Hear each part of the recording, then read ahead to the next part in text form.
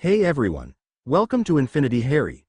If you're enjoying our unique takes on Harry Potter and want to see more exciting content, don't forget to hit that subscribe button. Today we will see what if Harry unleashed his true power in the final battle. Here is short summary. When tragedy strikes in the final battle, Harry refuses to let another life be lost in vain. Pushing past his limits, he taps into magic beyond imagination, turning the tide against Voldemort's forces. But with great power comes an even greater cost. Will he survive the war he was destined to win?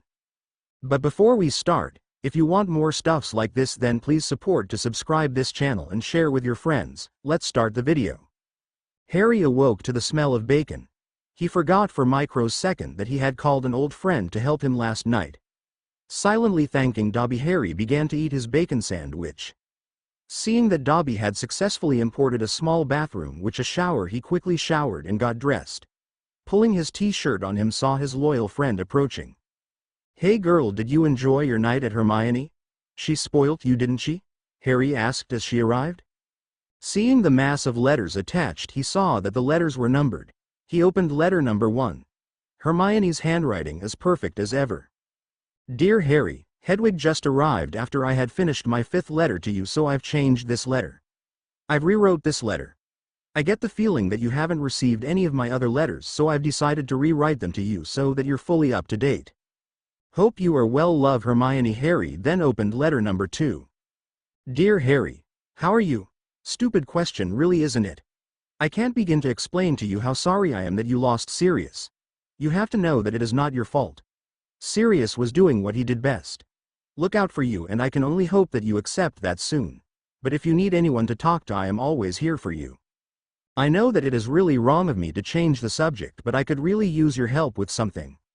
Ron keeps bugging me. He asked me out when we got back from the Department of Mysteries. I just don't see him that way. We argue all the time. How could he think that I was attracted to him? Not a chance. Anyway, write me back if you feel up to it, and remember what I said. I'm always here for you. Love, Hermione." Smiling, Harry picked up letter number 3. "Dear Harry, how are you? I hope you're doing okay. It's been a few days since I sent my last letter. Is it wrong of me that I want to hear back from you? It's okay, I know it is. Ron keeps mailing me still. I reply to them now and then, but he's really starting to bug me. Can I be host with you? I never forgave him for what he did at the Yule Ball. He humiliated me and accused me of being a gold digger and still expects me to be his friend. No chance. The only reason I still hang around with him is for your benefit, nothing else. Anyway, write me soon, Harry. I'm always here for you. Love, always, Hermione." Harry thought for a moment. It's true, Ron did overstep his boundaries during the 4th year. Still, he turned his attention to letter number 4. "Dear Harry, I'm starting to get worried now. It's been nearly 3 weeks since I've heard anything from you. Could you just mail me to make sure that you're okay? I know that you're going through a tough time, but I'm still worried about you. What can I say? It's in my nature. Love, Hermione." Harry felt guilty making Hermione worried. She was right, he was going through a hard time, but that wasn't anything that he wouldn't want to share with Hermione. In truth, he could share anything with Hermione and not feel worried about it. He opened the last letter. "Dear Harry, I mailed Professor Dumbledore. He told me that you had asked him to make sure no one sent you any letters or anything because you wanted time on your own. I think that's a bit weird. I know you better than anyone, and I know that the one thing you hate is being on your own. So I'm going to carry on writing you every other day, in the hopes that at least one of my letters inspires you to reply. Or worse, one of my letters makes it to you. Love, Hermione. P.S. Hedwig just arrived. I guess that you didn't receive any of my last letters. Something deeper is going on." Harry put the letters down and began to think again. Hermione was always thinking one step ahead of everyone else. Always analyzing every detail. It was one of the things that Harry adored about her. He decided that Hermione was always going to be loyal, so he decided to write her a reply. "Dear Hermione, first and foremost I need to apologize to you. I made you worried, and I would never in a million years ever dream of doing for you.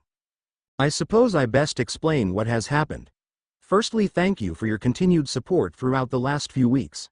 I can't work out what I feel more guilty over. Losing Sirius or nearly losing you. When that curse hit you, the world literally stopped spinning. I'm so sorry that I didn't listen to you. I'm sorry that I lead you into a death trap. You were right when you thought your letters weren't getting through.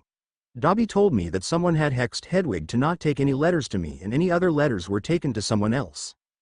I don't know who, but Dobby was able to remove the hex, and that's why Hedwig came to you last night. I need to work out what's going on, and something tells me if there is anyone that can help me, it's you. On a separate note, Ron is a pompous prat. I never forgave him for what happened during the 4th year either. In truth, the only reason I hung around with him during the 5th year was because of you.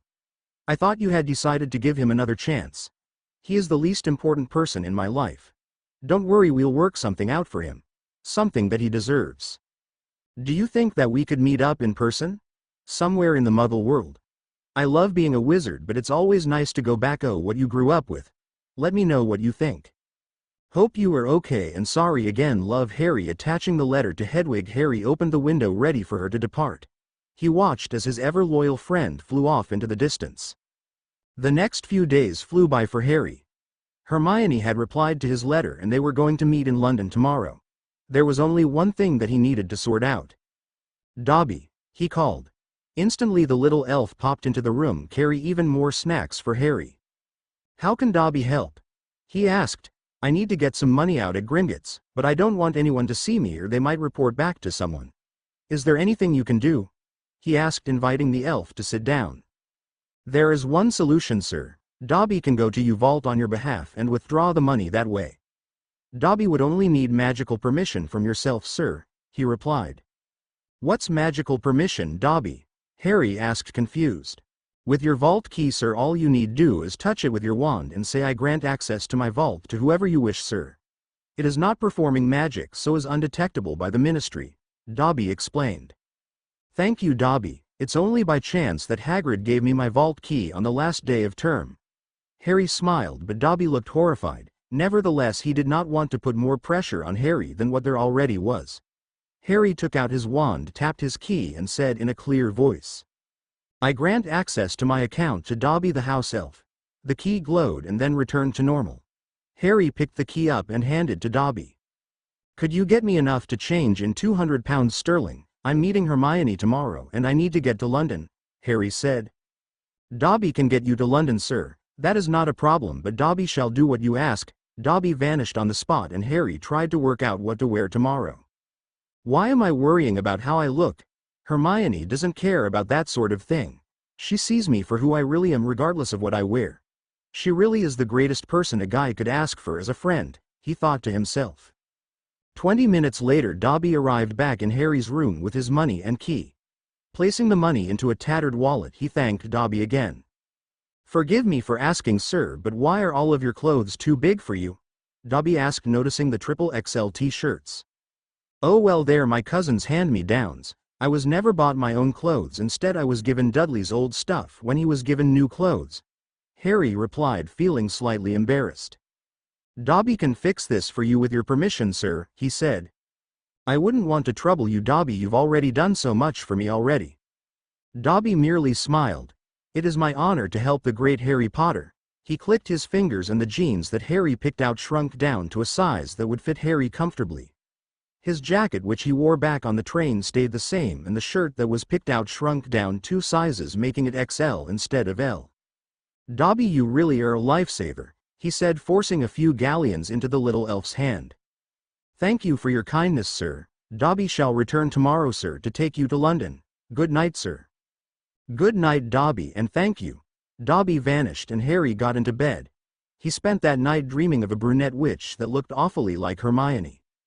The following morning Harry was dressed and ready to go. He had agreed with Hermione that they would meet at King's Cross Station, as it was the one place that where they both knew where it was. A call to Dobby, and a rather sickly feeling afterwards, Harry found himself standing in King's Cross Station. Dobby was not to be seen, but this was understandable considering how the Muggles would react to the sight of him. It did not take him long to find Hermione. She was sitting in a coffee shop reading a book with a large coffee in front of her. Harry snuck up behind her. You know, I always pictured you as a coffee drinker. It explains where you find the ability to stay awake for so long, Harry said as he stood behind her. Hermione was on her feet instantly and wrapped her arms around Harry, encasing him in a famous Hermione bear hug. Oh Harry, I missed you so much, she squealed as she kept hugging him. I missed you too, Hermione, but if you don't mind, I kind of need the ability to breathe, Harry laughed. Hermione loosened her hug but did not let go fully. She had weeks of hugging to catch up on and she was eager to get started. A minute or so later she let him go and they sat down. A waitress walked over to the two. "What can I get you?" she asked. "Honestly, I have no idea, never had coffee before." This was blasphemy to Hermione's ears. "What? How could you not have ever tried coffee before?" "He'll have a cappuccino, please," she said, turning from Harry to the waitress. "So how have you been other than missing out on coffee?" she asked, smiling. "Yeah, I've been okay. In all honesty, I haven't been out of my room since I got back." Hermione looked mortified. "What about food? Are they starving you, Harry?" Hermione calmed down. "I had a little friend of mine help me out. He installed a small bathroom and he constantly brings me loads of food to see me through days at a time." It took a while for Hermione to realize that the little friend was Dobby. When she clicked, she was about to say something when Harry stopped her. "And before you ask, I paid him for everything he did and then some extra. He has been a lifesaver for me. I wasn't going to have it say I'd received nothing for it." Hermione looked relieved. The waitress returned with the cappuccino a few minutes later. Harry was hesitant at first, but as soon as he tried it he fell in love.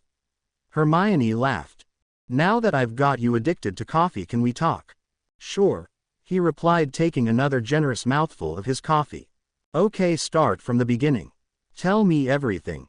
And so he did. "Okay, so we know that someone has managed to hex not only you but also Hedwig. The only question is, who was it that hexed you and why? More importantly, what are the hexes on you and how do we remove it?" Hermione said as she and Harry walked around. "Dobby did say something. He said that the goblins may be able to help me there. I don't know how, but he said that they would be able to," Harry replied, stopping suddenly. "Then what are we waiting for?" Hermione said, getting her bearings to find her way to Diagon Alley. Half an hour later, the two friends found themselves on the ever-busy alley. They did not waste any time in heading towards Gringotts. Upon arrival, Harry found a free goblin. "Hello, my name is Harry Potter. I need to speak to someone about hexes and compulsions which have been placed on me," Harry said. The goblin directed Harry and Hermione into a private room. A very familiar goblin entered. "Hell again, Griphook." The goblin was shocked. "You know who I am?" he asked. "Of course, you showed me to my vault for the first time. Why wouldn't I remember you?" Harry asked. "Forgive my shock, Mr. Potter. It is a rare occasion in which the goblin community is treated with respect. Now what can I do for you?" Harry explained his situation to the goblin. "Mr. Potter, there is several issues which need to be addressed. For one, why were you not always in possession of your vault key? 2. Why did you not attend the will reading of Sirius Black?" Harry was feeling a mixture of confusion, sadness and anger. Why hadn't he been informed about the will reading? "What will read?" Harry managed to ask. "The will reading which occurred last week. Sirius Orion Black named you as one of his main benefactors. We sent multiple letters informing you of the will reading." Harry was visibly shaking with rage. Seeing this, Hermione intervened for him. Harry's owl Hedwig had been hexed to not bring him any of his mail and to send it somewhere else, so Harry never received any of his mail over the last few months. Griphook looked mortified. "Well, in that case, I believe that I can help you with this problem. As Miss Granger, you were also invited to the will reading and you never attended also. It is likely that whatever compulsions were placed on Mr. Potter may have been placed on you." Now it was Hermione's turn to be angry. "What?" she yelled. Harry jumped up and engulfed her in a hug to calm her down. After getting her composure back, she sat down. "Would it be possible to deal with the will reading and then find out what hexes have been placed on Harry? I would like to get myself tested as well, if that is not too much trouble, sir." Griphook smiled. "It is no trouble at all, Miss Granger. Gringotts will be happy to help." They both thanked him. With a click of his fingers, Sirius will appeared in his hand. "Would you like me to read the entire will or just the parts which are of a benefit to yourselves?" "All of it, please," they both said in unison. Opening the will, he began to read. "I, Sirius Orion Black, being of sound mind, do solemnly declare that I am still up to no good, but that this is my last will and testament. I hated being formal. Hey guys, Padfoot here. Now I know you all didn't turn up to listen to some dead guy berate himself senseless, so let's get on with the good stuff. First I leave the sum of 2,000,000 galleons to my oldest friend Remus Lupin, in the hopes that he finally accepts that he should spend some money on himself. Take care of Harry, old friend. Oh, and by the way, you have my blessing for you know what. I leave the sum of 500,000 galleons to my dear little cousin Nymphadora Tonks. I'm dead now, so I can call you that all the time. Ha ha. I also ask that you take care of those that are most important to you and to look after a certain furry friend of mine. To Miss Hermione Granger, you saved my life when you hardly knew me. I have never known someone who was so dedicated and faithful to Harry. For these reasons I leave you the sum of 1,000,000 galleons to be held in the account of Mr. Harry Potter until such time that you create your own personal account at Gringotts. To Rebius Hagrid I leave you a sum of 50,000 galleons in the hope that you do me two favors. One, you do not change a single fiber of your being, as you are the most kind-hearted half-giant that I have ever had the honor of knowing, and secondly, you look out for Harry and be there for him when forces try to work against him. To Ron Weasley, I was planning on giving you 30,000 galleons, but I found out the truth about you and what you had planned.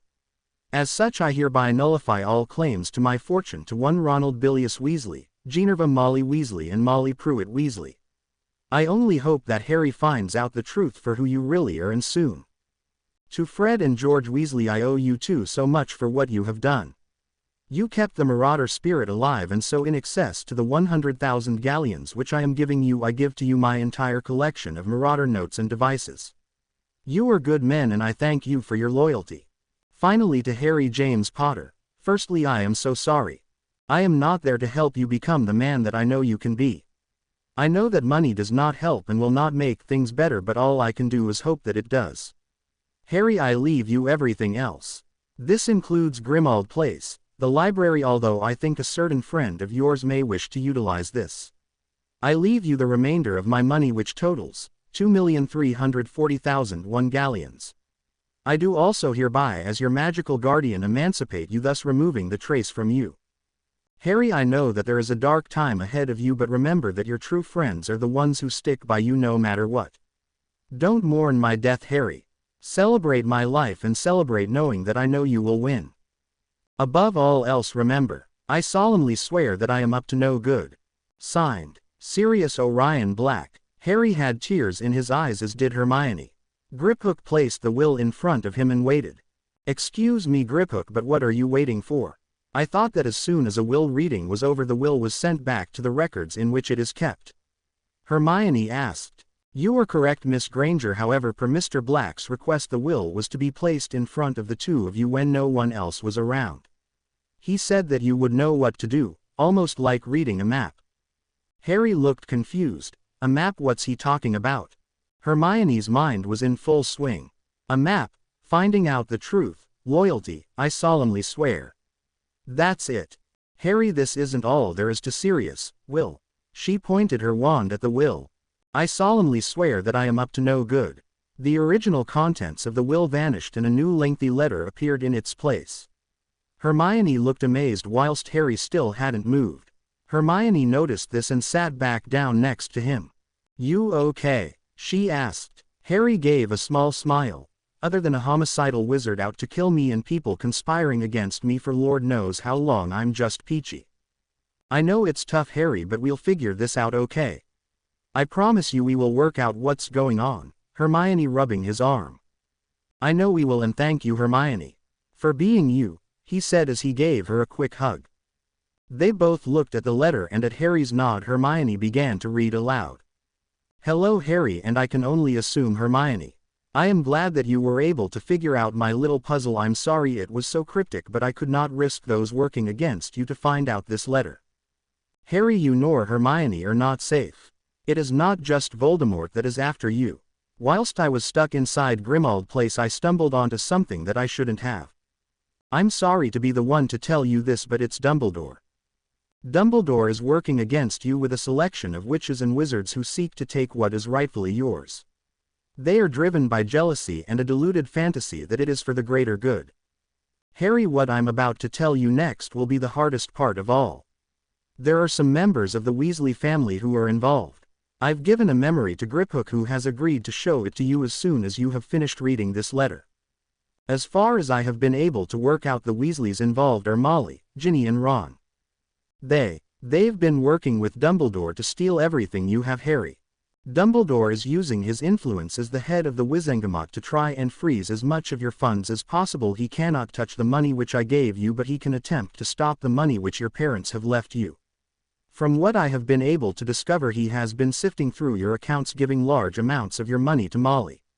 She has been using the money to buy ingredients for different potions which aren't available to buy in shops. Harry, Grimmauld Place is yours. It is true that the Order of the Phoenix are using it for headquarters, but you can banish them at will. As you own the house, all you have to do is say, "You are no longer welcome here," and they will be expelled from the house. Hermione, I'm afraid they are working against you as well. They have been giving you large doses of loyalty and lust potions centered around Ron. They know all too well that you will always be loyal to Harry, and they are trying to break that loyalty. I cannot give you any more information because I am limited by the confinements Dumbledore placed on me. I was never allowed to leave Grimmauld Place, not through choice but through a suppression of my free will. I managed to break free of them once. The day you left for Hogwarts. I trust you remember that day. I cannot help you anymore, but I hope that you are now able to break free of at least one of the group of people that are trying to stop you. Stay loyal to each other. I fear that you are going to need each other more this year than you ever have before. Yours, Sirius. P.S. Lupin is on your side as it Tonks. They do not know what is going on though. Silence. What could they make of that letter? The last 5 years have been a lie. It all made so much sense now. How could 3 first-year students work through a selection of defenses set up to stop a fully trained wizard from gaining the Philosopher's Stone? Ron was placed to gain their trust. Dumbledore must have known what the defenses were and knew that Ron was the best chess player in Hogwarts. Other than that, he didn't do anything. Second year. A riddle lasting more than 50 years again is left in the hands of Harry and Hermione to work out. True, Hermione was petrified, but she had already figured everything out. Again, Ron had done nothing to help, as he allowed Lockhart to gain his wand all too easily. A broken wand, but a wand nevertheless. Third year. Ron makes it his mission to enrage Hermione at every possible turn. Crookshanks never liked Ron. Hermione always thought it was because of Wormtail, but it was more than that. Crookshanks must have known what Ron was doing and tried to stop him in any way he could. Fourth year. Ron showed a part of his true colors. Turning on Harry and trying to lure Hermione away from Harry. Only realizing his mistake did he attempt to rectify with a lame apology. Then there was the Yule Ball. Upset Hermione so much that she would turn against Harry even though he had nothing to do with what had happened. Ron never was very bright. Then there was fifth year. Ron played his cards well that year, convincing Harry to push boundaries further than what he had ever done before. Keeping time apart from Hermione so she felt distanced from Harry. He just didn't count of the loyalty that Hermione held onto. The two were silent for a few more minutes before Harry asked, "Before we see the memory, could you examine us to see what compulsions and hexes have been placed on us, please, Griphook?" The goblin nodded and led the two into another room. There he asked for a drop of blood. With the blood we will be able to identify what compulsions and hexes you have been placed with and figure out from there how to remove them. Harry insisted that Hermione go first. So placing a drop of blood into a cauldron. It glowed several different colors before a piece of parchment was in her hand. She looked at the list and gasped in shock.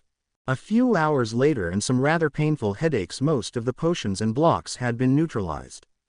Harry still had the soul fragment attached to him still, but he had asked the goblins to work on that situation for him. They were only too happy to oblige and set to work straight away. Harry and Hermione themselves were getting to grips with the new power boosts which they had just received. "I can't believe how powerful I feel at the moment," Hermione said, smiling at Harry. "I know the feeling. This is completely unreal," he replied. It was at that moment that Griphook walked back into the office. "Mr. Potter, I believe we have found a solution." Harry and Hermione's attention was now fully focused on Griphook. "The soul fragment which is attached to you is called a Horcrux. A particularly dark piece of magic which is created when a witch or wizard murders someone. Their soul then splits and they can transfer the part of the soul into an object. This means that if the wizard is killed they could be resurrected as their soul still lives. The wizard could only be destroyed when the soul is completely destroyed. We know a spell that will separate the Horcrux from you, but I must warn you, Mr. Potter, it is a painful process. Hermione gasped and held onto Harry's hand. She had tears streaming down her face. Harry, not concerned about the Horcrux, wrapped Hermione in a tight hug. It's okay, better we get rid of it now than when it really matters. Besides, I know you will help me through this, Harry said. Hermione regained her composure and nodded slowly. Griphook led Harry and Hermione into a room which looked a lot like the hospital wing at Hogwarts, only a lot smaller. Griphook instructed Harry to lay onto the bed. Okay, Mr. Potter, if all goes well this should only last a few minutes. Griphook held his hand over Harry and muttered something in the goblin tongue. Harry felt a pain in his scar greater than anything which he had ever felt in his life. Dudley's punching games had nothing on this. Harry would gladly take 100 Cruciatus curses in exchange for this. He couldn't hold back any longer and let out a scream of pain. What's happening? Hermione screamed, worried for Harry. The soul fragment is trying to resist, it is causing Harry too much pain. You must help him, Miss Granger. Griphook yelled. How? What do I do? She asked. You must give him the strength to push the Horcrux out of him. Give him something worth fighting for. He yelled and Harry screamed in pain again. Hermione ran to Harry's side and took hold of his hand. Come on, Harry, you have to fight it, push it out of you, I know you can do it. She whispered into his ear. I can't. Too painful, he managed to say, writhing in agony. Yes you can, Harry, you can do anything that you want to. Please, Harry, fight it, don't let it win. You're stronger than that thing, you're stronger than anyone. If anyone can do it, Harry, it's you, she said, squeezing his hand tighter and tighter. Hermione couldn't help but notice Harry's scar began to glow and bleed black goo. Do not touch that substance whatever you do, Griphook said. Hermione did not need to be told twice, she was only focused on one thing. Come on, Harry, I know you can do this. We'll get through this, you'll win and get your happy ever after. But before any of that, Harry, you have to fight it. Please, Harry, do it for me, she said. Harry seemed to be in less pain as more time went by. The goo was dripping into a container which Hermione put to capture it. Finally, after a few more minutes, the goo stopped and Harry calmed all movement. He slipped into unconsciousness. Is he going to be okay? Hermione asked. Yes, he will be fine, his body is just recovering from the massive shock that has just been administered. He simply needs to reboot. Hermione smiled at the thought of a goblin using a computer. But it made sense. Harry was a computer and the world's worst virus had just been removed. In the high mountains of Scotland, Albus Percival Wulfric Brian Dumbledore sat in his office when a variety of different instruments in his office began to vibrate and smash. Dumbledore was on his feet immediately, trying to determine this had happened. Sure enough, a few minutes later Harry woke up feeling as if a massive weight was lifted from his mind. Hermione, he asked. Hermione was at his side in a flash. I'm here, Harry, don't move too quickly, you still need to recover. Griphook returned a few minutes later, informing Harry that he must rest for a few days in order for his body to fully recover. I can't go back to the Dursleys, not after everything that has happened, especially this year, he said to himself. He didn't realize Hermione had overheard him. What do you mean, Harry? She asked. Harry panicked. Oh, nothing, I was just thinking, I can't stay at the Dursleys, it's hardly a place to rest. Harry nervously laughed. Hermione remained suspicious but dropped the subject for now. Why not stay at Grimmauld Place? I'm sure that you could adapt the protections so that no one could gain entry to the place whilst you recovered, Hermione suggested. Hermione, you are an absolute genius, he said, kissing her cheek without a second thought. The two quickly blushed, looking away from each other. There's only one problem though, he said. What is it? She asked, sitting down next to him. I don't really want to spend all that time by myself. Would it be the biggest favor in the world if I asked you to come with me? You could keep yourself busy and I could ask Dobby to take you back to your parents so that you could ask them and get some clothes and stuff. It would really mean a lot to me, and I know it's. Harry never got the chance to finish as Hermione squeezed his lips together, stopping him in his tracks. "You ramble, do you know that?" she said, letting go of his lips. "Look who's talking," he replied, laughing. Hermione laughed and playfully swatted him arm. "As long as my parents do not have any objections, I would be more than happy to stay with you, Harry," she said. Harry smiled and gave her another hug. "Dobby," he called out. The little elf appeared in the room within the next second. "How can Dobby help Harry Potter?" he asked. "Dobby, could you do me a favor and take Hermione back to her house? She needs to ask her parents something, then afterwards if they agree, could you take her and me to Grimmauld Place and restrict the protections so no one who knows its location could gain entry to it other than myself, you and Hermione?" Harry asked. "Dobby would be most happy to do so, Harry Potter," he said, smiling. Hermione was curious about Dobby. "Dobby, can I ask you a personal question? You don't have to answer if you don't want to." "Of course, Miss Grange," he replied. "Do you enjoy doing the stuff you do for Harry?" she asked. "Dobby does, miss. He finds that helping Harry Potter is the greatest joy.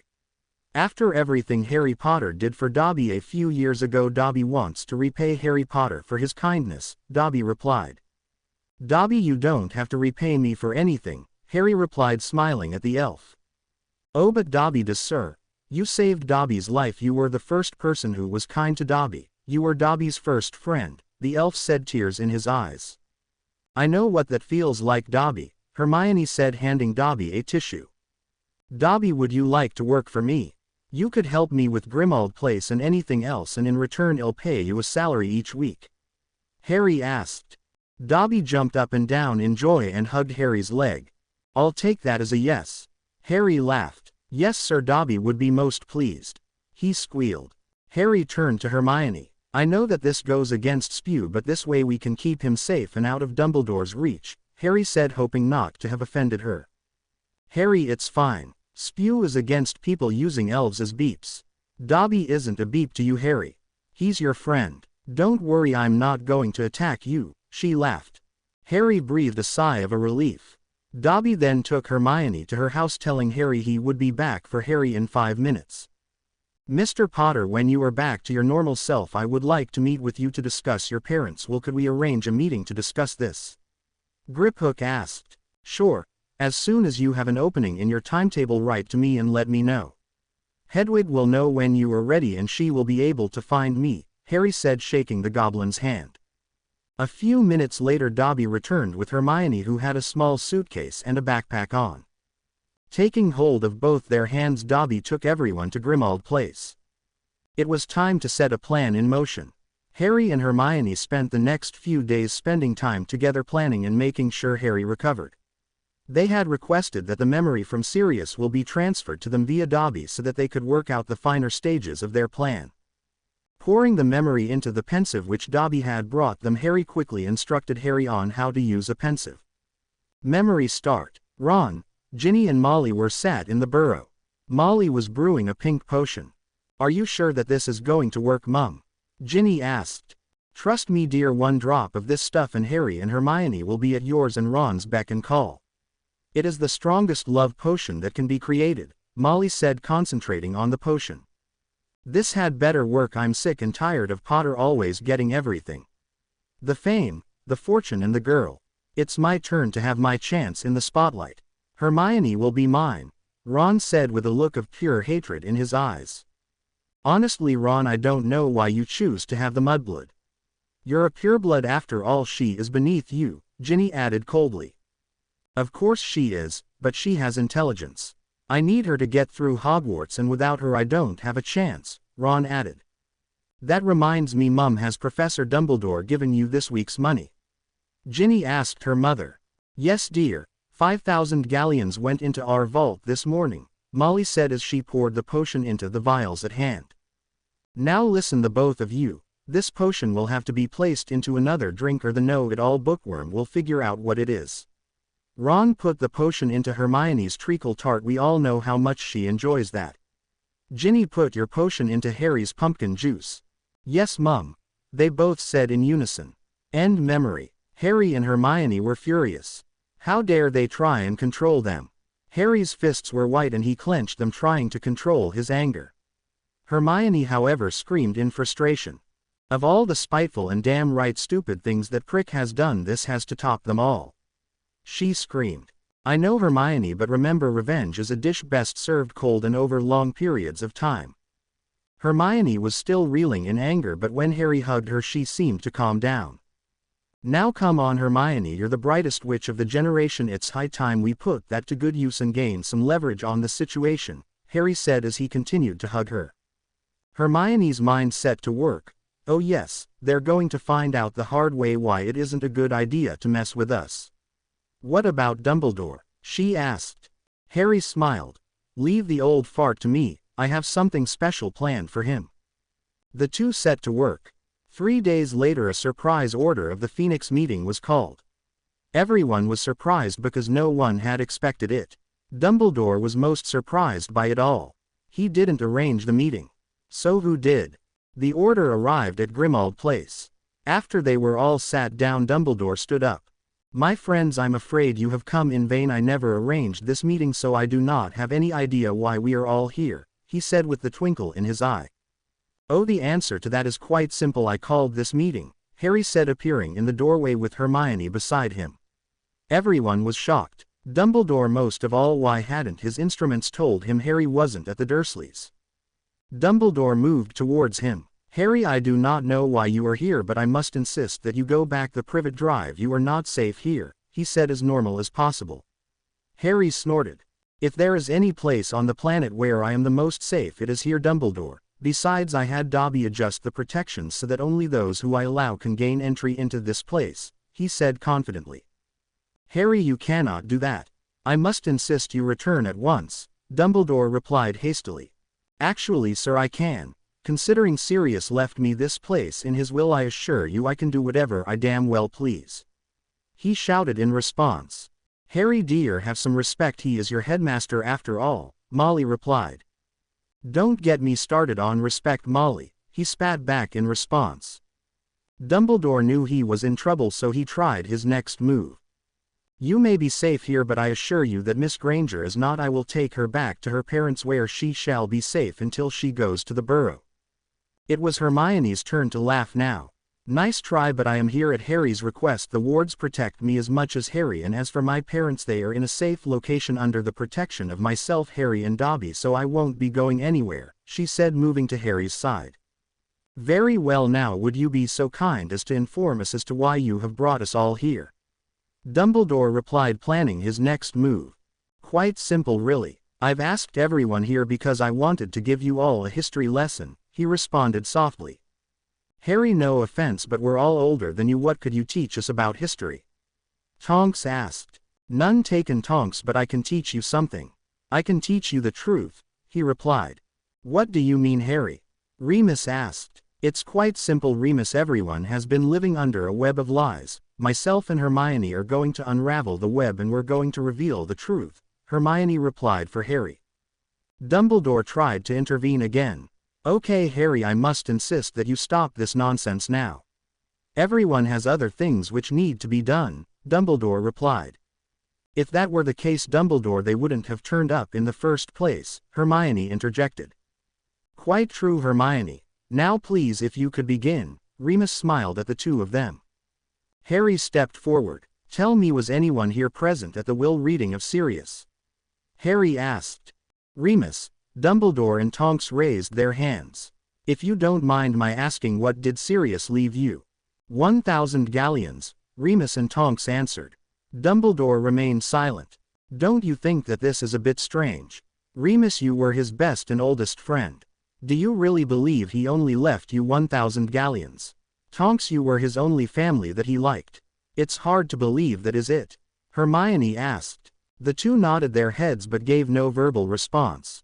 What if we were to tell you that you were actually left a lot more than that, but the two of you have had your memories adapted to make you only claim 1,000 galleons instead of what you were rightfully left? Hermione asked. What? How could you possibly know what was on Sirius' will? You left a note with Dumbledore saying that you did not want to be present, Remus replied, clearly confused. That's the thing, Remus, I left no such note. I went to visit Gringotts a few days ago and I was shown Sirius. Will they inform me that Dumbledore had a note from me, but when tested they found I had given no such note, Harry said. Remus stood up and glared at Dumbledore. How could you keep Harry away from the will reading? It was his right to be there. He yelled. It was for his own protection, Dumbledore replied soberly. The hell it was, Remus replied. Tonks grabbed his arm and pulled him back down and began to calm him down. Gringotts have been kind enough to send us a copy of Sirius' will. I shall read it out for you all to hear, Hermione said, holding a piece of parchment. After she had read the will, everyone was in shock. Molly was the first to comment. How could he cut Ron and Ginny out? They did nothing wrong, she screamed. I think we both know that isn't true, Molly, Hermione spat venomously. I don't know what you mean, Molly replied, trying to regain her composure. Mull it over some treacle tart and pumpkin juice and get back to us, Hermione replied, not even bothering to keep eye contact. Molly shut up after this. What I can't seem to work out, and I'm hoping one of you will explain this to me, is why. Why bother with all of this? Isn't it enough that I have a renegade army out to kill me and now I have to deal with your manipulations as well? Harry asked. It was for the greater good, Harry, Dumbledore replied. The greater good for who though? 'Cause it certainly wasn't for mine, and that's for damn sure, Harry yelled, getting angry. It was for the greater good of everyone, Dumbledore replied again. So let me see if I've got this straight. Your plan for the greater good involves giving the money which my parents left to me to others so that they could control me. You think that by dosing myself and Hermione with love potions and loyalty potions that we would become your little puppets? What did you really expect to happen? Harry yelled. Dumbledore stood. Harry, you must try and understand. He was cut off, however, by Harry raising his hand. I don't want to hear your pathetic excuses, Dumbledore. At the end of the day, you've tried to screw me over. Oh, and by the way, Gringotts are in the middle of reclaiming all of the money which is illegally removed from my account. I have added extra protection to my accounts so that only I can access it as and when I choose to do so, Harry replied. Molly tried to respond, but Hermione was quicker. Oh, and Molly, I thought you should know we contacted Amelia Bones, head of the Department of Magical Law Enforcement. They have been instructed to go to the burrow to gather up all of your special little potion and destroy it all. I expect that you will be receiving quite a hefty fine for the attempted use of illegal potions, Hermione smiled whilst all the color drained from Molly's face. Harry was about to throw the final nail in the coffin. We have also contacted Professor McGonagall. We are planning to return to Hogwarts, no doubt about that, but rest assured, Dumbledore, you will not have any influence over our actions.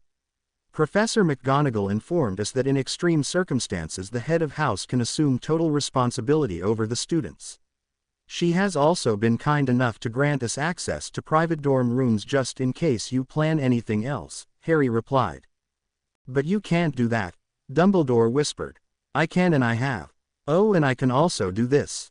From this point on, the Order of the Phoenix is not welcome in this house with the exception of Remus Lupin and Nymphadora Tonks, Harry yelled. The rest of the order was thrown out the house. Hermione tackled Harry into a massive bear hug. That went well, she smiled. How could he not have noticed before? How could he have been so unbelievably blind and naive? This was something he should have realized much earlier than anticipated. He had feelings for Hermione. I'm such a complete idiot, he whispered to himself. It had been a few days since the order meeting and things were moving at a good speed. Tonks was helping Harry and Hermione start their occlumency training. The proper training, not the nonsense that Snape. That was just unprovoked attacks on Harry's mind. No, this was the training he was meant to have. It's quite simple really, Tonks explained. To start the process of building your mental shields is like building a brick wall. It's all about progress. A normal witch or wizard has their mind open and untrained. This allows for easy attack. It takes the willpower of the gods to be able to push someone out of your mind if you haven't been properly trained. Harry, I believe you will be able to excel in this training because of your strong will. Hermione, you should be able to proceed as you have disciplined your mind over the last few years. You have a mind that I have not seen in many years, she said, sitting at the table in the kitchen. I've seen one other mind like that, an uncommonly kind woman who saw the goodness in someone when they couldn't see it themselves. Lupin commented. Harry only smiled, remembering Lupin tell him about his mother during his 3rd year. Later that evening, Harry was sitting in his room trying to focus his mind and begin building a wall. At the moment he only had 1 or 2 bricks down, and in the grand scheme of things this wasn't enough. He carried on focusing until a knock came to his bedroom door. "Come in, Hermione," he said, not needing to look at the door. Hermione walked in. "How did you know it was me?" she asked. "Easy, your knock is polite and courteous, reflecting on your ever so similar personality," he smiled, turning to face her.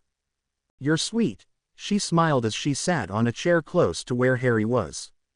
"So what's troubling that mind of yours?" Harry asked. "I was just wondering how you are doing. These last few weeks couldn't have been easy on you." "It's not me I'm worried about, Hermione, I'm more concerned with how you are doing," he asked, sitting up. "Me? Why are you worried about me?" she asked. "You've been manipulated as well, and your parents are involved as well. That can affect any person, even someone with a mind like yours," he smiled. "Honestly, Harry, I'm fine. My parents are safe and under goblin protection. No one will be able to find them and no one will get to them, so I'm fine," she said, sighing a little, not unnoticed by Harry. "Well, that sigh of yours would suggest otherwise," he said, followed by a short laugh. "Why do you always do that?" she asked. "Do what?" "You always push everyone away, even those that want to help you."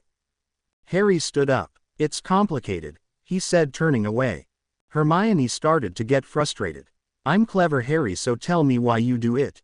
"It's nothing, Hermione, don't worry about it," he said, trying to throw her off topic. Hermione stood up, annoyed. "You know, Harry, things would be a lot easier if you let someone in once in a while. All I'm trying to do is help you, and yet all you're trying to do is push me away." Harry turned to face her. "I have to keep it that way," he whispered. "Why do you, Harry? What possible reason could you have?" she yelled as she threw her arms up in frustration. He closed his mouth again. Hermione started to walk out of his room. "Fine, Harry, have it your way." Harry didn't know what to do. His brain was telling him one thing and his emotions were telling him another. "Wait," he whispered. Hermione stopped and looked at him. She was at his door and it was open, ready for her to leave.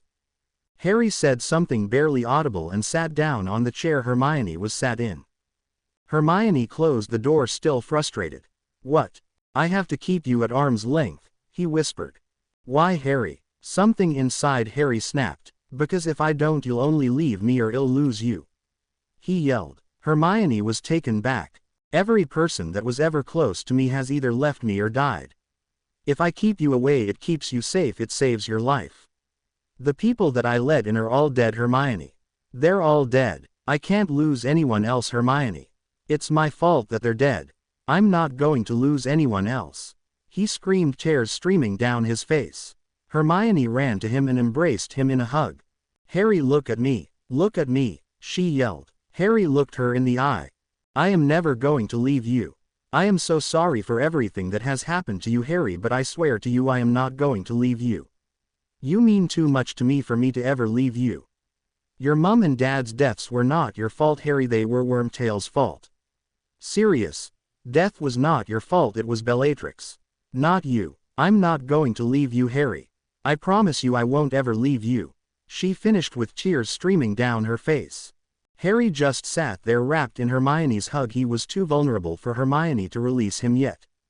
"I promise you," she whispered again. After a few more minutes, Hermione began to loosen her hug and slowly released Harry from her embrace. "I'm sorry I yelled at you," he said loud enough for her to hear.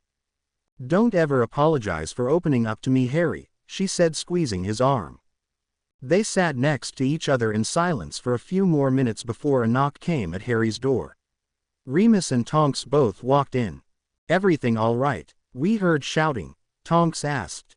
Hermione smiled. "We're fine, the shouting was needed," she replied. Tonks, clearly confused, smiled and turned to leave with Remus. "Remus," Harry called. "Yes, Harry," he answered. "Could we go to Diagon Alley over the next few days? Me and Hermione need to get our Hogwarts stuff as well as some other things to get ready for the new school term," Harry asked. "Of course, Harry, we shall go after your birthday," Remus smiled. Harry smiled and thanked them both. He waited until they left before he turned to face Hermione again. Did you mean what you said? He asked. Mean what, Harry? You said that I could talk to you about anything and I could open up to you if I ever needed to, he said, slightly embarrassed by himself. Always, Harry. I'm always going to be there for you no matter what, she smiled as she pulled him into a hug again. The next few hours were spent with Harry and Hermione talking about everything. All the insecurities he has, the abandonment issues he has been dealing with. Hermione was particularly disgusted when she found out how Harry had been treated by the Dursleys. He actually whipped you with his belt? She asked, mortified. For a variety of different reasons. If there was ever any dust on the worktops. If I didn't complete my chores in the allotted time. If I ever got a higher grade than Dudley on my school work. If I ever make sarcastic comments, or if Uncle Vernon ever caught me reading any of my magical books. Is that why you always let yourself stay at average level in Hogwarts? Hermione asked. Harry only nodded. When you're beaten for doing well in school, it kind of makes you worry about the consequences of doing well no matter what school you were in, Harry sighed. What about your owls? She asked. That was the one rare occasion where I allowed myself to write and answer the question to my fullest ability. The Dursleys would have no idea about the grading system that Hogwarts has, and if they ever saw my results they would think that our top grades are the worst grades possible, whilst an average would be the best grade, he smiled. Hermione sighed in relief. She didn't want Harry to forfeit his dreams thanks to a deeply disturbed family. Harry, I promise you this right now. One day, I'm not sure when, but one day those horrible people will get everything that they deserve.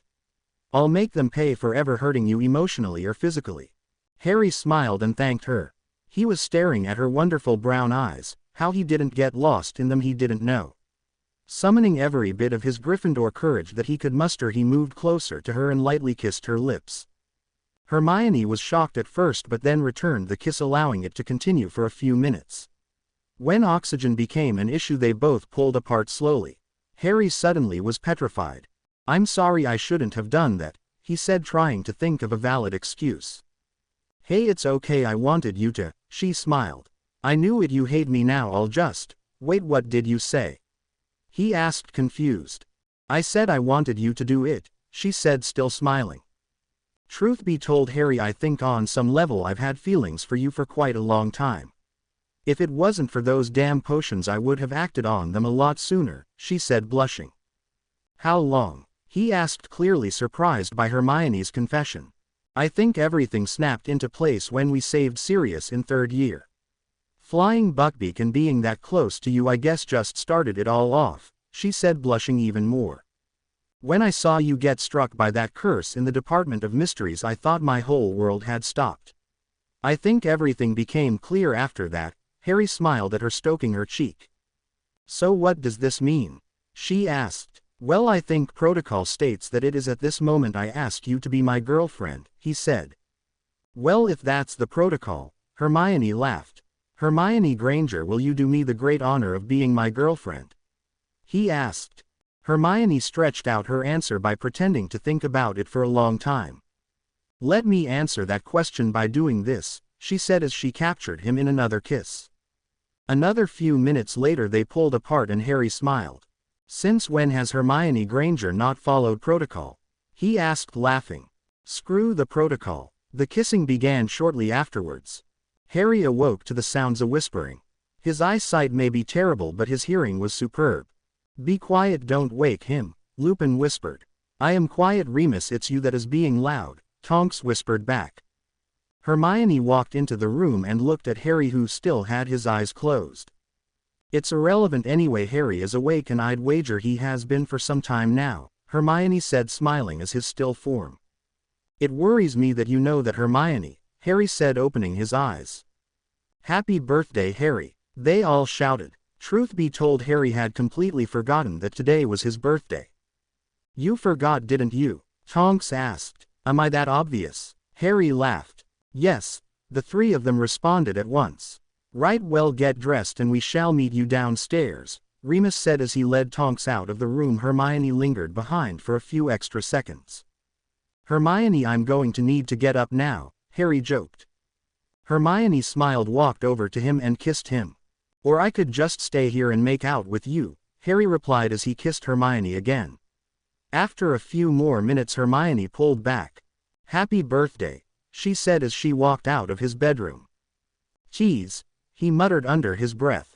Harry appeared downstairs a few minutes later to find them all sitting at the table with a large selection of presents waiting for Harry to open. "Wow," he managed to say, completely gobsmacked by the sheer quantity. Harry began to open the presents. Tonks had got Harry some occlumency books and some advanced defensive spell books which Harry was sure would come in handy sooner rather than later. Remus handed Harry a box wrapped in brown paper. Opening the box, Harry fell silent and still. Inside the box were a variety of his mum and dad's personal belongings. "It seemed only fitting that these items were returned to you considering they are rightfully yours," Lupin smiled as tears formed in Harry's eyes. Inside the box he found his mum and dad's wands in their original boxes. "This is unbelievable," Harry whispered.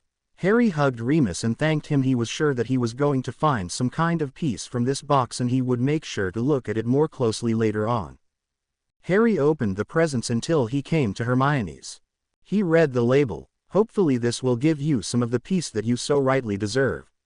Happy birthday XX." Harry opened the parcel and found two things. One was a photo album of his parents and Harry's time at Hogwarts.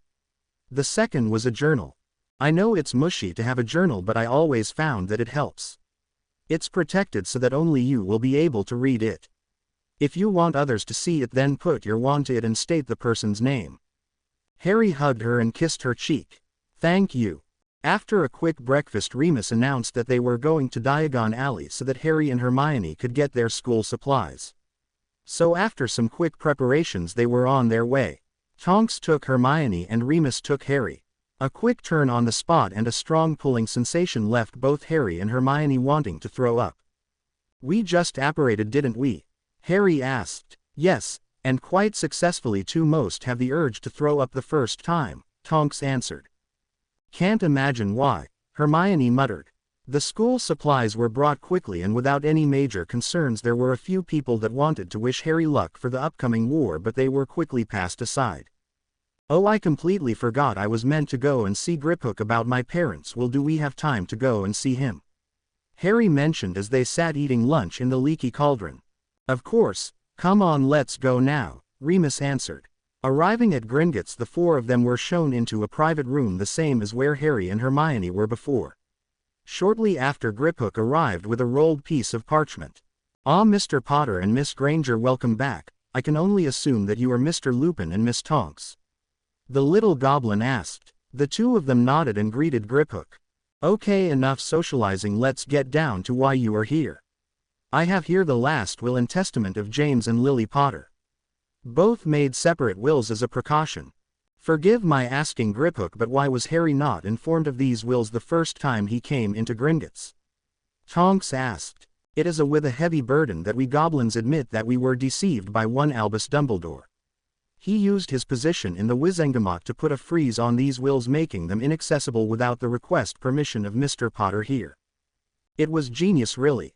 Put something under a lock and give you the key. Of course you do not know you have the key, and you certainly do not know what it is for." Griphook unrolled the first piece of parchment and began to read aloud. "This is the last will and testament of James Potter. I am of sound mind, body and spirit, and this will overrules any and all previous wills. Firstly, I can only assume that if I have been killed and this will is being read out, then myself and Lily have been betrayed. If that is the case, then let it be known that Peter Pettigrew was the secret keeper of our Fidelius charm. Not serious. Now on to the bequests. Remus Lupin, my furry friend, to you I leave you 10% of the Potter estate. You were always a good man, Remus, and I pray that you find the happiness you seek. To Sirius Black, you old fart, what can I say? You're my best friend and my son's godfather. I also leave you 10% of our estate.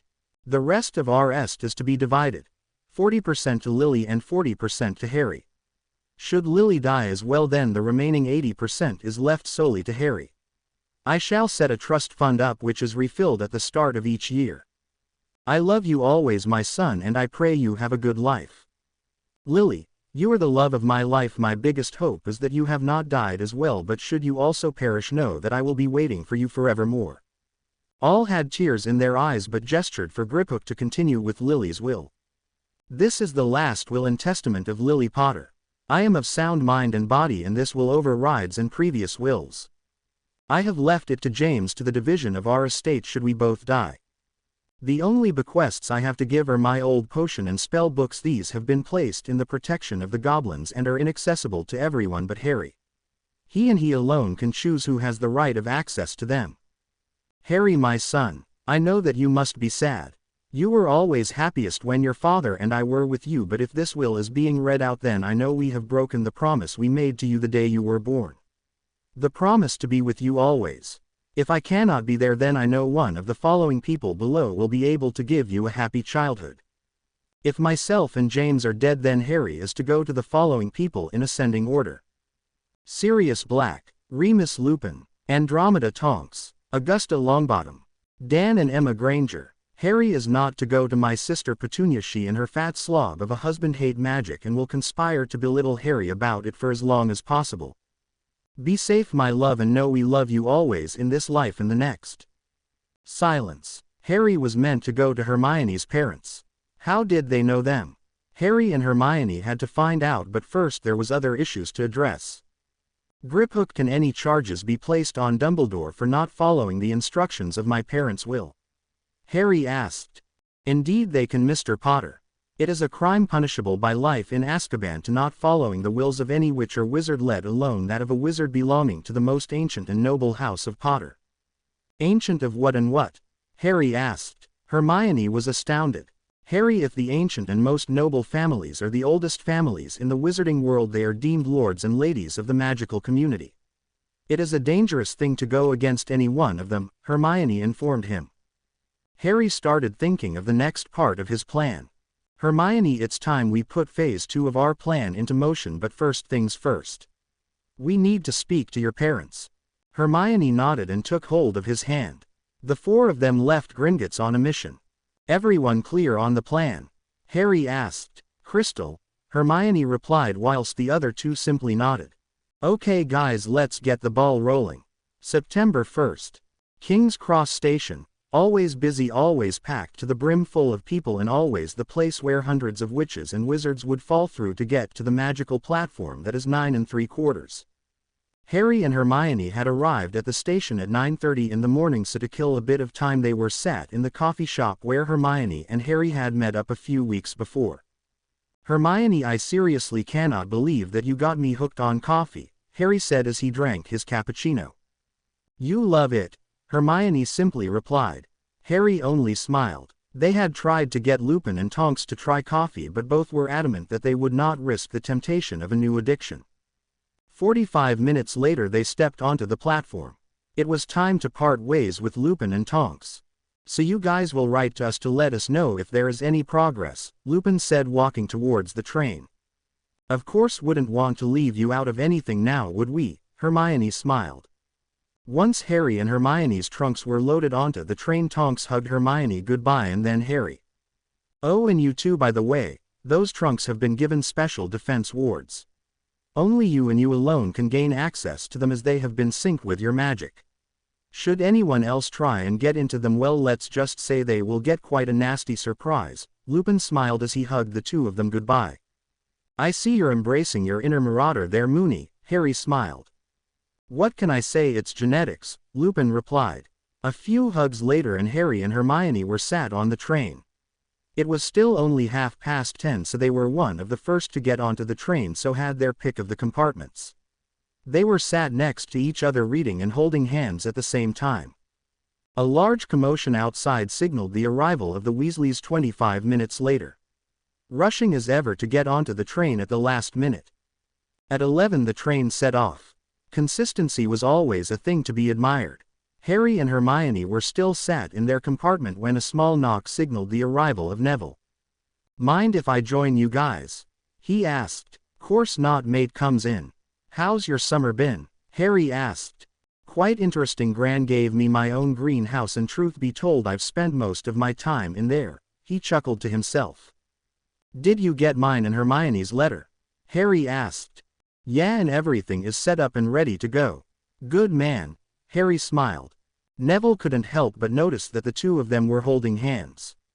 So have you two finally worked out what has been known by others for years now? He asked, smiling. What do you mean? Hermione said, putting her book down. Well, I and Luna always said that you two were going to end up together. Even the twins knew it was going to happen. The only ones who didn't seem to believe it were Ron and Ginny, Neville replied, pulling out a herbology book. The three of them started laughing when the arrival of Luna calmed them. Hello everyone, she said dreamily, sitting down next to Neville. Hey Luna, did you have a nice summer?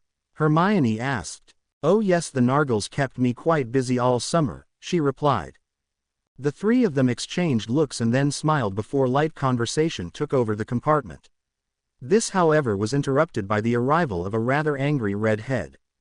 Look who decided to show up to mingle with us lower beings, Ron said, standing in front of the corridor. What do you want, Ron? Harry asked, not bothering to make eye contact. Oh, nothing really, just wanted to let you know that because of you my family is more financial trouble than ever before. You couldn't just leave well enough alone, could you, Potter? You had to go and be a hero, he spat. This provoked a response not from Harry but from Hermione. Well enough alone? Seriously, Ronald, is you completely stupid? The use of love potions and loyalty potions are against wizarding law. You're lucky that the three of you didn't end up in Azkaban for what you did, she snapped. Ron looked at Hermione as if she was a piece of dirt. What would you know about wizarding law? You don't belong in the magical world. You're nothing but a little disgusting mudblood. Harry snapped, but Neville got there first and punched Ron in the stomach. She is more a part of this world than you will ever be, Weasley. Now do yourself a favor and get out, Neville growled. Ron backed away, but not before getting one last insult in. This isn't over, I will have the last laugh, he said before exiting the compartment and walking away, still clutching his stomach. Neville closed the door and locked it. Hermione had tears in her eyes and Harry was comforting her. I can't believe he called me that, she whimpered.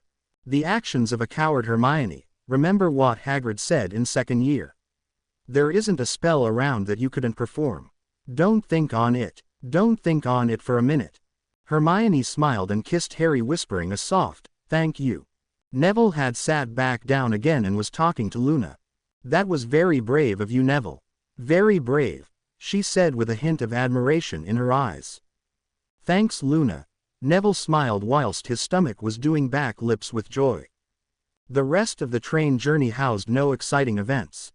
The four friends changed into their school robes, and when the train pulled up they quickly exited the station and after a quick hello to Hagrid got onto one of the carriages and were on their way to the castle. The Great Hall was as magnificent as ever after the students were seated Professor McGonagall brought in the new first years. The sorting ceremony was taking place, but Harry and Hermione were not paying attention. How are your occlumency shields doing, Hermione? Harry asked. They're fully up and reinforced. Yours? Ditto. He smiled. Both of them couldn't help but notice the glares that were being shot of them not only from Ron and Ginny but from Dumbledore also. Is everything set in motion? She asked. Yeah, McGonagall said she would make the statement after the sorting. The sorting finished with Ravenclaw gaining the most out of the new first years. Dumbledore was about to begin the feast when McGonagall asked if she could make a quick statement. With a gentle nod she stood up to the podium. Ladies and gentlemen, before we begin I have an announcement to make. Flashback. First thing we have to do is get Ron stripped of his prefect status. He could cause a lot of trouble for us if he had any kind of power at school, Harry said. Well, seeing how it is Professor McGonagall that decides the candidates for prefects, she would have to be informed of what has been going on, Hermione replied. They drafted a detailed letter to Professor McGonagall explaining everything that had happened. This letter Harry and Hermione would answer all questions as to why she was being made to act in loco parentis for Harry and Hermione whilst they were at Hogwarts. A few hours later they received a reply. Dear Mr. Potter and Miss Granger, I am shocked by the events of which you have told me, and rest assured I will take action against the culprits responsible. They will not get away with their actions and I shall select a new prefect during the opening feast. I hope you are both well and I look forward to seeing you both on September 1st. Minerva McGonagall. P.S. If you could both come to my office after the feast, there is some information of which you need to be informed of. End flashback. It has recently been brought to my attention that the actions of certain wizards within my own house, I'm ashamed to say, have disgraced the name of Godric Gryffindor. Be warned, I do not tolerate any kind of illegal behavior at this school, and action is going to be taken. From this moment forward, Ronald Weasley is no longer a prefect. He will be stripped of his badge and all his privileges. Ron yelled out in anger. You can't do that, he roared. Yes, Mr. Weasley, I can. This action cannot be undone by any member of staff, not even the headmaster can reverse this decision. Ron was going to protest more, but was pulled back down into his chair by Ginny, who whispered something into his ear. He shut up after this. The new prefect for Gryffindor is someone who deserves it more so than any other student in this school. He has saved the school on several occasions and has demonstrated more dedication and loyalty than any other person that I know. The new 6th-year prefect for Gryffindor is Mr. Harry James Potter. The Gryffindor, Ravenclaw and Hufflepuff tables burst into applause whilst the Slytherin table stayed quiet. Professor McGonagall sat back down and Dumbledore began the feast, secretly kicking himself for allowing Minerva to speak. Harry and Hermione slowly made their way towards Professor McGonagall's office. Harry was still quite shocked that he had been made prefect. It wasn't that hard a decision. Harry, prefects are students who are chosen to represent the best of what each house has to each other. Who else better to represent Gryffindor than you? She explained to him at dinner. A quick knock at McGonagall's office and the two entered. "Ah, come in you two," she said, sitting at her desk. They did, and after being offered tea, McGonagall got down to business. "Okay, first things first, Mr. Potter, here is your prefect badge. I have placed you on the same schedules as Hermione so she can show you the ropes. Secondly, I would like to thank you for the trust you have both put in me, for asking me to act in loco parentis for the two of you," she said, smiling. "It is nothing, Professor. We could not think of anyone who we trusted and respected more as a professor. Other than Hagrid, of course." Harry smiled. "Yes, Hagrid is very protective of the two of you. It is only a shame that Dumbledore never cleared his name giving him his wand back," she sighed. "Pardon, Professor?" Hermione asked. "Professor Dumbledore, as head of the Wizengamot, has the power to wipe Hagrid's record of any crimes which he may be accused of. It is an old law our ministry has. If you are accused and charged with any crime, no matter if you are innocent, you cannot legally practice magic again until you have been fully cleared by the Wizengamot. Hagrid never got cleared, and so he has to use that pink umbrella as a substitute." Harry and Hermione were thinking the same thing. "Professor, is there a way to clear Hagrid's record without involving Dumbledore?" Harry asked. "The only other way would be to influence the Wizengamot into a vote of no confidence against Dumbledore's decision. Then you would have to inspire a majority vote for it to take precedent," McGonagall explained. "Has that ever happened before? Couldn't they have done that for Sirius?" Harry asked, his voice quiet when he mentioned his godfather's name. "It was difficult with Sirius, as Peter Pettigrew was never apprehended. There was never enough evidence not to clear Sirius' name, and so because of that the only person who could have cleared his name would have been Dumbledore." Harry was point-blank mad. Dumbledore knew Sirius was innocent but instead chose to rot in prison for 13 years and then to spend his 2 years of freedom on the run and then trapped in Grimmauld Place. They spoke for a bit more before McGonagall sent the two of them Gryffindor Tower. "The passwords to get into your private dorms in set currently is Marauder. To gain entry, simply state the password to the fat lady and she will grant you access. The password to get into the common room is Lion Cubs," McGonagall explained before wishing the two of them good night. Harry and Hermione made their way to Gryffindor Tower. Approaching the fat lady, Hermione whispered, "Marauder." The fat lady opened her portrait backwards and the two entered up a flight of stairs. When they arrived, they found a smaller version of the common room, a large settee and a large table with chairs for them to do their homework. The fire was already blazing. The two of them sat in front of the fire for a while to talk about their next move. "We need to add some additional things to our ever-ending to-do list," Harry said. "I'm way ahead of you. I'm going to mail Lupin and tell him that we're going to clear Hagrid's name. Hagrid is too good a person to be punished for something he was never guilty of," she smiled. "And as for Dumbledore, originally I was going to make him suffer for what he did to me with regards to my parents. But now I'm going to make him suffer for what he did to Sirius. Tell Lupin and Tonks we move forward with our plan. Dumbledore's end needs to start now." Harry finished with his fist clenched. Hermione nodded and wrote the letter quickly before sending Hedwig off with the letter. She returned back to sitting with Harry with a concerned look on her face. "What's the matter?" he asked. "What are we going to do about the Weasleys? You can bet anything that they won't stop, and we have no way of knowing what their plans are going to be," she said. "I'm one step ahead of you," he said.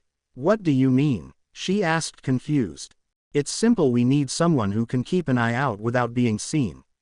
Someone who can slip past any magical enchantments with little fuss."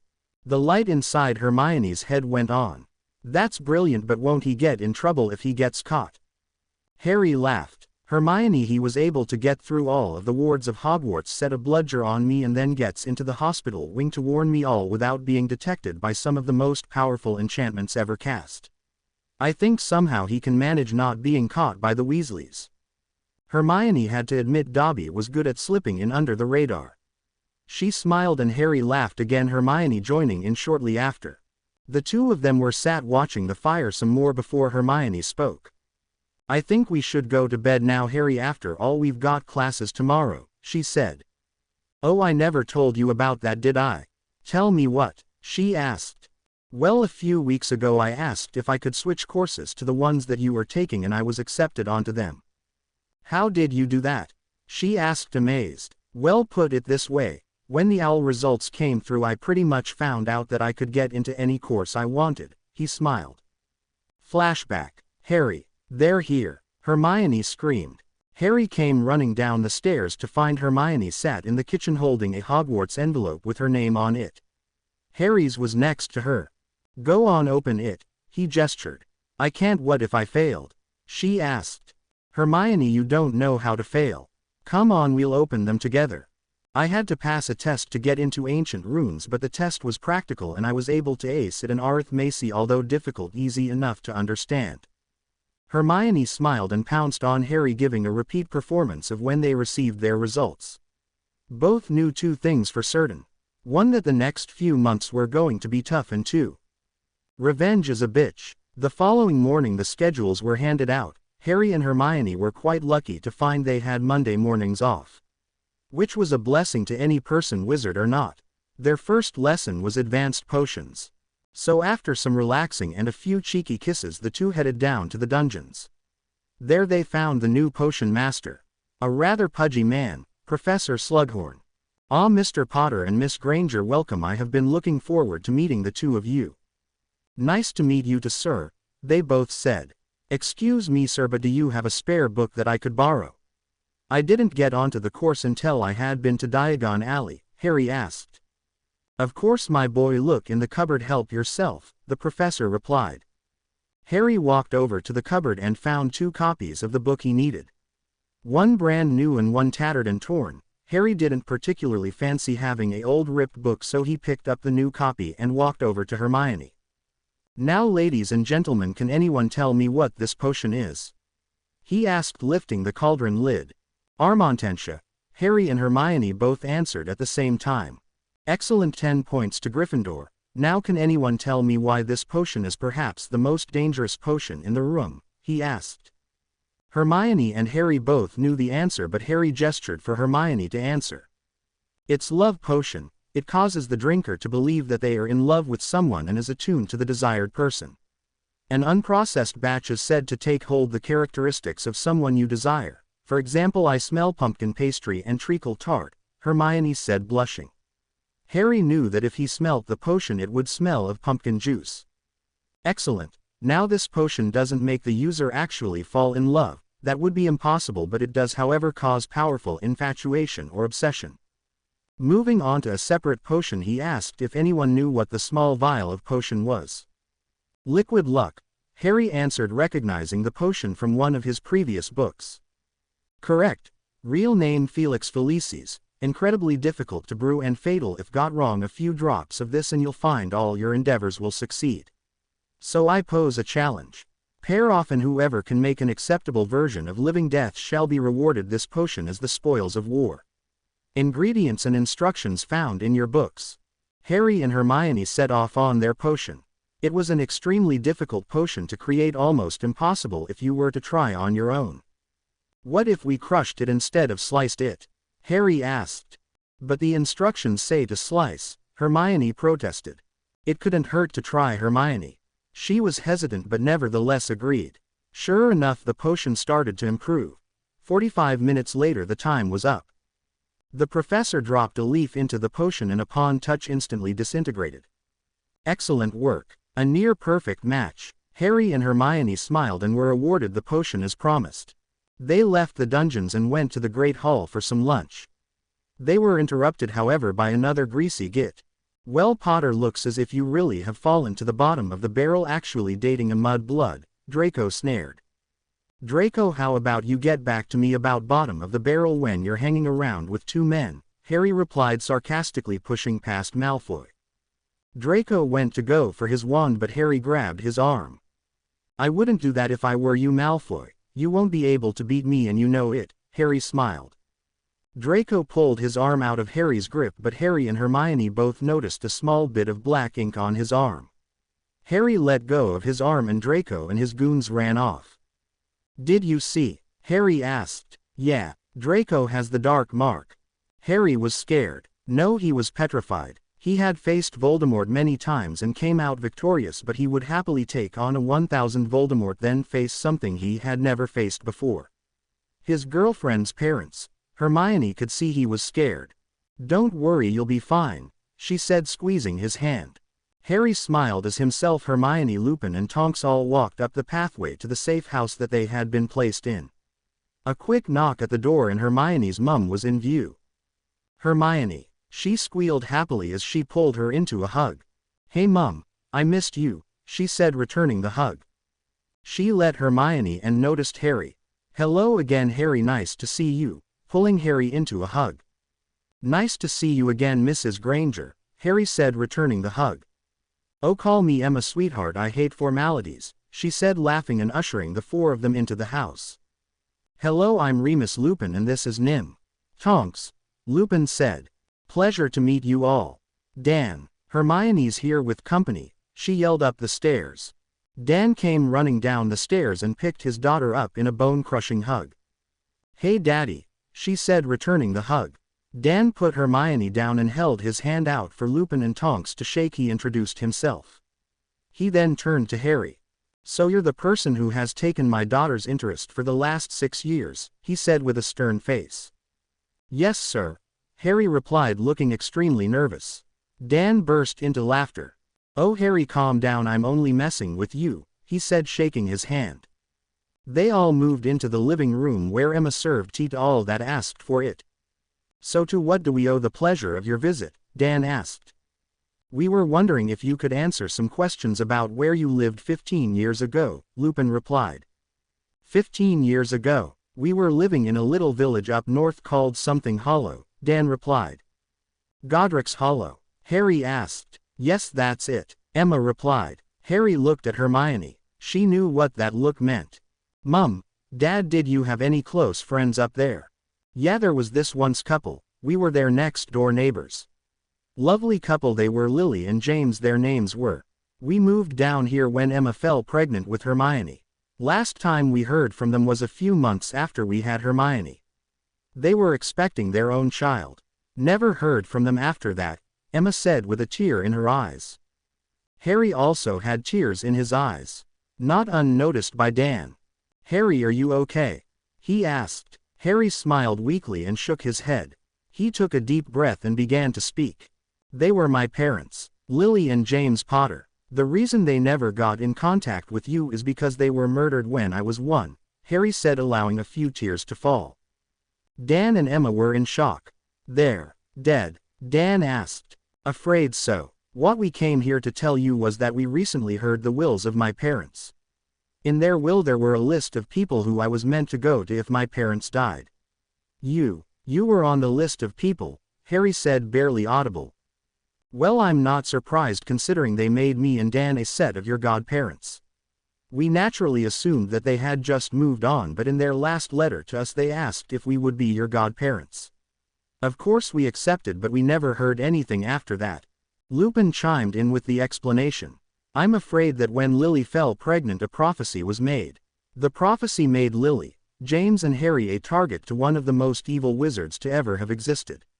When we discovered that their lives were in danger, we placed them into the wizard version of protective custody. They were forced to cut contact with everyone. Dan was confused. Wait, so if they were in protective custody, how were they killed? He asked. They were betrayed by one of the only people to know where they were in hiding, Harry said with bitterness in his tone. End flashback. Harry woke up sitting bolt right up. Sure, it wasn't a nightmare, but it was still a difficult conversation to have. He checked his watch. 5:30 in the morning. Oh well, at least he was able to have a good few hours sleep. He put on a pair of tracksuit bottoms and a t-shirt and went down to the common room. He saw that the fire had gone out. So walking over to it, he pointed his wand and muttered, "Incendio." The flames shot out of his wand and set the fire burning again. He found a book on the table and sat down on the settee and began to read. Hermione woke up an hour later. She got up and put her dressing gown on. Walking down the stairs, she noticed Harry reading on the settee. "You know it's normally me that does that," she said as she walked into the room. "Yeah, I know, but what's life without a little change?" he laughed. She sat down next to him and kissed him good morning. "Been awake long?" she asked. "Only an hour. Had another dream about when we went to see your parents," he said, closing the book. "That was difficult for you, wasn't it?" she asked. "Yes and no," he replied. "Care to elaborate?" Harry turned to face her. "Yes, it was difficult because it's dealing with something that I have never been able to fully deal with and probably never will be able to deal with, but on the other hand, no, it wasn't hard for me because it gave me another connection to my parents. You parents are my godparents and they knew my mum and dad for many years, something I find really cool." Hermione smiled and snuggled up to Harry. "I'm proud of you," she whispered. "For what?" he asked. "Maturity beyond your years and a never-ending love for those who matter to you, dead or alive," she said. Harry smiled and hugged her tighter. He whispered, "I love you." Hermione looked up at his face. "What did you just say?" "I love you," he said louder. Hermione had tears in her eyes and kissed Harry hard with all of her passion. "You have no idea how long I've wanted you to say that," she said, kissing him again. A little while longer. Harry looked at his watch. "Not that I wouldn't love to stay here and continue this. We've got defense against the dark arts in an hour and I could use some breakfast," he said, rubbing her back. Hermione pouted but got up nonetheless. She walked to the stairwell. When she turned, ran up to Harry and jumped onto him, wrapping her legs around his waist. She kissed him hard and pressed her tongue against his lips. Harry returned and opened his mouth, allowing his and her tongues to explore each other. A few minutes later they parted to breathe again. "I love you too," she said before making Harry put her down so she could go get ready for class. Harry stood there inanimate. "Okay," he whispered before going up the stairs so he could shower. Harry and Hermione walked hand in hand to defense 50 minutes later. Breakfast has been uneventful and both were put off staying too long by the sheer amount Ron was stuffing into his mouth. Sitting down next to each other they waited whilst the rest of the class came in. When everyone was in, Professor Snape came through the door. "I do not want to see any foolish wand movements in this class. Be warned, if any of you start to fail this class you will find yourselves thrown off the course," he said with an added hatred to any Gryffindor that was in the room. "Now who can tell me the differences between a full-bodied Patronus and a shield version?"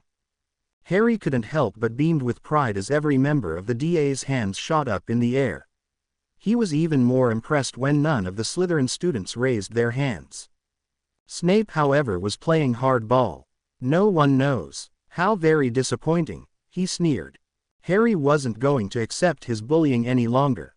"Excuse me, sir, but I think you will find that there are at least 3 people in this class who know the answer to the question," Harry said. "Mr. Potter, when I want you sarcastic comments I shall ask for them. I am well aware that there are students with their hands up, but I highly doubt anyone in the class could fully explain it to me properly." "Well, you're never going to know unless you give them a chance, will you?" Harry replied quickly. Snape shot a venomous stare. "Okay, Mr. Potter, if you're so confident in their abilities, why don't you have one of them show me the differences?" Harry smiled. "Anyone up for a quick demonstration?" Hermione and Neville got up straight away. "Okay guys, Neville, could you perform the shield version of the charm?" Neville nodded and raised his new wand. Expecto Patronum, he said as the white shield came out his wand. As you can see, the shield charm is an effective protective enchantment against the attack of a Dementor. However, it is not as powerful as a full-bodied Patronus, which are harder to cast. Neville cancelled the charm. Harry, Hermione and Neville each then pointed their wands and thought of the happiest memories they could, and all shouted, Expecto Patronum. A stag, otter and eagle erupted out of their wands before running around the classroom. After feeling very smug with themselves, they allowed the charms to disappear. They turned to face Professor Snape. Sit down. Now, he spat. The three retreated back to their seats. 5 points from Gryffindor, he replied. For what? Harry asked. For speaking when not being spoken to. Snape spent the rest of the class instructing the students to read out of the textbook. After the lesson was over, Harry, Hermione and Neville were all sat together. We can't keep letting him do this, Harry said. I know, Harry, but what are we going to do? We can't exactly go to a professor. They won't believe it without visual proof, and whenever they are there, Snape doesn't persecute the Gryffindor, Neville replied. I think it's time my dad's cloak made a comeback. The three of them planned for their next defense lesson, which was in 3 days' time. They then went off to their lessons. A few hours later, Harry and Hermione returned to their common room. They saw Hedwig waiting for them with a letter. Thanks, girl, Harry replied, taking the letter and giving her some treats. Dear Harry, we have spoken with the goblins and the charges are going to be set in motion next week. As for your other request, Tonks has managed to convince the Wizengamot and Amelia Bones to give you the opportunity to plead Hagrid's case this weekend. Tonks and I will clear everything with Professor McGonagall and we shall come and collect you. Hope you are well, Remus. Harry showed Hermione the letter and she smiled. Okay, this is going well. First Snape, then the Wizengamot, then Dumbledore, she smiled. Harry kissed her and hugged her. Phase 2 was about to begin. Harry and Hermione were sat in their common room on the Thursday morning. Everything had to go according to plan. Dobby, Hermione called. The little elf appeared instantly. How can Dobby help you, Mistress Hermy? Hermione held out Harry's cloak to Dobby. Could you give this to Professor McGonagall, please? She will be expecting you, and tell her that everything is ready to go. Dobby nodded and vanished from the room. Defense against the dark arts was up until the start of 5th year Harry's favorite topic. Now it didn't hold any type of leverage. Walking in with Hermione, they both ignored the death glares being sent at them by Ron and sat in front of Neville and Seamus, who both greeted them warmly. All were silent by the arrival of Snape, however. Let us hope that certain members of this class will be able to control their mouths, he sneered towards Harry. What is the most effective way of protecting yourselves from mental attack? He asked. All the Gryffindor students' hands went up into the air, even surprisingly Ron's. Occlumency, Snape replied bitterly, not even bothering to ask for an answer. He began to write stuff on a chalkboard and all began to copy it out robotically, taking hints from having him teach them all potions. Now, with regards to less serious spells, you are more likely to be hurt more via a stupefy rather than any other type of curse, he said, not bothering to look at the students. Hermione looked up. That's not entirely true, Professor, she said. Snape turned around in disgust. And what makes you think that, Granger? He spat venomously. Well, a stupefy will only stun the opponent, whereas other charms such as Reducto or Impedimenta will cause more significant damage, making the opponent more vulnerable to other attacks, she replied confidently. Snape walked over to her and stood over her. Miss Granger, I know that you have taken it upon yourself to make yourself an insufferable know-it-all, but remember one thing: when I want your opinion I will give it to you. Until then, keep that infernal trap of yours shut, he yelled. Harry wasn't having that. How can you yell at her when all she was doing was showing that your explanation was wrong? He yelled. Potter, your opinion is neither wanted nor needed. He spat. Well, maybe if you would admit that you were wrong in your statement I wouldn't have to give it to you, would I?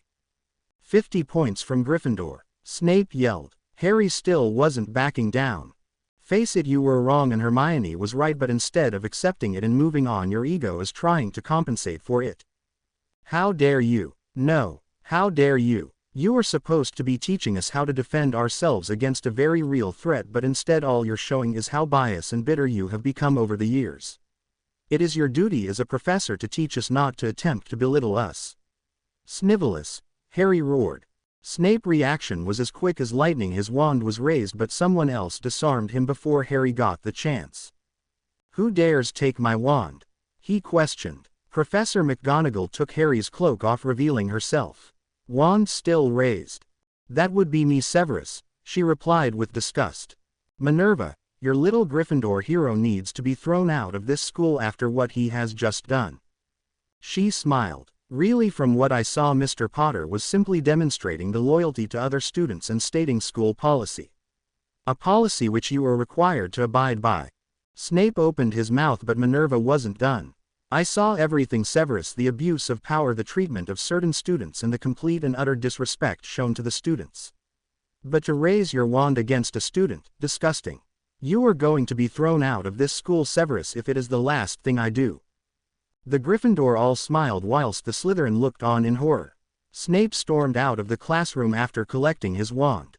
Professor McGonagall walked to the front of the class. There will be a new professor teaching this course, and rest assured the favoritism of houses ends here now. She walked over to Harry and Hermione. Firstly, to fix what needs to be fixed, 10 points to Miss Granger for adaptation of spell uses. 50 points to Mr. Potter for showing the chivalry isn't dead. The class was dismissed after this. Harry and Hermione walked back to their common room hand in hand. First mission was a success. On the way back towards Gryffindor Tower, they were approached by Hagrid. Hello, you two, any chance of ya popping down for a cup tea soon? It'd been ages since ye came and saw me and Fang, he said happily. Harry and Hermione looked at each other and smiled. We'd love to, Hagrid, but we've got some things to do, but we will come and see you Wednesday evening. Promise, Hermione said, smiling. Hagrid agreed and walked off. The next few days saw any classes with Snape cancelled. No one was complaining, however they all found it to be a relief. Saturday arrived quicker than Harry and Hermione would have liked. They had prepared down to the letter, but it was still a case of last-minute nerves. Sure enough, Lupin arrived as planned, and after a short discussion with Professor McGonagall took Harry and Hermione to the Ministry. When Harry arrived in the atrium, he felt a pain in his heart. He hadn't been here since Sirius. Hermione knew he would be in pain emotionally, so took his hand. You'll make him proud, Harry. More so than what he is now, she whispered. This filled Harry with a new sense of purpose, and so with Hermione and Lupin in tow they walked to the Wizengamot to present their case.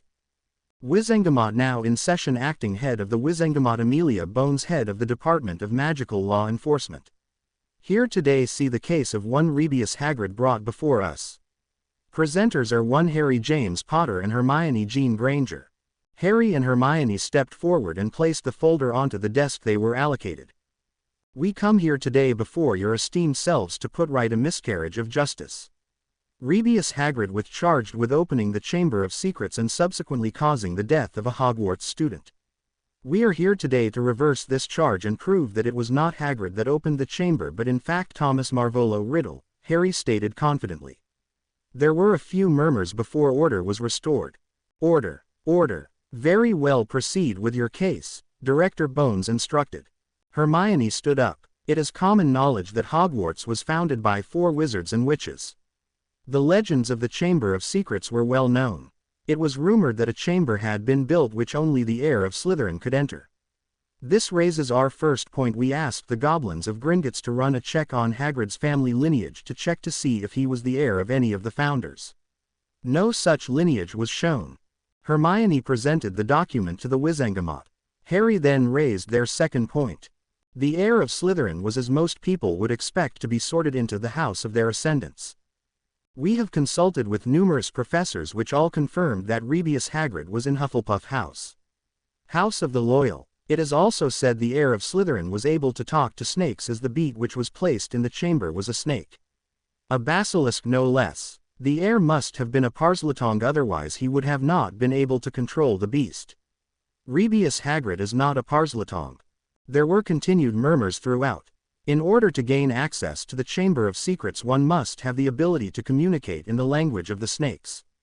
Furthermore, they must be relatively agile, as access is restricted to a small ladder. Even if Rebius Hagrid was able to gain access to the Chamber of Secrets, there is no way he would have been able to get through the chamber door. Harry and Hermione presented all of their findings until they were finished. Some were convinced, others had questions. Mr. Potter, you stated that only someone who could communicate in Parseltongue could gain access to the Chamber of Secrets. How were you able to gain access? Harry stood. Quite simple, sir. Until a few months ago I was able to communicate with snakes. This led to people believing I was the heir of Slytherin. It was not until I was able to summon the sword of Godric Gryffindor that it was shown that I was not. A rather stout and pompous-looking man was not convinced. Say for example that Rebius Hagrid was able to get past all of these devices. It is not unknown of a wizard being able to perform such feats and being able to do what is considered otherwise impossible. How can we be 100% sure that Hagrid is not responsible? He asked with a rather venomous tone. Quite simple. Hagrid was taken to Azkaban on the same night Lucius Malfoy drove Dumbledore out of the school. A few days later a first year was kidnapped and taken into the chamber itself. As you well, the protective enchantments in Azkaban put a 95% damper on all magical ability. It is completely impossible for that person to be able to kidnap a person from Hogwarts whilst hundreds of miles away in a magic-restricting prison, Harry replied with a rather smug tone directed at the pompous member of the Wizengamot. Why is the head of the Wizengamot not in this session? Director Bones asked. We have not requested Dumbledore's presence for reasons which shall be made public next week. However, we can tell you that Dumbledore has been aware of this knowledge for 4 years now and still has made no effort on his part to rectify this situation, Hermione responded. Director Bones nodded. Very well, let us vote. Harry and Hermione both held their breath. Hey, ye two, come on in, I got a pot of tea on. Hagrid welcomed his two young friends into his small cabin. Hey Hagrid, how are you? Hermione asked. Oh, I'm all good thanks, Hermione. How are ye two? I notice you don't seem to hand around with Ron anymore. You lot had a falling out. Hagrid asked. Harry and Hermione looked at each other. Something like that, Harry said. Hagrid got the feeling he would be told later, so changed the subject. So why could ye come see me over the last few days? He asked. Well, funny you should mention that actually, Harry asked, pulling out an envelope. What? That? Harry didn't say anything but handed him the envelope. Hagrid, confused, opened the letter and read. Dear Mr. Hagrid. On Saturday just gone the Wizengamot session was held. A miscarriage of justice was put forward by one Mr. Harry James Potter and Miss Hermione Jean Potter. The issue was in regard to the Chamber of Secrets and the charges which were brought against you. The Wizengamot heard evidence that it was in fact Thomas Marvolo Riddle who was responsible for the opening of the chamber and causing the death of a student at Hogwarts. The Wizengamot has voted and decided by a majority verdict of 85% that you should have not been stripped of your wand, and so it is this tribunal's decision that you shall have your wand returned to you. We have also awarded you a total of 350,000 galleons as a compensation for the miscarriage of justice. Please come to the Ministry of Magic at your earliest convenience and your wand shall be returned to you. Yours sincerely, Director Amelia Bones. Hagrid looked from the letter at Harry and Hermione. Both were smiling with tears in their eyes. Ye cleared my name? He asked, shocked. We owed you after everything you have done for us. It was the least we could do, Harry said. Besides, you were innocent all along, so we simply set the wrong right again, Hermione added. I can't thank the two of ye enough, Hagrid said, pulling Harry and Hermione into a massive hug. Great beads of tears were falling down his face. News about Hagrid spread round the school quicker than wildfire. The general consensus was the same as Harry and Hermione. Couldn't happen to a nicer person. The Slytherin house didn't really care and so kept their mouths shut, which was a nice change. After everything that had happened with Snape, hardly anyone was willing to push their luck. Harry and Hermione walked down to breakfast on the Tuesday morning. There was a load of commotion around the Gryffindor table. Neither of them particularly cared, but they went to see what was happening anyway. So I got Hagrid's name clear, they heard Ron finish. Harry and Hermione looked at each other, both filled with a new sense of hatred towards the redhead. But they decided to play it clever.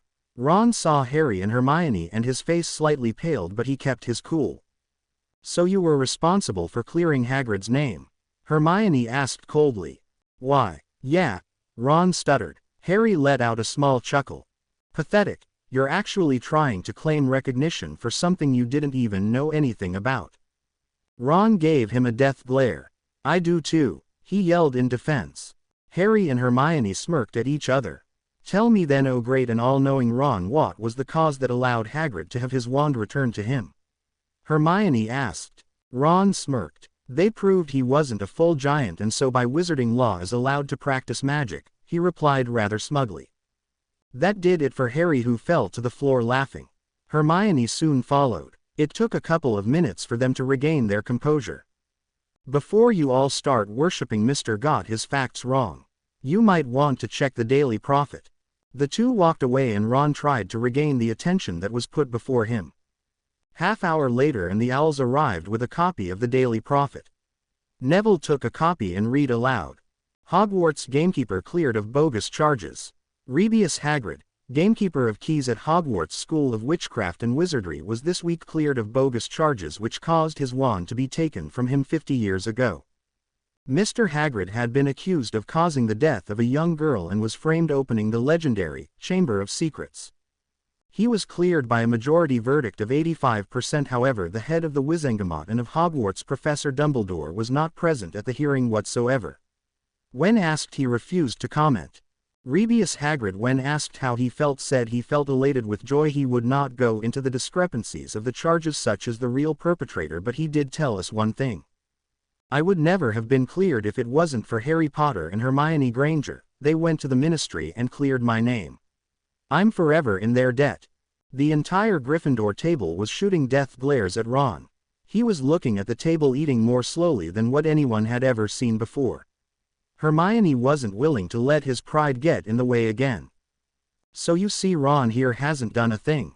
Instead, he lets his pride and his ego gets in the way to try and take credit for something that he didn't have a clue about.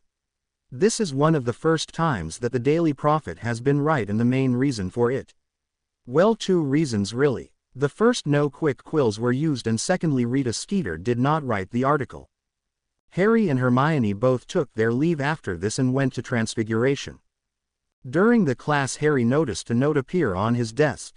Master Harry, Dobby needs to speak with you and Mistress Hermione in the come and go room later on. Dobby has information for you both.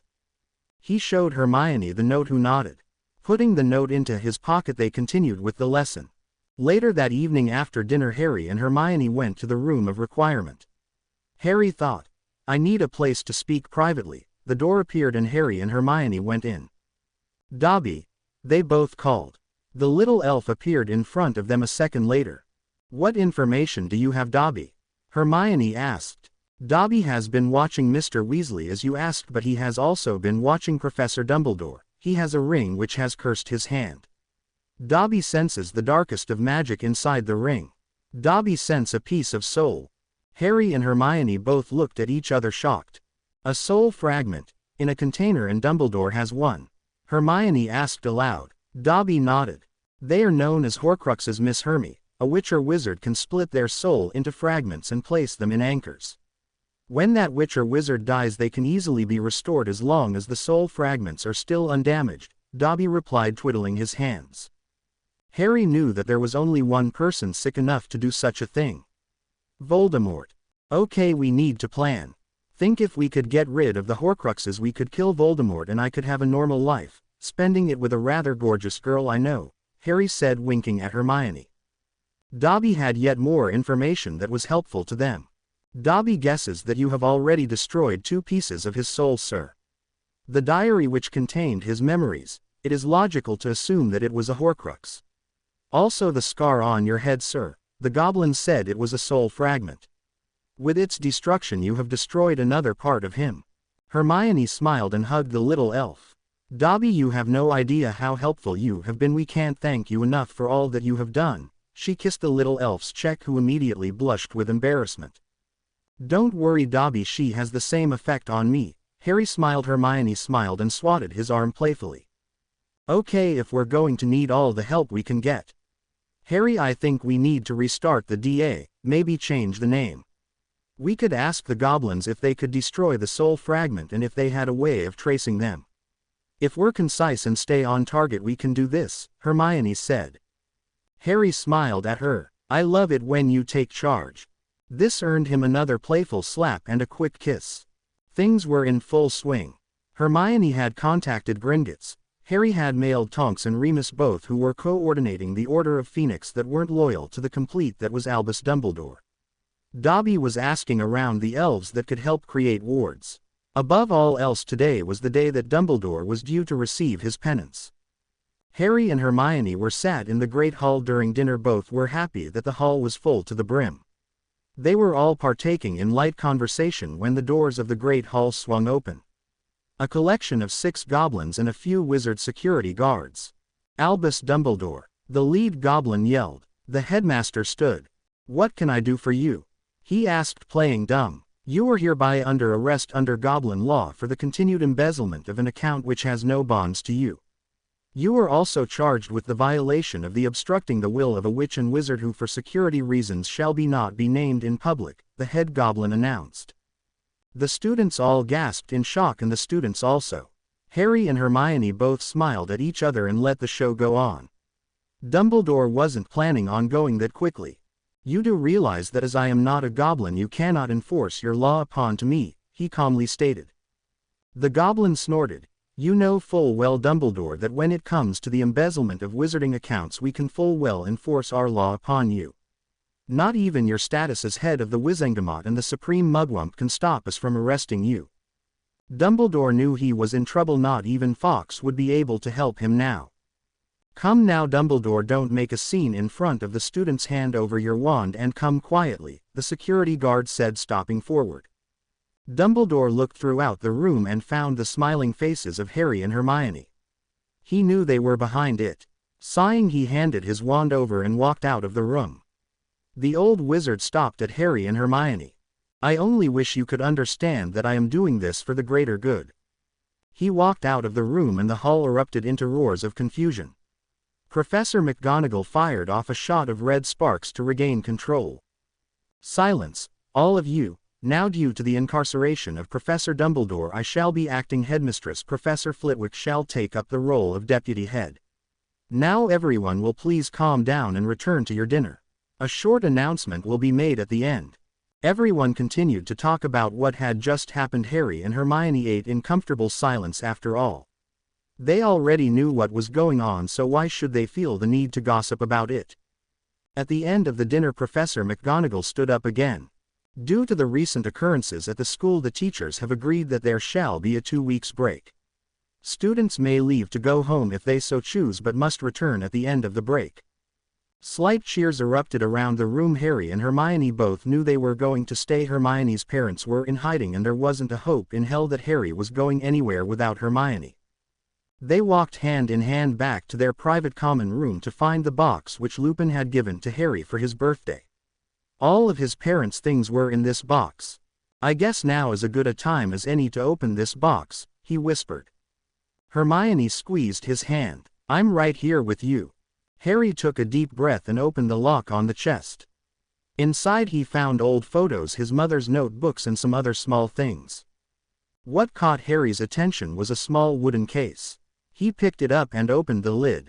Inside he found a collection of memories, all of which were labeled. Harry's first steps, Harry flies his toy broom, Harry's first birthday. Harry couldn't help but smile. His mum and dad had basically given him the wish he had never been able to fulfill. To see what it was like to be with his mum and dad. Hermione, we need a pensive, he said, handing her the box. She looked at the box and nodded her head. Dobby, Harry called. The little elf popped into the room. What can Dobby do for you, sir?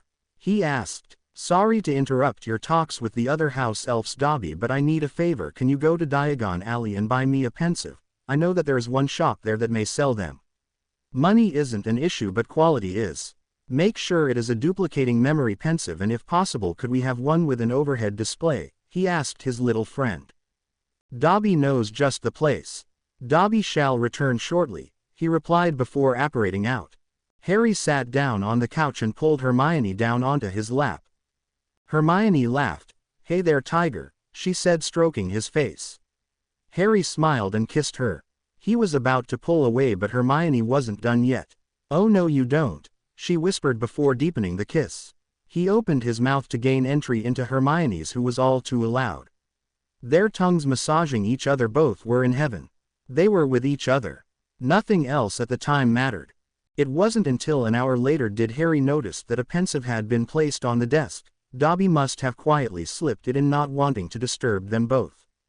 "So what do you want to see first?" Harry asked. "As fun as it would be to see your baby videos, I was wondering if we could do something a bit different," she asked, twiddling her thumbs, clearly nervous at the prospect. "What did you have in mind?" he asked. Hermione took a deep breath. "I love you, Harry, more than I thought I could love. I want us to know each other fully. I want to show you my life before Hogwarts. Before I knew magic." Harry pulled her into a hug. "Nothing would please me more than to know the woman of my dreams through and through.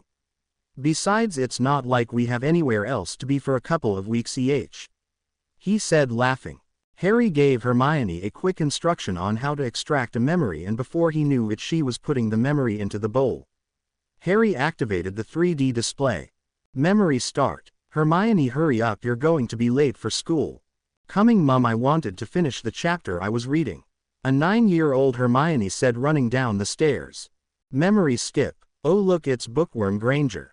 "Leave me alone, Alice," Hermione whispered. "Why Bookworm? What are you going to do about it?" "Read another book. You're such a loser, Bookworm, you don't have no friends and you're a freak." Memory skip. "How was school, sweetie?" "Fine, Mum, nothing interesting happened." Memory skip. Hermione was sat on her bench reading another chapter when the bully known as Alice walked up to her. "What do you think you're playing at, Granger? You actually told on me. What a dork." "No, I didn't tell anyone, I swear I didn't tell anyone," Hermione said, worried. Alice grabbed Hermione, pulled her up and threw her to the floor. Hermione had tears in her eyes. "Ah, is Bookworm going to cry? Run home, Bookworm, you pathetic loser." Memory skip. Hermione, what happened? "Oh, nothing, Mum. I tripped and fell over." Memory end. Hermione was fully crying and Harry had tears in his eyes. Hermione, had I known, I never would have ever called you a bookworm. I'm so sorry," he said, pulling Hermione into a full-blown hug. "It's not your fault, Harry. I buried those memories deep in my mind and never let them get the better of me.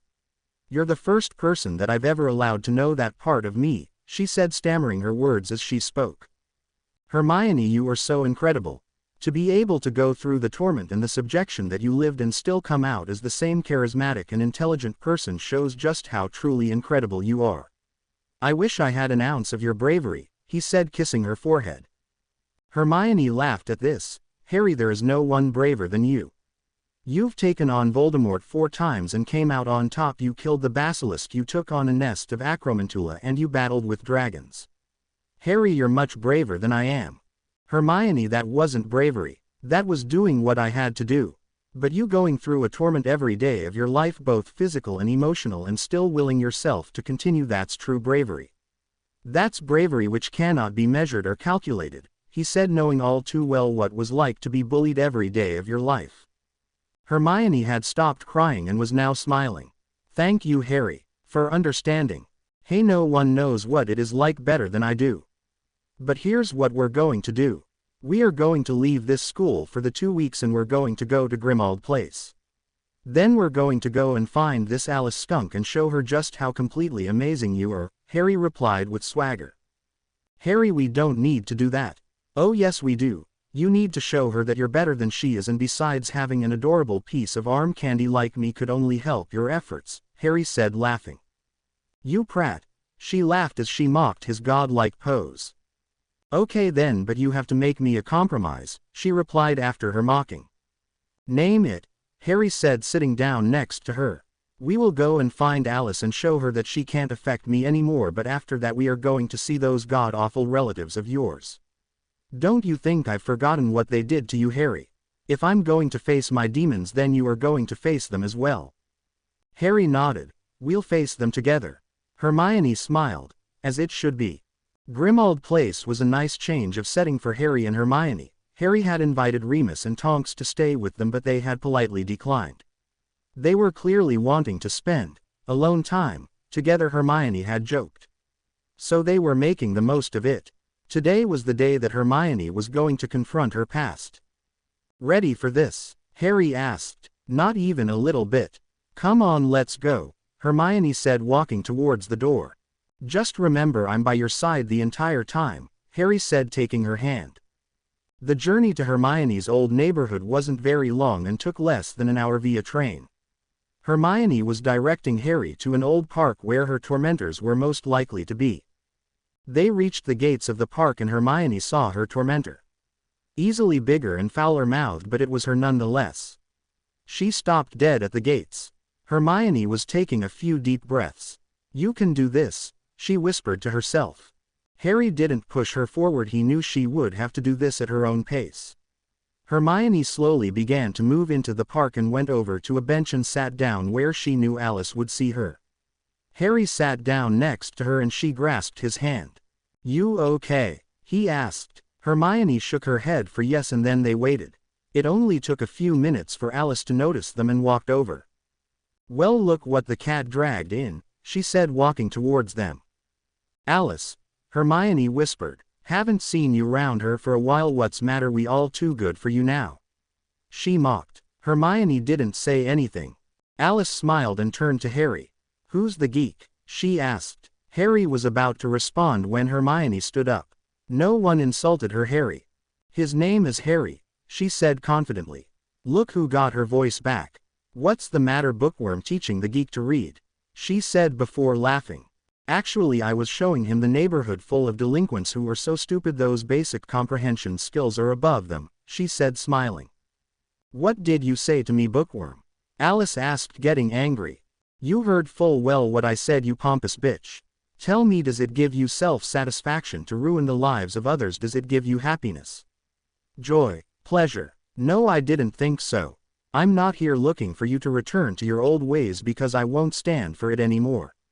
You tried to take away my childhood. I'm here today to tell you that you failed, Hermione said before turning and walking away. Alice swung her arm in an attempt to punch Hermione, but Harry caught her fist dead. Here's a free piece of advice. Don't even attempt that, he spat, throwing her fist back to her side. Hermione turned and saw what had happened. She walked up to Alice and got in her face. You think that makes you clever? Hitting me whilst my back is turned. Walk away, Alice, you don't know who you're messing with. Hermione went to walk away before turning around once more. And my name is Hermione. The two of them left the park, leaving a very shocked and embarrassed Alice basking in her own failure. The young couple left the park and Hermione threw her into Harry's arms, kissing him. Thank you for making me do that. You have no idea how good that felt, she said between kisses. Harry smiled. He was glad that Hermione was able to put that part of her life behind her. Right, come on then, time to face your past as well, Hermione said, pulling back and taking his hand. Harry was just as nervous as Hermione. These people were the tormentors of his childhood, but what was worse, he had to live with them.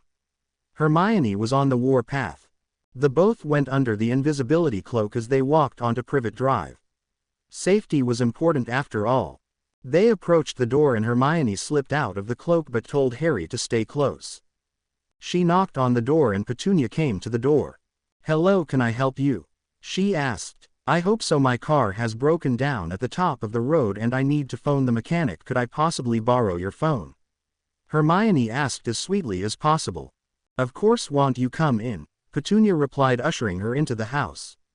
Harry followed her in and was careful to avoid touch with anything. She walked into the living room and Vernon looked at her confused. Who are you? He asked pompously. Forgive me, I should have introduced myself. My name is Hermione Granger. I believe that you know my boyfriend. His name is Harry Potter. Vernon's face went red. You're one of them. Get out of my house, he roared. Harry pulled his cloak off, which startled them both. You, what the hell do you think you're doing here? He roared. Retribution, if you want to call it that, he simply said.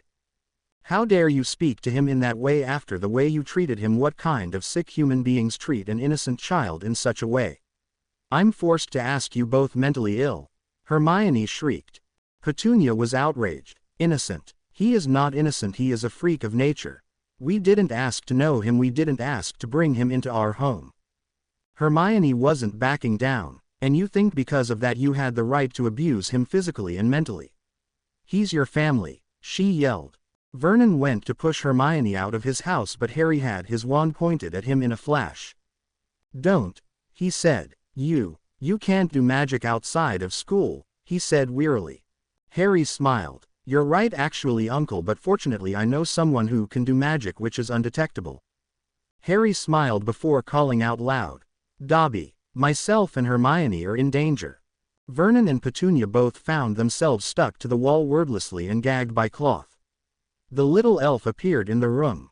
None shall hurt Harry Potter and his Hermie, he said angrily. Harry placed a hand on his shoulder. Thank you, my friend, he said. Dobby smiled at him.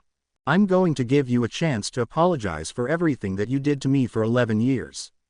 Either that or face the consequences. Dobby removed the gags, but Vernon wasn't backing down. Why we would apologize for a freak like you? We brought you into our homes out of the goodness of our hearts. Hermione took a piece of paper out her bag. Except it's not your house, is it? Lily paid the deposit on the house and then lent you the rest of the money to buy the house. Under the terms of the deed, Lily Potter is the sole owner of this house, she said. But she's dead, Petunia yelled. Yes, and in accordance with her last will and testament, any and all belongings were left to me in her will. This house belongs to me. Vernon and Petunia both were stunned into silence. I tried to offer you retribution, but now you've sealed your own fate. Pack your stuff, I am evicting you. You have 28 days to be out, or else I shall be forced to bring in Muggle police to remove you. Goodbye, Uncle Vernon and Aunt Petunia. It's been a pleasure, Harry said as Dobby released the restraints. We'll show ourselves out, Hermione said, walking out of the house, leaving a very shocked Vernon, and Petunia sat on the floor. Outside the house, Harry was waiting for Hermione. Feel better? She asked. I will do in time, he smiled before turning to Dobby. Dobby, could you take us home please? He asked. The little elf smiled and apparated them back to Grimmauld Place. Tonks, Harry called, walking into the kitchen of Grimmauld Place. Watch her, Harry, she said, smiling, sitting at the table. Can I talk to you? He asked. Tonks nodded and gestured for him to sit down. What's going on inside that teenage head of yours? She asked. Something is confusing me. When I and Hermione first went to Gringotts, we were told that we had a 100% animagus block and 100% natural occlumency shielding blocked. Why is it that when the goblins removed the charms that were on us, did that abilities not just appearing? Tonks put the plate she was eating from into the sink and sat back down. Harry, if you woke up one morning to find that your left hand was a paw of a claw, what would your first reaction be?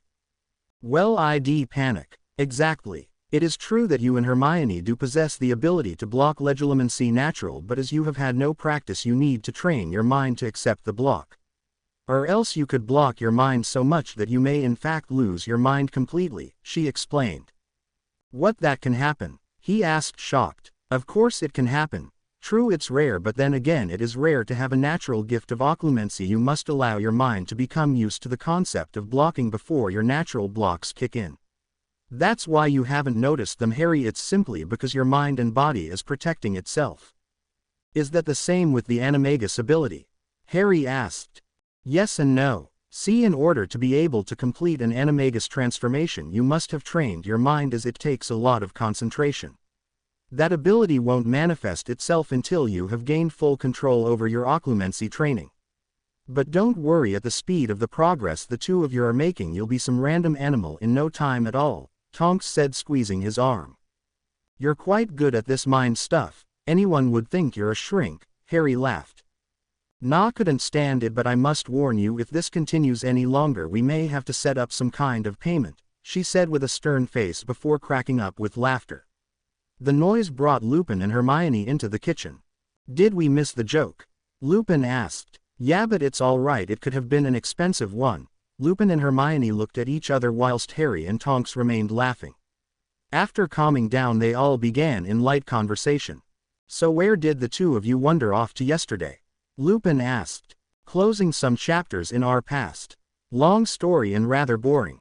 Long story short, we came out better for it, Hermione replied whilst Harry smiled at her.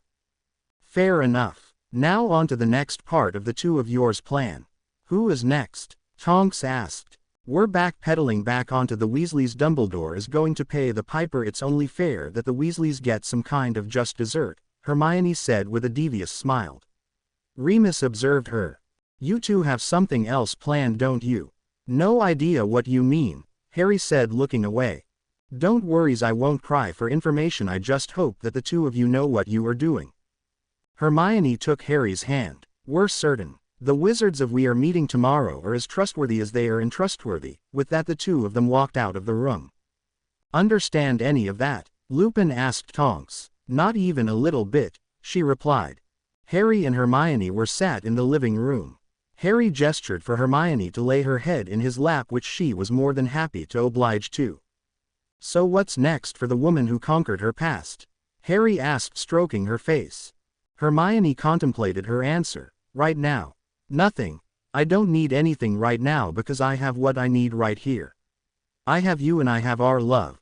Nothing else is needed. What about you? I swear sometimes you read my mind, he said, leaning down to kiss her. The two of them lay there and fell asleep. Tonks and Lupin walked in, but seeing them asleep closed the door and went to bed themselves. The cold winter sunlight broke into the room where Harry and Hermione slept, the light slowly making its way towards the sleeping couple. Both gently woke up in the comfort and presence of each other. They had somehow managed to work themselves so that Hermione was lying fully on Harry. Morning, she said, stirring from her slumber. Morning, love, Harry said, rubbing his eyes. The two lay there for a while longer, but not before long Dobby appeared in the room with breakfast. Good morning, Master Harry and Mistress Hermy. Dobby has brought you breakfast and also a letter from Gringotts, he said, placing a tray on the table in front of them. Thank you, Dobby. Make sure you eat as well, Hermione said, finally pulling herself up and out of Harry's arm. What does the Gringotts letter say?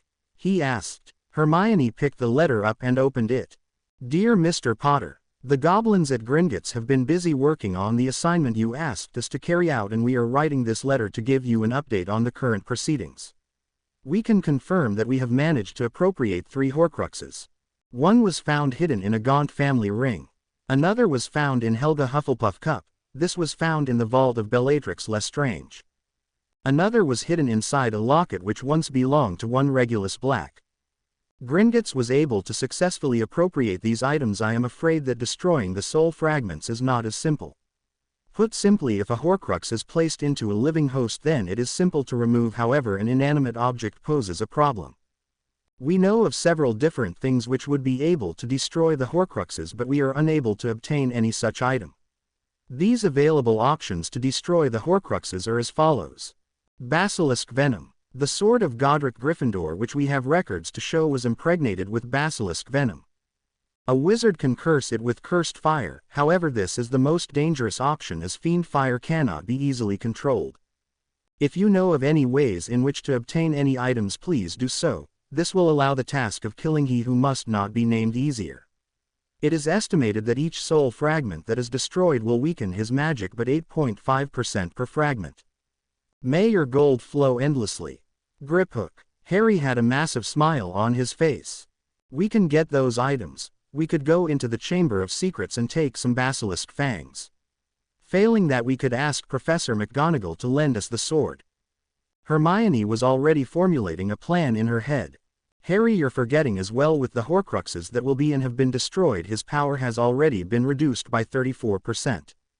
Harry was confused. But Hermione, there are 5 Horcruxes we know about, shouldn't it be 42.5%? Hermione sat back down. I doubt it. When the diary was destroyed he never actually had a corporeal body, so in essence all you did was destroy an anchor. Each time a Horcrux is destroyed whilst he has a body he will be affected. How many would he have created? Harry asked. I don't know. To be able to make 4 is insane enough, but with him it could be unprecedented. Voldemort is obsessed with power, so what if he created 7? I mean, after all, 7 is the most powerful magical number, so it makes sense that he would have 7 soul fragments, 6 of which Horcruxes, Harry thought. It's plausible that he would believe that. Come on, we need to update Remus and Tonks. The two of them walked to the kitchen where they found Remus and Tonks drinking coffee. They showed them the letter and then explained their theories to them both. I'll bet you any money one of the soul fragments in his blasted pet snake, Tonks said jokingly. All three of them looked at her. Yeah, stupid idea, I know, she mumbled. Actually, I think that is a very likely scenario. He trusts no one but Nagini. It makes sense he would do something like that, Remus said, kissing Tonks' cheek. Okay, so that still leaves one. Knowing him like I do, I'm betting he put his final Horcrux into a Founder's object. He would haven't chosen Gryffindor because he was too damn proud for that. He used Hufflepuff and Slytherin already, so that leaves Ravenclaw. What famous objects of Ravenclaw are there? Harry asked.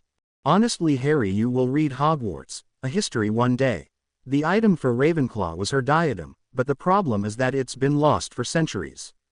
Without talking to someone who would have any idea where it could be, we're at a dead end, Hermione said, recalling her perfect knowledge of Hogwarts. Well, looks like we need to speak to Luna when we get back to Hogwarts, Harry said, looking at his watch. Hermione, we need to get ready or we're going to be late. The two of them got ready and bid Lupin and Tonks goodbye. Calling for the night bus, they went to Diagon Alley. The two of them walked hand in hand to a shop that was quickly becoming the most popular in the entire alley. Walking in, they found the owners. Hello, boys, Hermione said. Bless my soul, it's our favorite couple. Harry and Hermione. To what do we owe the pleasure? Harry smiled. Tell me something, does it ever bother your finishing each other's sentences? Fred and George both answered at the same time. Nope. Everything ready? Harry asked. Oh yes, they won't know. What hit them? Flashback. We swear on our magic and lives that what we shall say shall be nothing but the entire truth and nothing else, Fred and George both said aloud. They both glowed. Thank you for doing that. Normally we wouldn't ask, but we don't have any other options at the moment, Hermione explained to the clearly confused twins. What's going on? Fred asked. First things first, do you know anything about what your mum, Ron and Ginny have been doing for the last few years? Harry asked. Other than Ron being a prey, Ginny being a fangirl, and Mum being, well, whatever the hell she is. No, why, what have they been doing? George asked. Harry and Hermione both spent the next hour explain everything that they had found out. What complete and utter idiots, the twins said together. Preaching to the choir, Hermione added. Fred and George were disgusted how they could consider themselves part of a family that were so void of any type of sentiment of decency was sickening. So now we don't know how to handle the three of them. The twins looked at each other and smiled. Oh, don't worry. We can help you there. End flashback. Thanks guys, we really appreciate this, Hermione said, bagging the item. It's the least we could do. It goes without saying that we are ashamed of them all and we are only too willing to help get them back, George replied. Besides, anyone who gets on the wrong side of Harry and Hermione, Fred started. It's their funeral, the two finished together. The 2-week break had passed quickly. Most had gone home to their families, some had opted to stay at Hogwarts. Harry and Hermione had arrived back at Hogwarts a day before everyone returned. They had some espionage work to complete. Okay, according to Fred and George, all we have to do is activate it with the Marauder charm and it should activate when they are in close proximity, Hermione said, holding a small black box. Well then, let's put it somewhere that no one would suspect, Harry said, taking the box out of her hand and putting it underneath the biggest settee in the common room. He pointed his wand at the box and muttered, I solemnly swear that I am up to no good. The box glowed gold and then returned to normal. Okay, let's go to the Great Hall, I'm hungry. They both walked out hand in hand and went to the hall. They ran into the person they least expected to see. Remus. The werewolf turned around to greet the two of them. What are you doing here? Harry asked. Clearing up some business with Professor McGonagall, he said cryptically. Care to elaborate? Hermione asked. Remus simply smirked. We all have our secrets. Remus then walked off, leaving a very confused Harry and Hermione. The following evening they were a welcome back feast. Everyone appeared to be in good spirits. Well, by everyone, Gryffindor, Hufflepuff and Ravenclaw, Slytherin still had a stick up their backside as a result of losing their safety net. McGonagall approached the podium and began to speak. Welcome back to Hogwarts. I trust you all enjoyed the short break. Now we have some staffing issues which have been resolved. Via the Board of Governors I have been named full headmistress of Hogwarts. They were some cheers. Severus Snape has been fired effective immediately. Louder cheers. As a result of this, Professor Slughorn has agreed to take over the position of head of Slytherin. Our new defense against the dark arts teacher. Well, not really new. May I welcome back Professor Remus Lupin, who has agreed to take back his old position. In addition to this, I am naming him new head of Gryffindor. Professor Lupin, as you all well know, was the most successful teacher for the position, and I ask you to welcome him back warmly. They all erupted in cheers. Even some of the Slytherin students were clapping. They couldn't deny just how good a teacher he was. Professor Lupin will be unavailable for 1 week per month for teaching. You shall be informed of a cover later. Now I ask you all to tuck into dinner. At the end of this, I would like to see the following students in my office: Neville Longbottom, Harry Potter, Hermione Granger, and Luna Lovegood. She sat back down and the feast went into full swing, everyone talking about what they had done. Harry and Hermione were speaking to Neville. Wonder what she wants to talk to us about. Harry said, I know about one of the things, but I'm not allowed to say anything until we see her, Neville said, returning to his dinner. Aw, come on mate, you can't tell us that and then not give us something else, Harry laughed. All I can say is that it's something to do with Luna. After the dinner, Harry, Hermione, Luna and Neville made their way to McGonagall's office. They approached the gargoyle. I don't know the password, Harry said, realizing their predicament. Tabby, Neville said as the gargoyle sprang to life and granted them access. The three of them looked at Neville. What? She can transform into a cat, so try a cat as a password, he said as if it were the most obvious thing in the world. The four of them knocked on the door and heard a swift, come in. Professor McGonagall was waiting behind the desk. Ah, good, you have all arrived. I feel that Mr. Potter and Miss Granger should be made aware of what is happening. Wouldn't you agree, Miss Lovegood and Mr. Longbottom? The two of them nodded before turning to face the clearly confused Harry and Hermione. Well, as you know, Luna's time in Ravenclaw was a nightmare for her, what with everyone hiding her things all of the time and calling her that disgusting nickname. So over the 2-week break the two of us got together and talked it all over, Neville started. We both agreed that I couldn't keep going with what they were doing to me, so I contacted Professor McGonagall, Luna continued before nodding to Professor McGonagall. I immediately asked Professor Flitwick if he was aware of any of these actions, but he swore that he did not know. I then gave Miss Lovegood a choice. She could either stay in Ravenclaw or she could have the option to be resorted. I have asked the Sorting Hat and he agreed to do so. Harry and Hermione both stood taking all of the information in. Harry spoke first. What did you decide? I want to be resorted. With that, Professor McGonagall got a small stool and the sorting out down from a shelf, gesturing for Luna to sit down. She placed the hat on her head. Interesting. It seems I may have made a mistake in your original sorting, Miss Lovegood. With the courage and compassion I can sense here, it seems clear to me that you should be in Gryffindor. The three watched as Luna's robes were changed from the blue and silver to the red and gold of Gryffindor. Professor McGonagall turned to Harry and Hermione. I am expecting that the Gryffindors treat Miss Lovegood better than what the Ravenclaw student did, so I am expecting the two of you to be on the lookout for any bullying within our house. The four were excused from Professor McGonagall's office and they headed up to Gryffindor Tower. They entered the common room and heard a large commotion. Who did it? They heard the unmistakable bellow of Ron Weasley yell. I mean it, if you don't tell me who did it there will be trouble. They entered to see both Ron and Ginny covered in pink slime. How could any of us cause that to happen? Ron, there isn't a curse for pink slime. At least not one that I'm aware of, Seamus said between fits of laughter.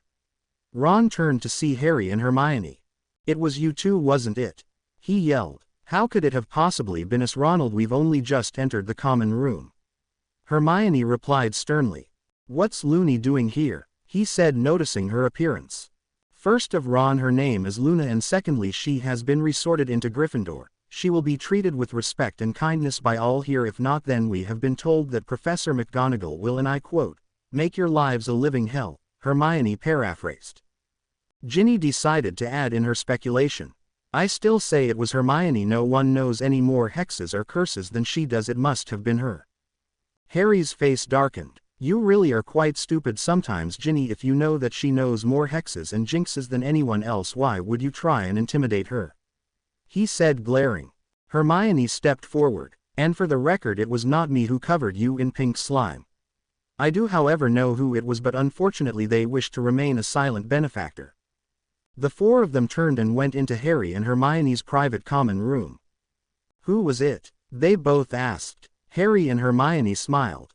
We'll tell you if you answer one question for us. Shoot. Is there any particular reason why the two of you have been holding hands since Luna was resorted? Hermione asked. Neville and Luna looked at each other and blushed. Well, they stammered. We're just happy you both finally realized, Harry replied.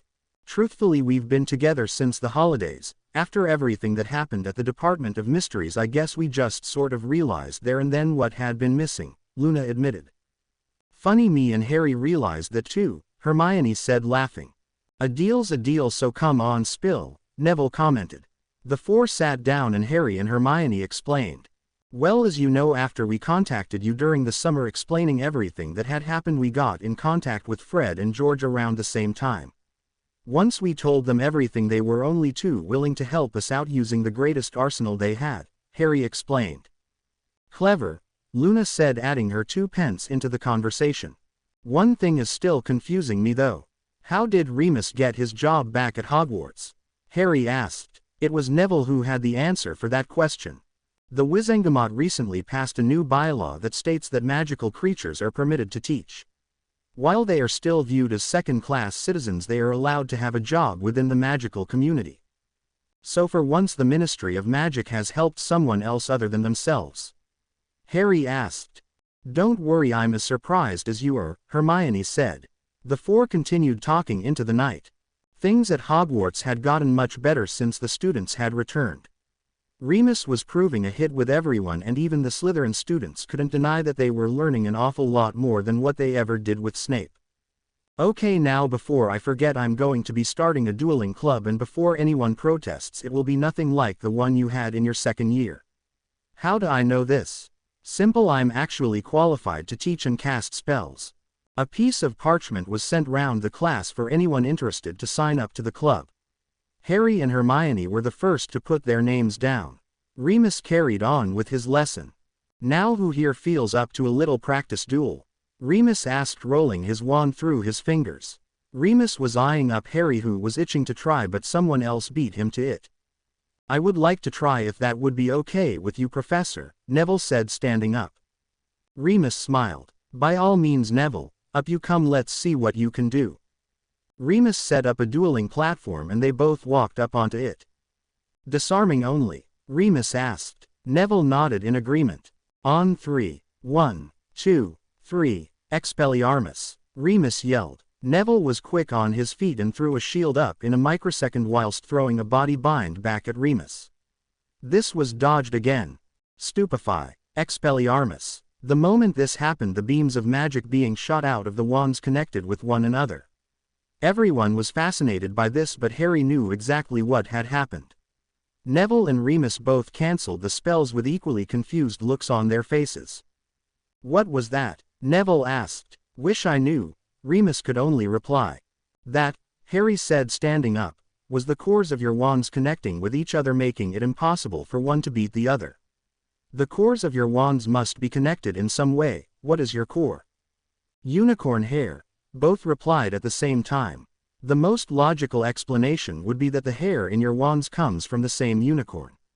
Therefore your wands are connected with each other, which will mean that you cannot best the other and all spells are decreased dramatically in power, Harry explained. How do you know this, Harry? Remus asked, examining his wand. Because I had a similar experience in a graveyard 2 years ago. My wand and Voldemort's wands are connected, and thus we can wound but not fatally harm one another. Harry then sat back down.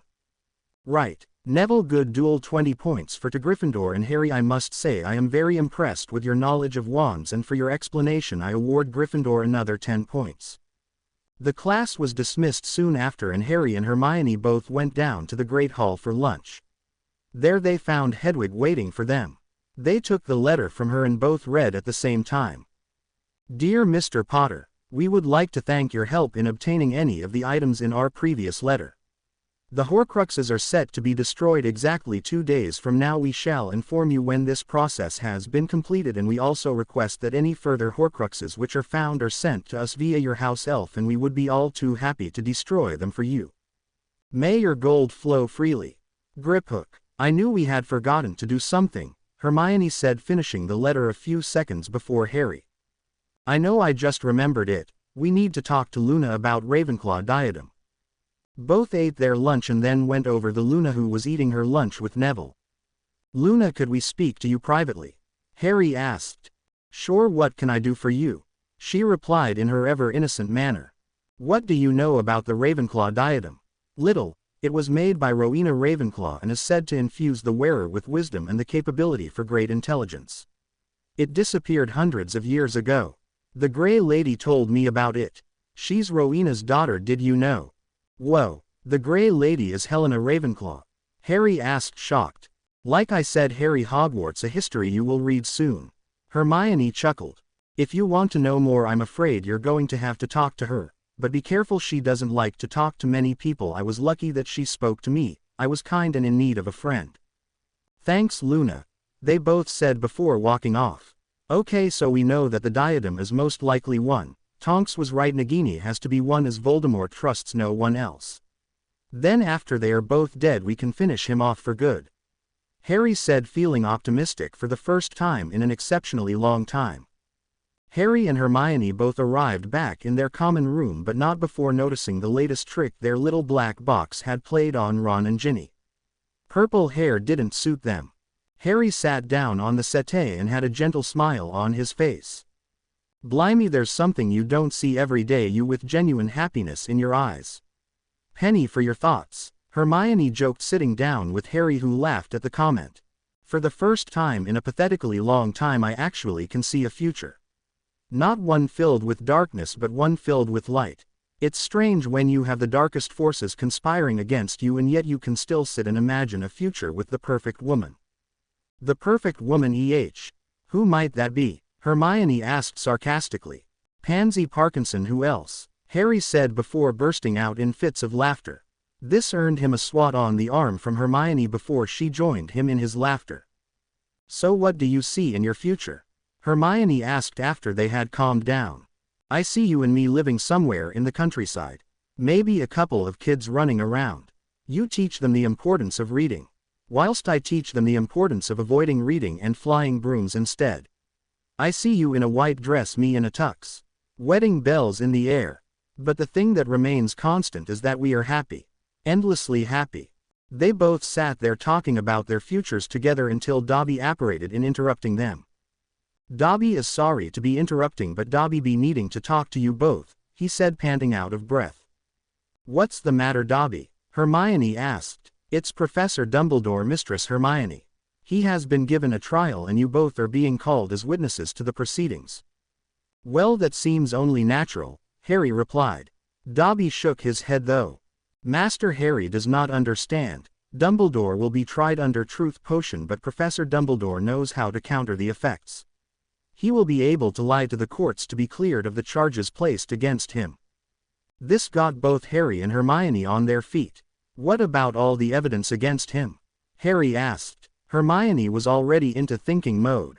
It's irrelevant. Evidence is circumstantial unless the wizard admits it under Veritaserum, Hermione said as she began to pace. So basically, unless we think of something, Dumbledore will get away with everything that he has done to us and get reinstated in Hogwarts, Harry summarized. Yeah, pretty much. The next hour was spent trying to figure out a way to show Dumbledore for the fraud that he is. Dobby stayed with them trying to help as best he could. Isn't there other truth potions that the Wizengamot could use? Harry asked, closing a potion book. Well, yes there are, but the Wizengamot will refuse to use them. Unless it is a wizard-made potion, it cannot be considered good enough to be used on a wizard. Pureblood supremacy at its peak, Hermione replied bitterly. That's it, Harry said, jumping from his seat. What? Both Hermione and Dobby asked. Dumbledore will be put under Truth Serum and will have to show that he is subservient to its effects. So we ask him enough questions as to prove that he has lied on one of them. This will make all of his testimony null and void. Harry explained. That's doable, but remember, Dumbledore may be a manipulative fool, but he is a very intelligent and clever wizard," Hermione responded. Harry didn't seem deterred. "Well, it's a good thing I know someone who is beyond the knowledge and wisdom of any person that I've ever known," he said, smiling at Hermione. "Hang on, you want me to outsmart Dumbledore?" Hermione asked, shocked that Harry had that much faith in her. "If there is anyone in the world that could do it, Hermione, it's you. Our lives are in your hands, so to speak," Harry said, embracing her in a hug. Hermione stood there hugging him. She was still shocked that Harry could so easily put her faith into her so easily. "Right then, let's get to work." "Okay, if I'm going to be able to do this, I'm going to need some questions answered first. Dobby, you should be able to answer most of these for me. Would you mind helping me out?" Hermione asked, sitting in the room of requirement. "Yes, Mistress Myone. Dobby will be pleased to answer any questions that you may be having." "Okay, first things first. Why in heaven's name is Dumbledore being tried in the Wizengamot? He was arrested by goblins, surely that means that he should be tried under goblin law." Hermione began. Dobby went to the goblins and asked about this. It seems that the goblins are not allowed to try people under their laws as part of the treaty which was established to secure the relationship between goblins and humans. They can act on your behalf, but they cannot try you under goblin law, Mistress Myone. Hermione sat down, making a mental note to ask Dobby about that treaty later on. "Dobby, you don't have to call me Mistress, considering you cannot say my name, you can just call me Myone. Now, second question. How can I persuade the Wizengamot to allow me to question Dumbledore?" In Hermione's mind, this was her biggest problem. It's all well and good trying to outsmart someone, but it's irrelevant if you do not get the option to ask any questions. Dobby has asked other elves about this, and Dobby may have the solution for you. A witness is allowed to call on the right of re-question. This means that they are given the option to ask no more than 7 questions to the defendant whilst under the influence of Veritaserum, the little elf explained. 7 questions. How am I going to outsmart Dumbledore in 7 questions? She said, exasperated by how much more difficult her task had become. Harry went over to calm her down. By asking questions that aren't complicated and complex and are relatively simple. If we can work out the right questions, that we can prove that Dumbledore is lying, and this will give us the break we need. Don't worry, I'm sure between the 3 of us we can work this out, Harry said as he kissed her forehead. Okay, we're going about this the complete wrong way. Think for a minute, what is the most fatal flaw that Dumbledore has other than his desire for his so-called greater good? Hermione asked. What's the fatal flaw of most people who believe that everything they do is for the best? Their ego. Hermione's face lit up. I know how to outsmart him. Dobby, I'm going to need your help, and Harry, I'm going to need you to find Luna. The day of the trial arrived, and after being escorted to the Minstry with Tonks and Lupin, they were taken to the courtroom where Harry was tried last year. Tonks and Lupin were given permission to stay as they were the representation for Harry and Hermione, who were both still considered minors. Amelia Bones was handling this trial, and as she walked up to the podium, Harry and Hermione smiled at each other. After Harry and Hermione had both given their witness statements, Dumbledore was brought into the courtroom whilst being escorted by 2 Aurors. The potion was administered, and Dumbledore took the facade of being under its effects. What is your name? Albus Percival Wulfric Brian Dumbledore.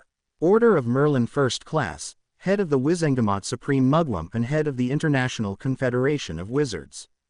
Are you guilty of any of the charges which you are being tried against? No. Have you at any point throughout your life been guilty of the charges which you are being tried for? No. The questioning went as expected, and as Director Bones was about to order the antidote be given, Hermione stood up. Under the rules of the Wizengamot, I invoke the right of re-questioning by a witness as stated by the Wizengamot Statutes of 325 BC. She said loudly and confidently. The Wizengamot went into a much of whispers. That right hadn't been invoked for nearly 500 years. You realize that this right gives you only 7 questions, and should they prove useless to the proceedings, you may face charges of obstruction. Do you still wish to proceed? She asked. I understand the terms and wish to continue. Director Bones nodded. Very well, Miss Granger, you have 7 questions. Use them wisely. Every member of this court shall be silent until the questioning is over, she said as Hermione walked towards where Dumbledore was sat. Question 1. Were you aware that along with myself Harry Potter and his familiar had been hexed into not receiving any mail which was rightfully theirs? I am not aware of any such hexes, Dumbledore said, maintaining his composure. Question 2. Do you have monitoring devices in your office which keep track of all of Harry Potter's movements?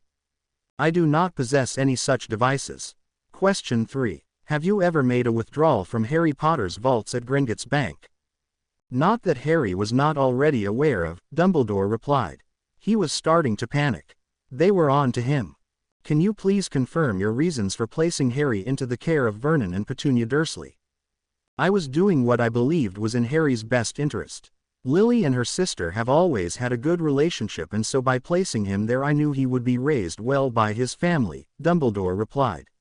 This would work if he could just get an emphatic response. He would be home and dry and could help make the necessary choices for the greater good.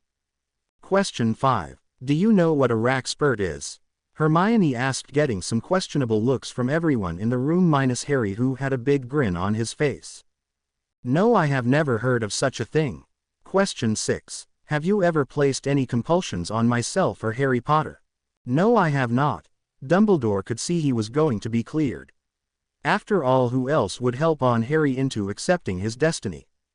Final question. Did you know that recent reports have shown that nargles are now most commonly found within mistletoe and have been found within Hogwarts itself?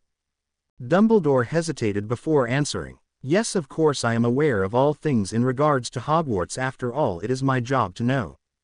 Hermione smiled and turned to Director Bones.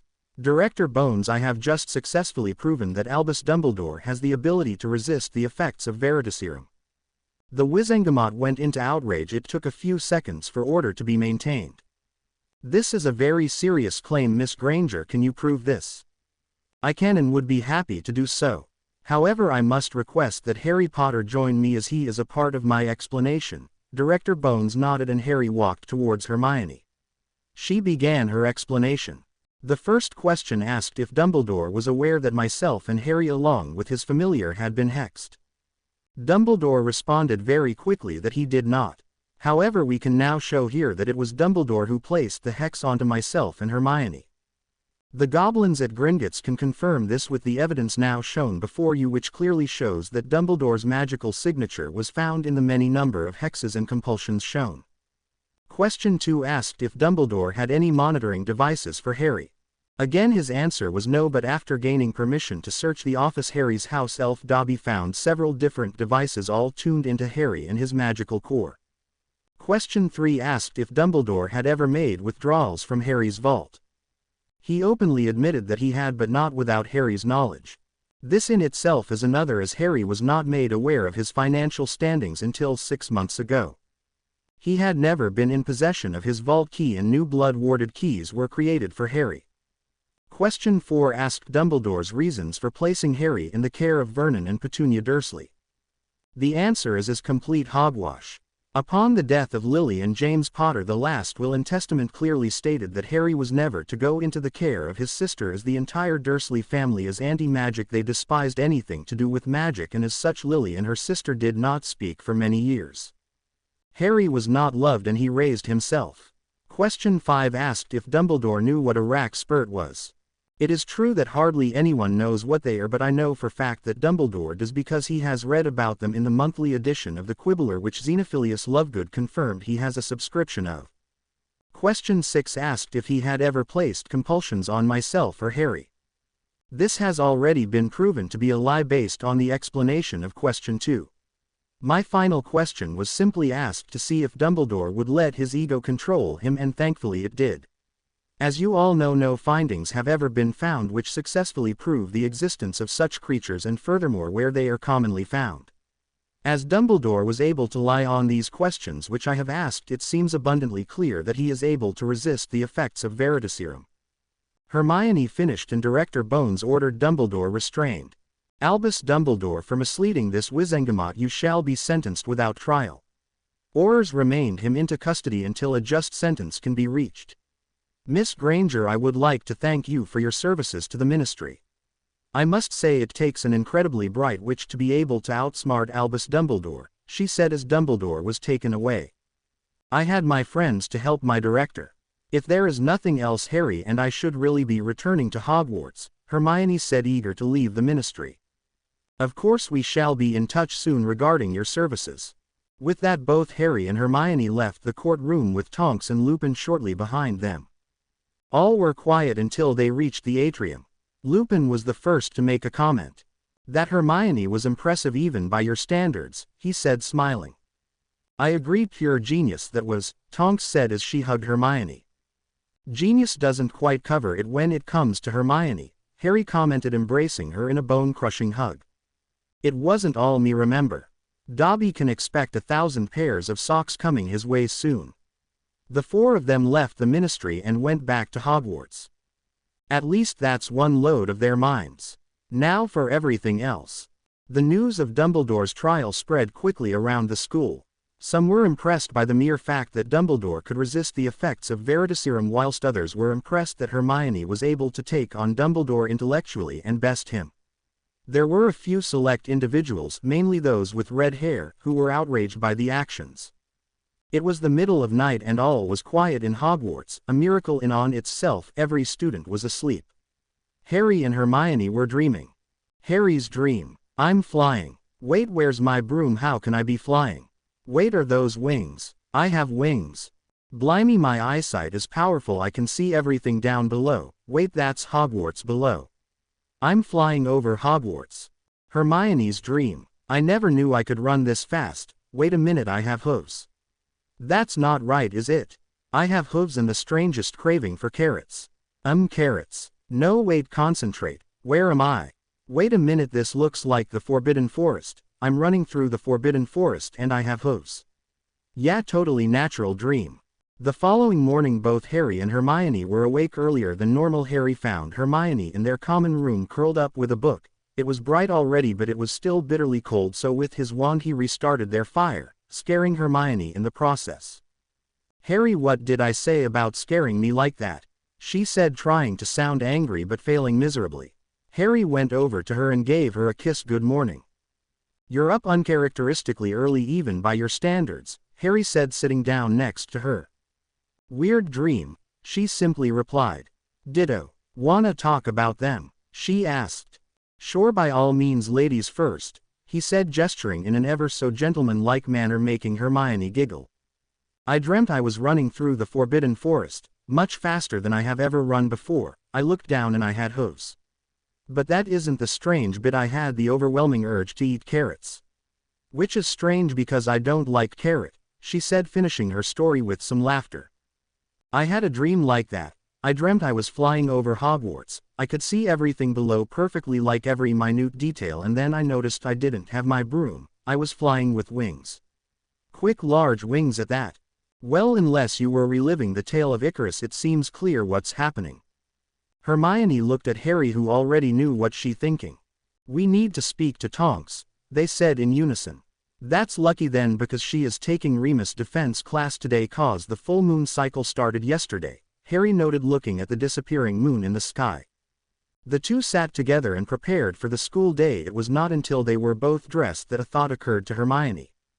What are we going to do about Malfoy? Harry looked up at her and sighed. I don't know. We need to confront him, but hope isn't the great pompous prat that he normally is. Yeah, because our luck is just that good, Hermione said sarcastically. Harry smirked at her sarcasm. Why, Miss Granger, I am shocked at such a feat, he said in his best McGonagall voice. The two of them laughed and went down to the Great Hall together, hand in hand, as they had done for many a month now.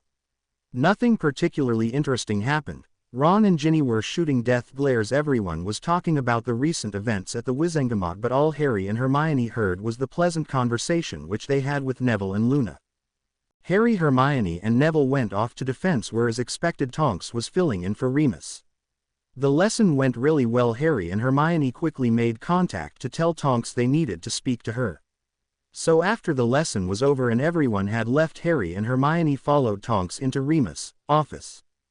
What's up, guys? She asked. We think our animagus forms are starting to reveal themselves, Harry said simply. Tonks was excited.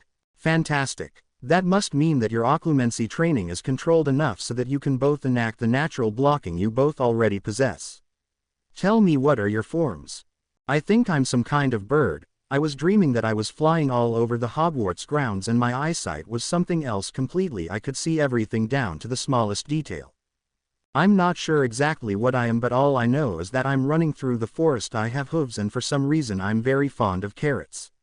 Oh, and I'm fast, Hermione explained. Tonks wasn't surprised. From the sounds of things, Harry, you were either a hawk or eagle. Both fierce hunters and warriors, but equally as loyal to those around you who you care for. Hermione, at a guess I would say you were a horse. Based on your description, I'd guess a large one. Very quick and agile, faster than most horses and other animals. Very smart and extremely caring to those who tend to your needs, Tonks explained. So what do we do now? Harry asked. At the moment, nothing. Your animagus forms will show themselves when you are in true need of them. Don't worry, normally when you dream about your form you achieve the transformation within a few months of it. Sometimes it's not as long, sometimes it's longer, it depends on the individual. Harry and Hermione both left and decided to go and see Hagrid. Harry, Hermione, come in, I got a pot of tea on now, Hagrid said as they arrived at his hut. How are you, Hagrid? Hermione asked. I'm shocked at Dumbledore, but I know that you two are truthful. Other than that, I'm great. It feels amazing to know that I can do magic legally again. Thank to ye too, he said, handing them each a cup of tea. So you have your wand back? Harry asked. Hagrid proudly produced his wand, easily 50% longer than Harry's and Hermione's wand. What type of wand is it? If you don't mind my asking, Hermione asked as she admired the detailing. Elm wood, with a unicorn hair core. 17 inches in length, Hagrid said, taking back the wand after Hermione was finished. Did they give you the galleons you had been awarded? Harry asked. Yea, I opened a vault at Gringotts. It feels nice knowing that I don't have to worry about me future anymore, financial stability and all, Hagrid said with a tear in his eyes. I wrote a letter to Charlie. No, I got the money. I'm gonna go see Norbert in the summer, see how he's getting on, Hagrid said, smiling. He had truly missed his pet dragon. That's great, Hagrid. I'm glad things are working out for you, Hermione said, drinking her tea. The two stayed there for a while longer and then, after saying goodbye to Hagrid, went back up to the castle. On the way they noticed Draco walking towards the room of requirement. More importantly, however, was that he was by himself. The two of them followed until they saw him disappear into the room. They tried to gain access to the room, but for some reason they couldn't. Why can't we get in? Harry asked. If I had to guess, I would assume that Draco asked for a place where he would not be disturbed. The room won't let us in until he leaves. If Draco needs a place where he can't be disturbed, it can't be good. We need to get in there to find out what the hell it is he was doing, Harry said, pacing. Okay, so we just need to wait until he comes out. That should be simple enough, Hermione said, sitting down. We can't be here when he comes out, Hermione. He will notice us and get suspicious. No, we need something under the radar. Dobby, Harry called. The little elf popped in next to Harry. What can Dobby be doing for your master, Harry? He asked. Could you keep an eye on the room of requirement?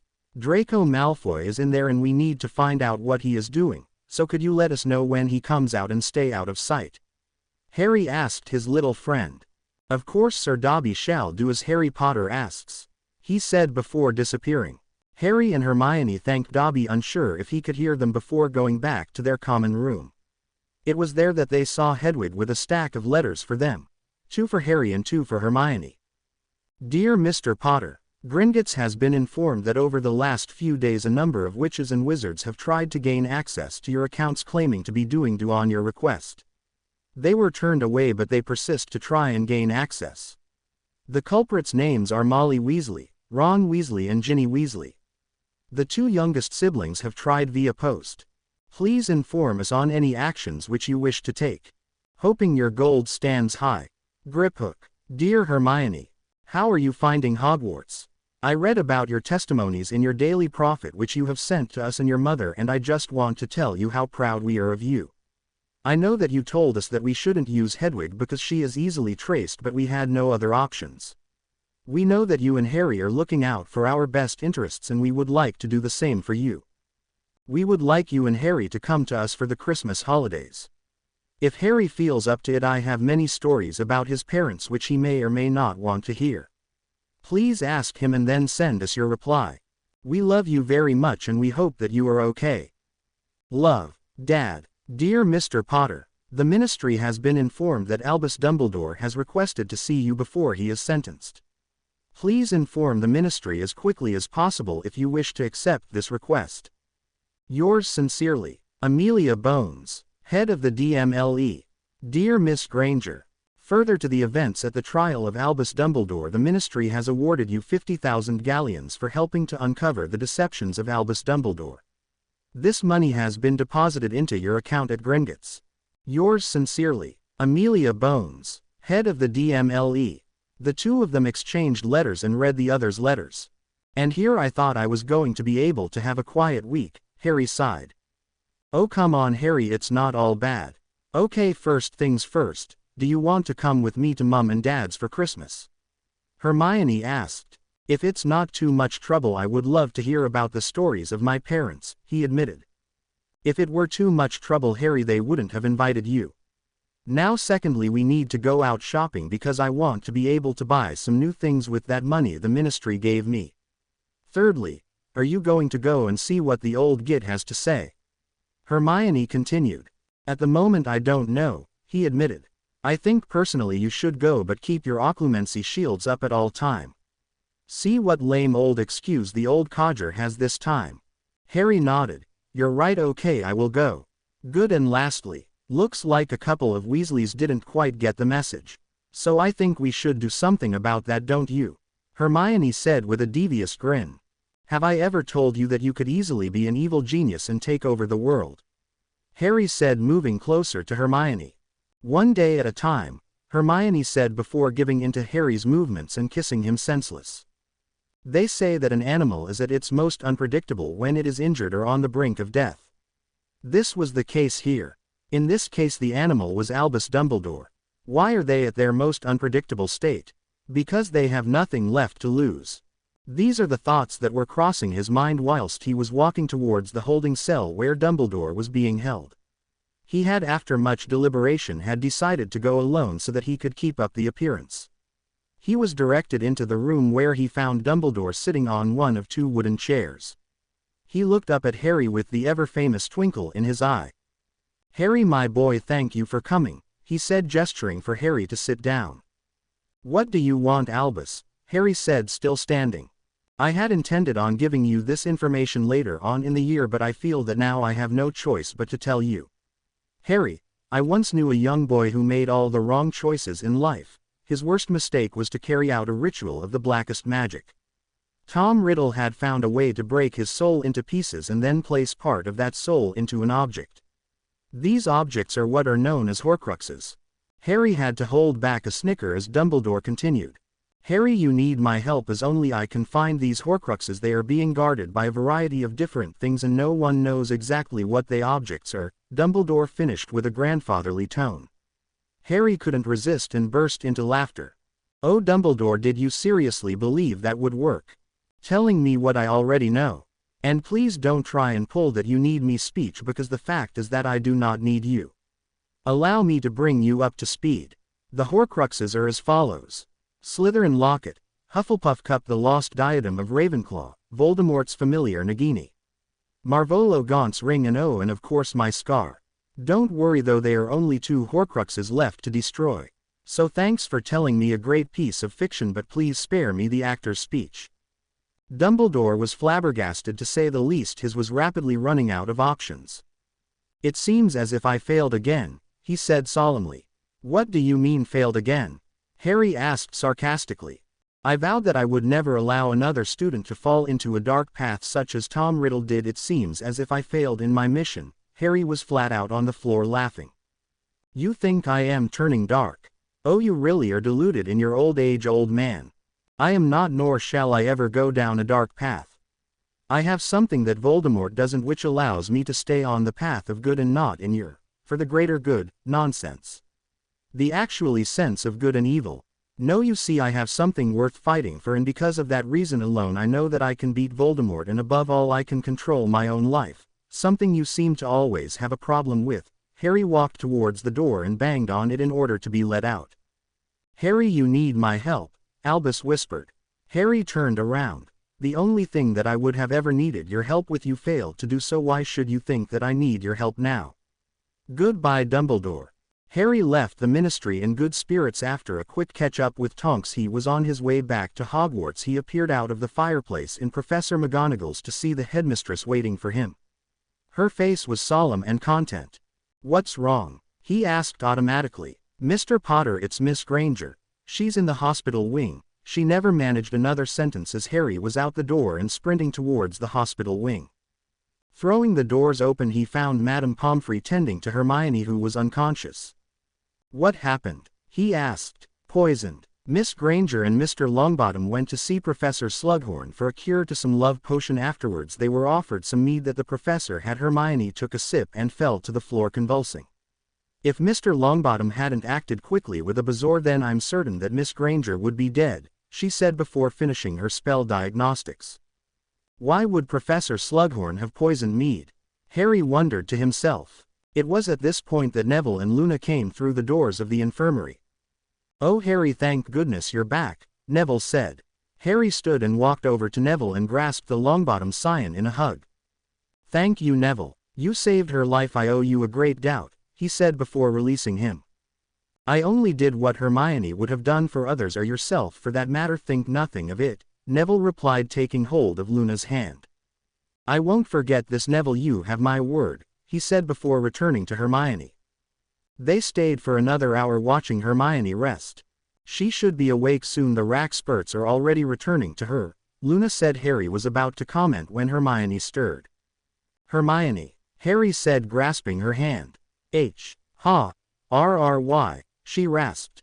"Don't try and speak, my love. Rest and get your strength. I'm here, don't worry, I'm not going to leave your side," he whispered. "Love, why, oh you," she said again before falling asleep again. "I love you too, Hermione, more than you will ever know." Madame Pomfrey came over at this moment. "Visiting hours are now over, although something tells me, Mr. Potter, that all the forces of hell couldn't get you to leave, so I shall allow you to stay with her tonight. She should regain consciousness tomorrow morning." Neville and Luna bid Harry a good night and left. Harry stayed awake for as long as he could that night, her hand still firmly in his hand. He was unaware of what time he lost his fight with sleep. He stirred to someone running their hands through his hair. He opened his eyes to see Hermione's brown eyes staring directly at you. "Hermione, you're awake," he whispered. "Which is more than I can say for you, Harry. What did you do, stay awake all night?" she asked. "Pretty much. I didn't want you to be by yourself," he said, kissing her hand. "You're adorable, do you know that?" she said. "Do you remember what happened?" he asked, rubbing his eyes. "Let's see. I had to take Neville to Professor Slughorn as he had eaten some chocolate that had been laced with love potion. The professor gave him a quick flushing potion. Afterwards Neville was embarrassed, but Professor Slughorn told him it happened to the best of them and offered us a drink of mead. Next thing I know, I'm here," Hermione finished. "Love potion. This has Weasley written all over it." He growled. He went to stand, but Hermione pushed him back down. Just don't please. I just want to forget about Ron and Ginny. Don't start anything else, please," she pleaded. Harry was about to reply, but he saw the tears in Hermione's eyes. So instead he nodded and kissed her forehead. It was at that moment that Dobby appeared next to them. "Dobby is glad that Miss Myone is feeling better." Dobby did as Master Harry instructed. "The young Malfoy left the room of requirement 15 minutes ago," Dobby said before disappearing again. Hermione looked at Harry. Go and find out what he's doing. Take Neville with you," she instructed. He was about to reply about not wanting to leave her on her own, but she beat him to the punch. "I won't be alone, I'll ask Luna to come down here." A quick message from Dobby and Neville and Luna showed up in the infirmary. "Hermione, you're awake." Luna clapped for joy as she ran over to her bed to give her a hug. Neville followed behind her. She looked at him and smiled. "Thank you for saving my life, Neville," she said before pulling him into a massive hug and kissing his cheek. "Anytime, Myone," he said, blushing. "Neville, I need you to do me a favor. I need to find out what Malfoy was doing in the room of requirement." Could you come with me whilst Luna stays here to keep Hermione company? Harry asked. Sure, lead the way, Harry, Neville said, gesturing with his hand. Harry looked at Hermione and kissed her gently. Love you, he smiled. Love you too. Now go and be careful, Hermione said, slapping his bum as he turned. Harry laughed and pouted. Yes, dear. He then led himself and Neville out of the infirmary. Luna and Hermione both looked at each other before saying in unison, boys. They quickly became engrossed in a debate about Rackspurts and Nargles after that. Harry and Neville appeared back in the infirmary with a very manly glow about them, not unnoticed by Hermione or Luna. Okay, what did you do? Hermione asked. Flashback. What the hell is that? Harry asked, noticing the overly sized cabinet. Blimey, I haven't seen one of those in a very long time. It's a vanishing cabinet, Neville said, examining it. Nev made this as the part where you explain to me what a vanishing cabinet is and why Malfoy is so obsessed with it. Oh right, sorry. A vanishing cabinet is something that was used quite a bit back during the First War. It's quite simple really. Death Eaters come knocking, you pop in and disappear for a few years. Although why Malfoy wants it repaired I don't know, Neville explained. It's broken, Harry asked, not noticing anything wrong with it. Oh yes, the runes have been damaged. Gran showed me the one she used to have after Mum and Dad. Well anyway, the runes that are covering it have been worn down, so it looks like Malfoy is trying to repair the rune works. But that doesn't explain why he would want it at all, Harry observed. Neville adopted a thinking pose that reminded Harry of Hermione in so many ways it was uncanny. Well, there is one theory. Some vanishing cabinets are twins, and together if they were both working then it can be used to create a passageway. Neville thought aloud. This was immediately picked up on by Harry. Of course. Create a pathway that bypasses all of the school's protective enchantments and you give anyone access to Hogwarts. Malfoy is repairing it so the Death Eaters can enter the school unnoticed. Harry nearly shouted. Well, even if that were true, I think we have a moral obligation to destroy the cabinet. The last thing we want is someone like Bellatrix Lestrange cavorting around the school. It would be a bloodbath. End flashback. That explains it. The male pride after destroying an object, Luna observed, earning laughs all around. Least we know one thing for certain, Hermione said after the laughter had calmed down. When Malfoy finds out what has happened he is going to be seriously pissed, she finished.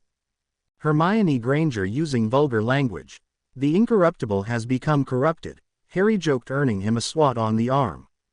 The four friends stayed talking for a while longer before Hermione was discharged under strict instructions to take it easy for a few days.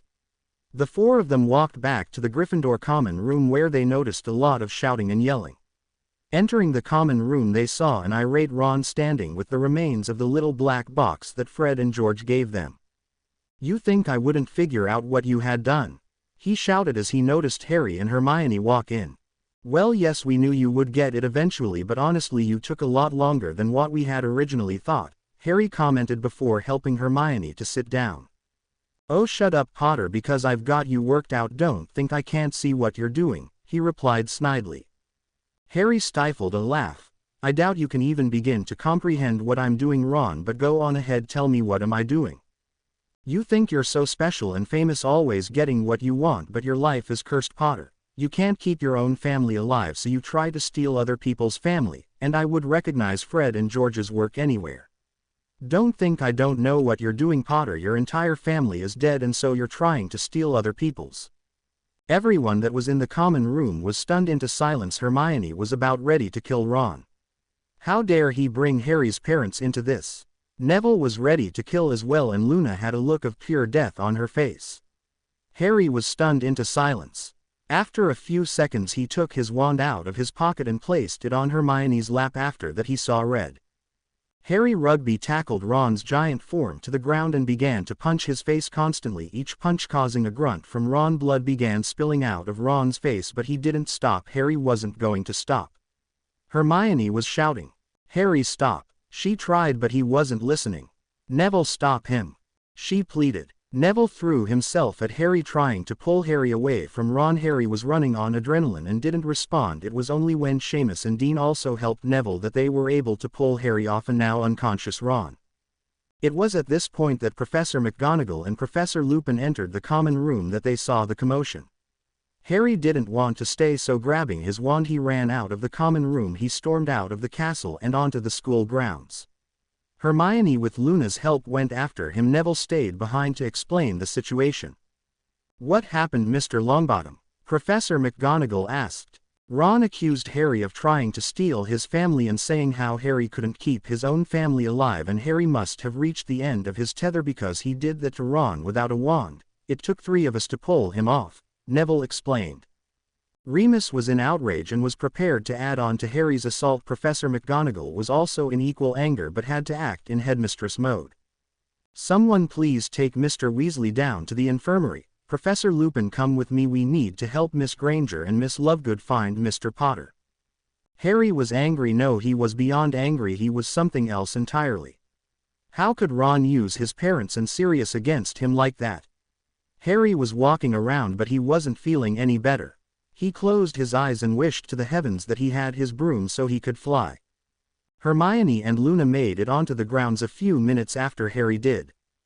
"Can you see him anywhere?" Hermione asked. "No, I can't see anyone out here," Luna said, looking around.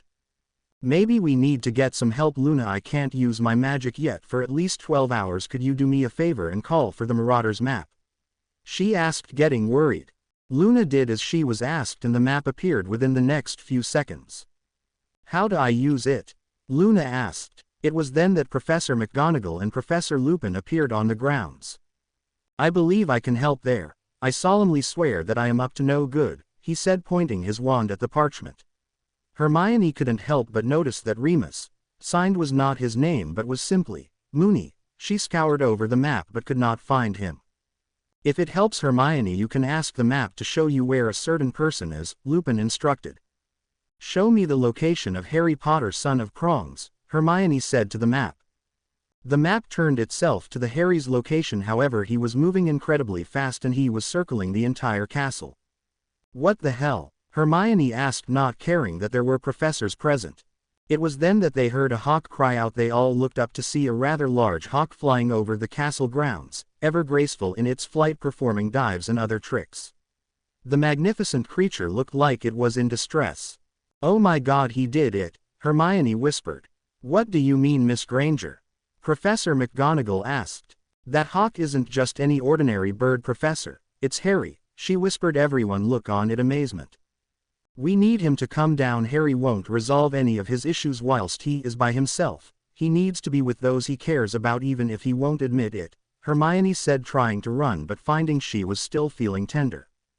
"Hermione, I think another special bird has just answered your call," Luna commented as she noticed a rather large red bird flying towards Harry. "Fox, I haven't seen him in many months," Professor McGonagall said in amazement. "All we can do is hope that Fox can convince him to come down," Remus observed. Harry felt free. He felt so alive. He was actually flying. He had managed to achieve his animagus transformation. But that didn't stop the pain of knowing his entire family was dead. He tried to dive and pull up at the last second, but nothing would make the pain disappear. It was then that he noticed a rather familiar phoenix approaching him. "Young one, you must return to those who care for you," Harry heard in his mind. "Harry, your beloved is worried for you, and so are the headmistress and the Defense Against the Dark Arts teacher, a young Ravenclaw, now Gryffindor, also pleads for you to return." Harry ignored the fact that he was hearing Fox in his mind, instead replied, "How can I return when my family are dead because of me?"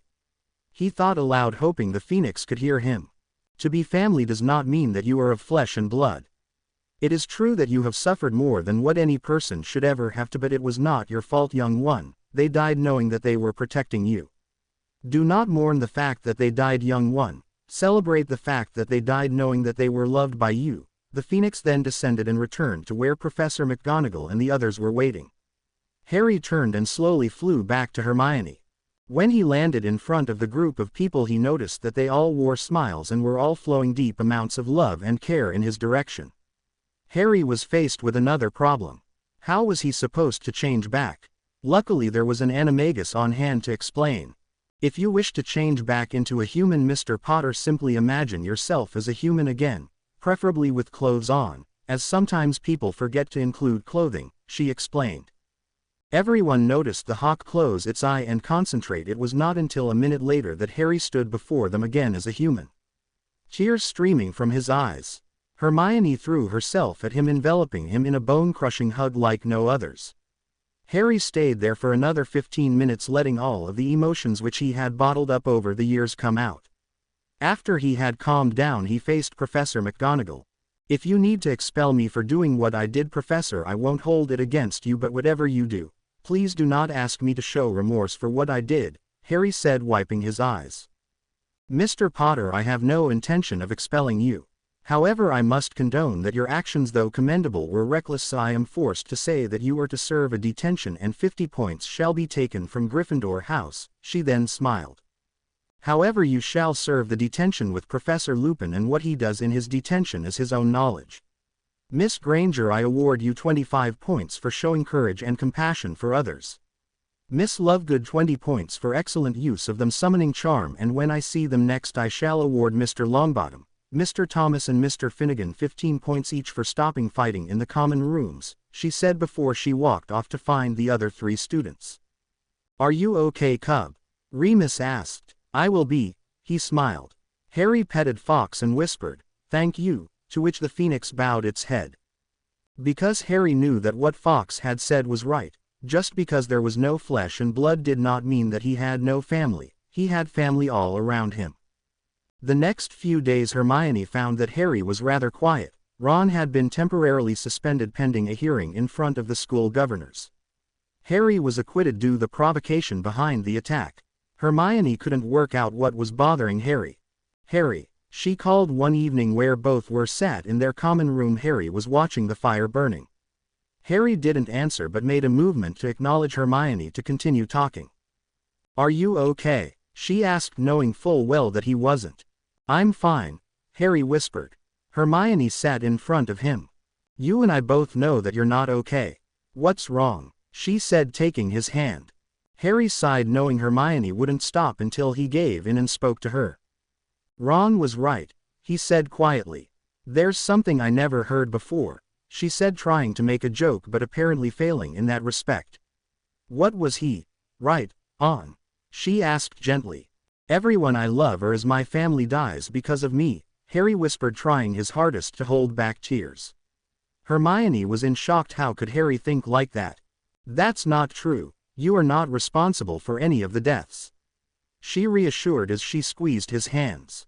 Harry wasn't convinced. "Yes, they were. My parents died protecting me. Sirius died protecting me. They were my family, Hermione, and now they're all dead," he said, getting frustrated. Hermione let go of his hands and stood up. "You don't get it, do you, Harry? They didn't die because of you. They died for you. Your parents died doing the one thing that any parent will do. Protecting their child. Sirius died protecting you, yes, but he went down fighting, the one thing we know he never stopped doing. Your family isn't just blood, Harry. You don't realize just how special you really are and what people are willing to do for you. They will fight in your honor, they will defend in your honor, and they will die for you because that's how much you mean to them, Harry." Harry said there in silence. He didn't think of it that way. "Harry, you once told us that we have something that Voldemort doesn't. We have something worth fighting for. If you don't hold on to what you're fighting for, Harry, then you will lose faith and you will lose this war." With that, Hermione walked out of their common room and Gryffindor Tower altogether. She needed to clear her head. Harry sat still, processing everything that Hermione had just said to him. "I never wanted anyone to die for me," he kept telling himself, but he heard Hermione's soothing voice telling him, "They fight in your honor." Harry had never had the self-confidence to believe that he was as appreciated by those that loved him as he actually was. Never believing he was good enough for people. But here and now Hermione had just proved that to him. He needed to pull himself out of his funk. He had a war to win, and a beautiful girl to spend the rest of his life with. He pulled out the Marauder's map. "I solemnly swear that I am up to no good." Harry observed the map and eventually spotted Hermione in an empty classroom. With the invisibility cloak in hand, he set off to find her. Hermione sat on a desk in an empty classroom, her Apugno spell working perfectly, giving her the sense of being home. Home with her parents and relaxing. Hermione's eyes were closed as she daydreamed. Harry walked into the classroom and noticed her tranquil state. He smiled to himself and shifted into his animagus form. Ever since the day of the attack he found that he could do it almost at will. He took off silently and landed next to Hermione, whose eyes sprung open reaching for her wand before she noticed who the intruder was. "I'm jealous that I can't shift into my animagus form yet," she said, stroking the head of the hawk. Hermione noticed that the hawk did have traits of Harry. The eyes were still the same color and she couldn't help but notice a slight patch of white where his scar should have been. "Shift back into human, Harry, please," she whispered. The valiant bird jumped off the table and shifted back into Harry. "I never dreamed the day I'd be able to do something before the brightest witch of our age," he joked before sitting on the table where he originally was. "Don't get used to it," she smiled before looking away. Harry took a deep breath. "I always believed that if I was to succeed in my life I would have to do it by myself. Anyone else would get hurt or killed. I couldn't stand the thought of losing anyone else, and after Sirius, well, that just seemed to prove my own fears. That was until what you said to me. Family is not just blood. It seems only fitting that the smartest creature minus Hedwig and the smartest witch of our generation would say those words to me. I didn't believe I had anyone left. Now I know I have people to call family. Because you and Fox were right. Family isn't just blood. Remus and Tonks are my family. Neville and Luna are my family. Dobby is my family. But most of all, you, Hermione, you're more than just my family. You're the other half of me. Without you I know that I can't win, but with you by my side I know that we will have a life together, growing old together," he said, a tear rolling down his cheek. Hermione, on the other hand, was full-blown crying. She launched herself at him and was kissing his neck, muttering, "I love you," over and over again. "I love you too," he whispered, trying very hard not to ruin the moment by being as turned on as he was, but failing miserably. Hermione noticed. "Getting excited, are we, Mr. Potter?" she asked seductively. "Well, what can I say, girls turn me on," he whispered into her ear. "I'll tell you what, we'll race. If I get back to our common room first, you take care of that yourself. You beat me back and, well, I'll leave that to your imagination," she said before breaking into a sprint. Harry was hot on her tail. They were neck and neck until the last flight of stairs when Hermione broke away. Harry may have been a Quidditch player, but that was flying a broom. He was built for long-distance running. He ran into the common room to find Hermione sitting on the back of the couch. "You lose," she said before walking over to him and kissing him senseless. "I should lose more often," he managed to say between kisses. Hermione smiled and took his hand, walking to her bedroom. That night would later be the reason Harry saved the world. The following morning Harry awoke to find he was being slept on himself. Hermione had decided to use his chest as her new pillow. Harry didn't care at all. "You are so beautiful," he whispered. Hermione still seemed to be out for the count. Harry smiled and closed his eyes, falling back to sleep, dreaming of his brunette goddess. Harry awoke a few hours later to find that he was alone in Hermione's bed. He quickly pulled on a pair of trousers and went off to find Hermione. Of course he didn't have to look far as he found her in the common room, scribbling notes down furiously. Noticing Harry enter the common room, however, she put the quill down, ran up to him and gave him a very lengthy good morning kiss. "Good morning," she said, pulling away eventually. "It most certainly is," he said, wrapping his arms around her waist, causing her to giggle. "Last night," Harry began, "was without any shadow of a doubt the most incredible night of my life," he said, whispering into her ear. Hermione's happiness couldn't be expressed in words. "I know the feeling," she replied. After some more cuddling, Harry asked her what she was writing. "Oh, that is a plan which I'm working on. Now that Dobby has moved all of the Horcruxes which we have found so far to Gringotts, I guess we only have 2 pieces of him left." Tonks hit the nail on the head when she suggested that the snake was the last Horcrux. "Then it's just him to go. This is a plan for us to draw him out and take him and the Death Eaters out in one go," Hermione explained. "Well, that's fantastic. When do we start?" Harry asked, eager to begin. Hermione folded the parchment and put it away. "Voldemort can wait until the holidays. You, my lovely, are coming home with me, or did you forget that?" She smirked. Harry had actually forgotten about Christmas. It had been a very hectic few months. "Would you be angry if I said I did forget?" he said with his best puppy dog eyes. Hermione laughed. Puppy dog eyes. Really, Mr. Potter, you should know that they won't work on me, but I suppose just this once I can forgive you, she said, walking over to him and wrapping her arms around him. Really, just this once, he said, wrapping his arms around her. Don't get used to it, she said before kissing him. I promise nothing, was all he replied. Sure enough, the following day and it was time for the students to leave for Christmas break. Harry may have forgotten the fact that it was Christmas, but he had not forgotten Hermione's present that was in the safekeeping of Dobby. The train ride was wholly uneventful, and soon enough they found themselves back at platform 9 3/4. Remus and Tonks were there waiting for them both. After rounds of hugs were shared, they went back to Grimmauld Place where Hermione's parents were waiting. As they entered the house, Hermione ran instantly to her parents, who were overjoyed to see their little girl.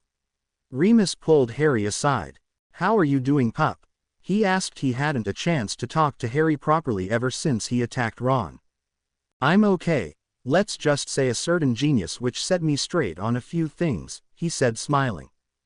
Dan approached Harry. Good to see you again, Harry, he said, holding his hand out, which Harry gladly shook. Same to you, Mr. Granger, he replied. Harry, what did I tell?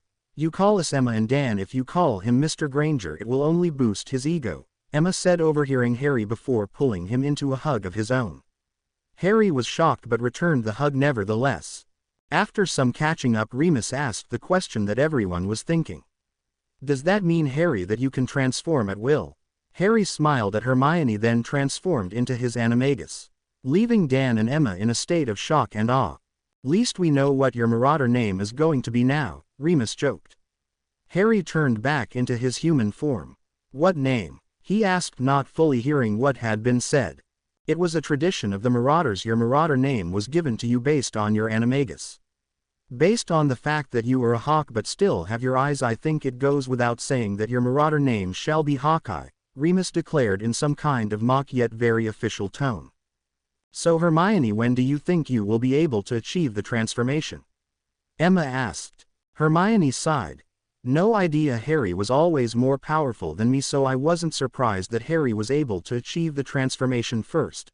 I think my mind is still too cluttered to be able to achieve the clarity needed for the transformation, Hermione explained. This confused Harry. Hold on, my mind is a complete mess. How did I achieve it when you have always had a greater mind than I could ever hope to have? He asked. Because at the time when you achieved it, your mind was set on one thing only, and that was doing the one thing that always calms you, and that is flying. Your mind was focused on one thing and one thing only, Hermione explained. The light seemed to go on for Harry at that point. He had wanted to fly. Okay, so I get that, but can anyone explain to me why I was able to hear Fawkes speak to me in my mind? Harry asked. This shocked everyone but Tonks. You heard Fawkes speak? They all seemed to ask. Yeah, he flew out to me and told me that I needed to go back to those that care for me.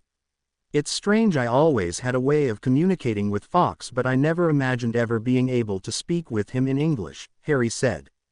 Tonks started laughing to herself, causing the rest to look to her for explanation.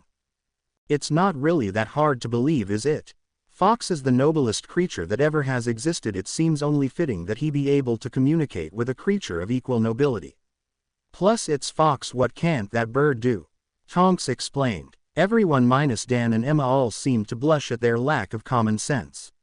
Hermione included. After some more conversation, Harry finally asked the question that he had always wanted to know.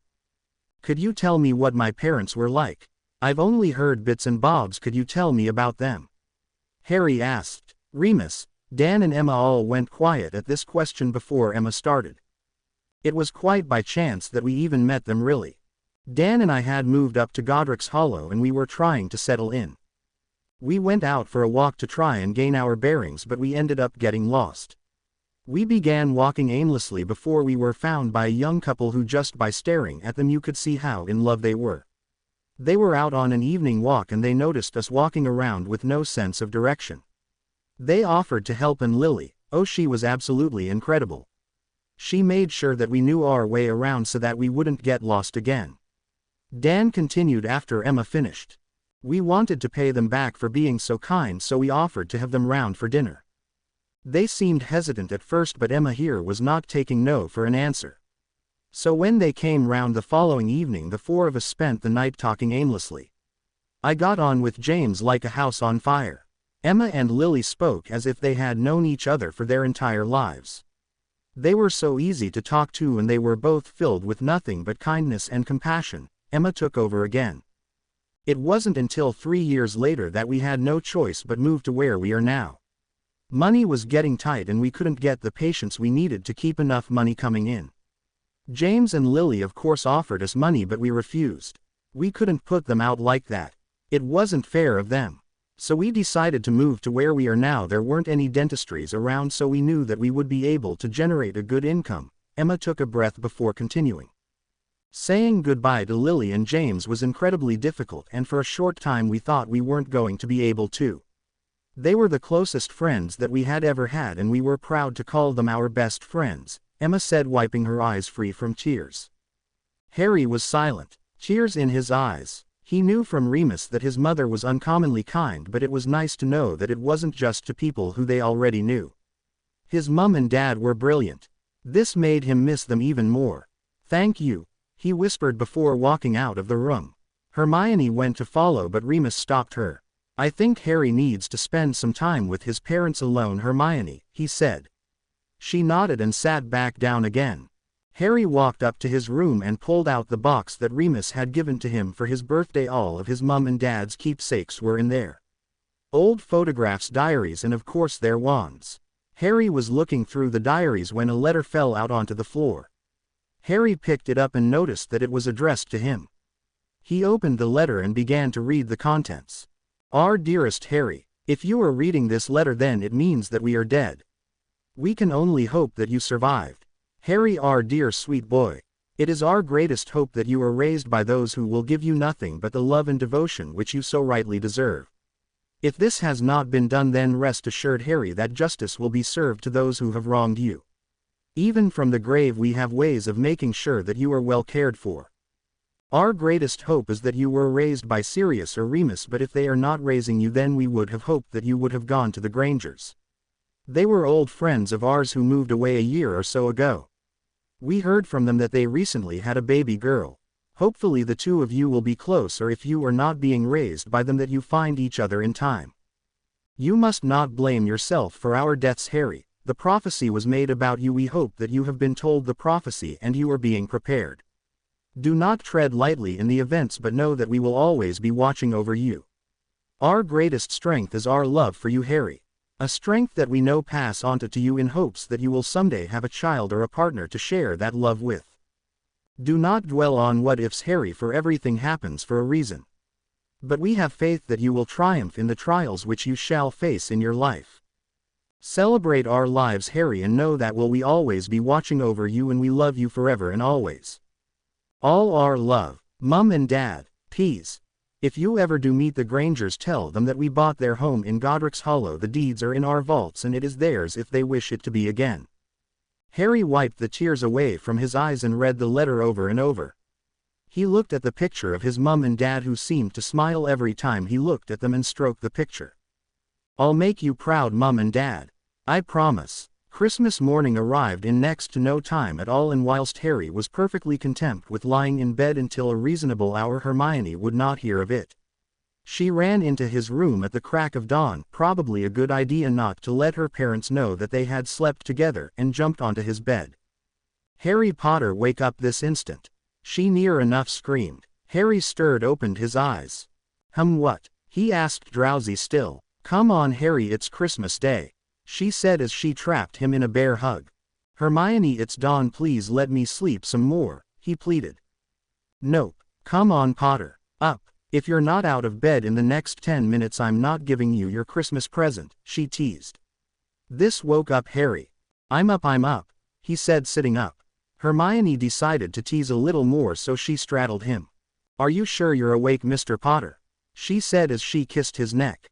Harry went weak in the knees. He foolishly let Hermione know that his neck was his tender spot. Hermione felt his trousers bulge. Smiling to herself, she kissed him with as much passion as she could muster. Harry was about to fall onto his back with Hermione when she jumped off him. Now that I know you're up, hurry up and get dressed." With that, Hermione ran out of the room, leaving Harry needing to take a cold shower. Eventually everyone made it downstairs within half-hour of Hermione's attack on Harry. Once coffee and tea was distributed, everyone moved into the living room to exchange gifts. Harry called Dobby to join them as he had presents as well. This led to an elf crying with joy about his great and wonderful master Harry Potter. "Okay, how are we going to do this?" Tonks asked. "Well, in our house we used to go round the room and take it in turns to open gifts. If it is agreeable with the rest of you, we could try that," Emma answered. Everyone nodded in agreement. Dan and Emma went first and were handed an envelope by Harry. "This is from some old friends," he said before sitting down. They opened the envelope and were shocked. Inside was the deed to their old home in Godric's Hollow.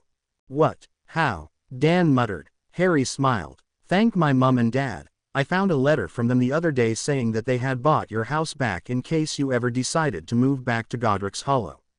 They knew how much it meant to you." Emma had tears in her eyes whilst Dan stared on in shock. Emma grabbed Harry and pulled him into a hug that could give Hermione's bone-crushing hugs a run for their money. "I see so much of them in you. They were truly wonderful people," she said before releasing Harry and sitting back down again. The next present was for Tonks, and it was from Remus. She opened it to find a ring, and when she turned to face Remus, he was on one knee.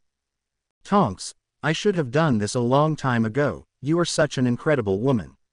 You don't see the darkness in people, you see only the light and the goodness. You are everything that I could hope for, and if you let me I will spend the rest of my life trying to be everything you deserve.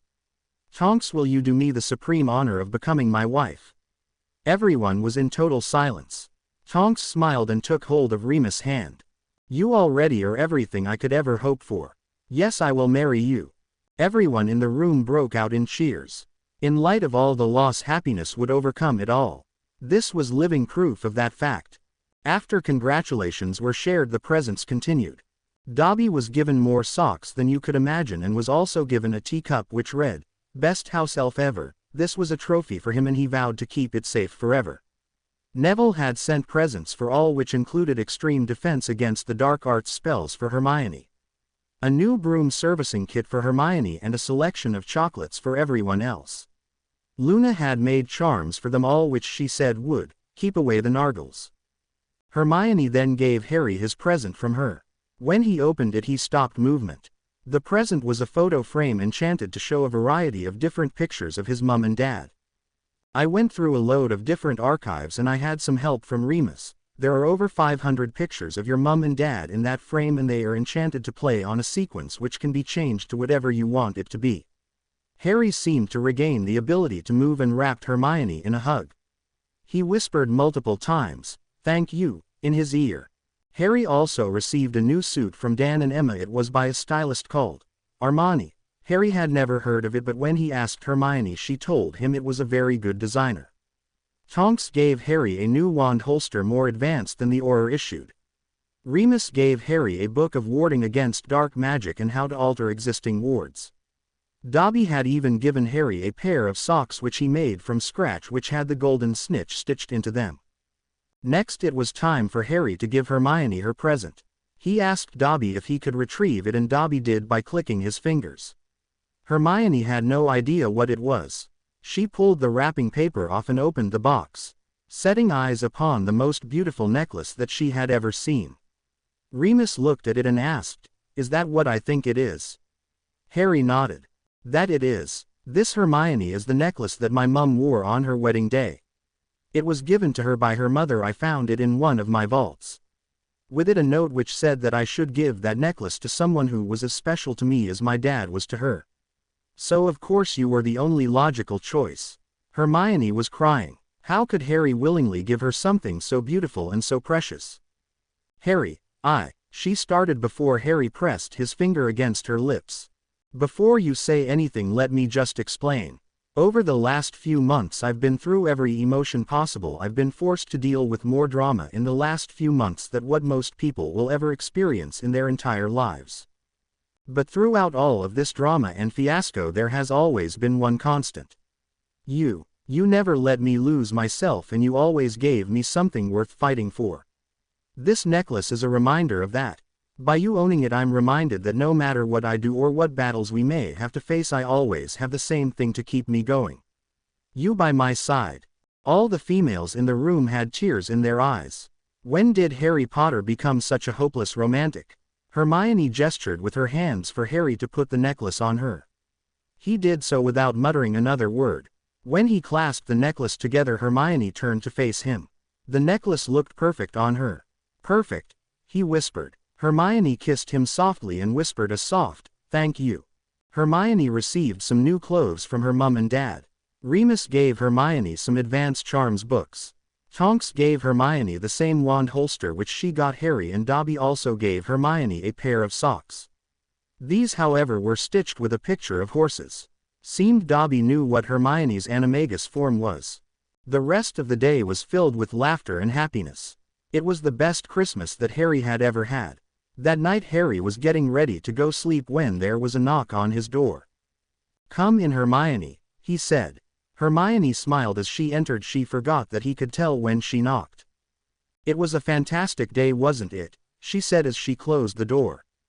"It really was," Harry said with a large grin on his face. His eyes were instantly drawn to the necklace Hermione was wearing. Hermione noticed. "This really is the most sweetest and romantic thing that you have ever done for me." Harry could only grin more.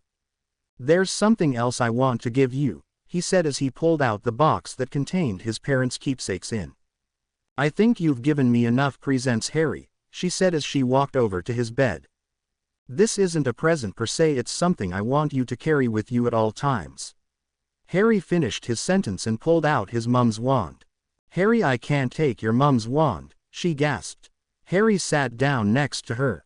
"Yes, you can. I don't want you to ever be without some kind of defense, and if you carry this with you, it will sort of be like my mum and dad are watching over the both of us." "I'm going to take Dad's with me as well," Harry said as he went to collect his dad's wand. "What kind of wands are they?" Hermione asked. "Dad's is walnut with a phoenix feather. Mum's is elm with unicorn hair. It would just make me feel safer knowing that you wouldn't be without a wand. Heaven forbid yours is taken and you end up using some other person's wand like Bellatrix Lestrange," Harry joked. Hermione laughed even though that very thought made her feel ill. "They should work just as well as what your original wand does." "When their original owners died, the wands became unyielding," Harry explained. "And just how do you know that, Mr. Potter?" she purred. Harry smiled. "Quoting yourself, my love. I looked it up in the library." This caused them both to burst into laughter. "Okay, I'll carry it with me," she replied. She took both wands and placed them on the bedside table. Then she ran to Harry's door and locked it. Harry looked at her confused. "What are you doing?" he asked. Hermione turned around and looked at Harry seductively. "I'm sure you'll work it out." After the Christmas holidays had passed, Harry and Hermione threw themselves into planning. They had received word from Gringotts that all Horcruxes had been destroyed. That left only the snake and Voldemort himself. That means that if they could kill the snake before Harry faces Voldemort, his power will have been weakened by over 40%. "I don't think spells will affect the snake. I mean, think about the goblins had to use some pretty advanced magic which they don't share with humans to destroy them. I think if we want to make it just Voldemort on his own, we need to find a way to kill the snake by a non-magical route," Harry explained as they sat in the Black Library. Hermione nodded. "Well, I suppose at a push we could try and get hold of the Sword of Gryffindor, but the Ministry seized it a while ago," Hermione thought aloud. Harry let his mind wander back to something Dumbledore once said. "Help will always be given at Hogwarts to those who ask for it," he recited. Hermione looked up from her notes. "What made you say that?" she asked. "Dumbledore said it second year before Lucius Malfoy drove him out of the school," he explained. Hermione went into detective mode. "Harry, how did you manage to get the Sword of Gryffindor?" she asked. "Fox brought me an old sorting hat. The sword presented itself to me in a moment of need," he said, remembering his experience in the Chamber of Secrets. Maybe Dumbledore was wrong in saying help will be given to those who ask for it, and instead should have said to those who deserve it instead. She deduced. Harry had to clarify. "Hold on, just be certain in order for us to get the sword we have to be deserving and be in a time of great need for it." Hermione nodded at this. Well, they never said it was going to be simple, did they? He joked. An hour later and they had finalized the plan. Now it was simply time to lay out the bait and set the trap. Dear Fred and George, how are you both? We trust that you have both had an enjoyable Christmas. Anyways, the reason for us writing is that we are going to be visiting you in the new year. We are in need of a few select distractions and we can't think of anyone else better to help us. See you both soon. Harry and Hermione. Dear Madam Bones, I was glad to hear that you were not injured in the recent attack of your home. I am writing this letter to you because we are in need of your assistance. We have found a way to destroy Voldemort for good this time, but we need to set a trap that will take the fight away from any other potential victims. We are also going to need some assistance from your best Auror squad. We have no doubt that when Voldemort has the opportunity to attack me, he will bring his entire armada. We have a small group as well as the remaining members of the Order of the Phoenix, but this may not be enough. I know that this is a lot to ask, but you would literally be helping to save the wizarding world from a deadly force. The rumors which you may have heard are true, Madam Bones. Only I can kill him. But that doesn't mean I can take him on as well as his entire army single-handed. Please respond with haste, as timing is a crucial element. Harry Potter. Dobby, Harry called. The little elf appeared instantly. How can Dobby be helping Harry Potter, sir? He asked eagerly. Could you take this letter to Fred and George Weasley and this one to Madam Bones, please? Wait for a reply if they send one straight away, Harry said, handing him the 2 letters. Dobby nodded and vanished from the room. Hermione came and sat next to Harry and rested her head on Harry's lap. Now we wait, she whispered. Now we wait. It was a few hours later when Dobby appeared in the room again. He was in 2 minds, for it seems in his absence his master and mistress had fallen asleep. Still, he knew what needed to be done. Harry Potter, sir, Dobby called, pulling at his trouser leg. Harry's life meant that he was awake in a microsecond with his wand in hand. Dobby saw this and took cover. Harry realized who called him and put his wand down. Sorry, Dobby, instincts and all, he apologized to his little friend. Dobby understands, Harry Potter, sir, he said as he handed him the replies to his letters. Thank you, my friend, Harry said as Dobby left the room. Hey, Harry and Hermione. Yeah, we're really good, thanks. Christmas was such a good period for us. We posted a profit margin of nearly 300%. Got to love the Christmas rush. We look forward to your visit. We have a few new items that we are sure that you will be able to use. Turn up anytime you want. Gred and Forge. Dear Mr. Potter, I must admit that I was highly surprised to receive this letter. Yes, I am okay, thank you. Luckily I had alarm wards installed, so I was able to escape with no harm at all. My house, it seems though, was destroyed by cursed fire. With regards to your letter, I am slightly apprehensive as to what you are asking. I am not for 1 second saying that I do not think you will be able to destroy you know who, but I would like to meet with you in person in order to go over your plan fully. If your plan is feasible, then I shall aid you in any way possible. Hoping you are well. Madam Amelia Bones, Director of the DMLE, Department of Magical Law Enforcement. Hermione awoke after Harry had finished reading the last letter. After a quick read of the letter, Hermione agreed they needed to see Madam Bones if they were going to complete their mission. It's only fair that she be made aware of what we're going to do. We can't exactly lead her in blind. Harry agreed at Hermione's view. The next task that they had to complete was one neither of them were looking forward to. They had to confront Draco Malfoy. When the school term started again, everyone was in high spirits after their enjoyable Christmas holidays. Thanks were given and stories were shared. Harry and Hermione found themselves in a compartment on the Hogwarts Express with Luna and Neville. They were in the middle of conversation when they saw Draco walk past the compartment door. Harry quickly stood up and opened the door. Hey Malfoy, he called. The haired Slytherin turned around. What do you want, Potter? He spat venomously. We need to talk, Harry put simply. Draco smirked. Oh really, Potter, and what could a little prick like you want to talk to someone of my standing about? He smirked again.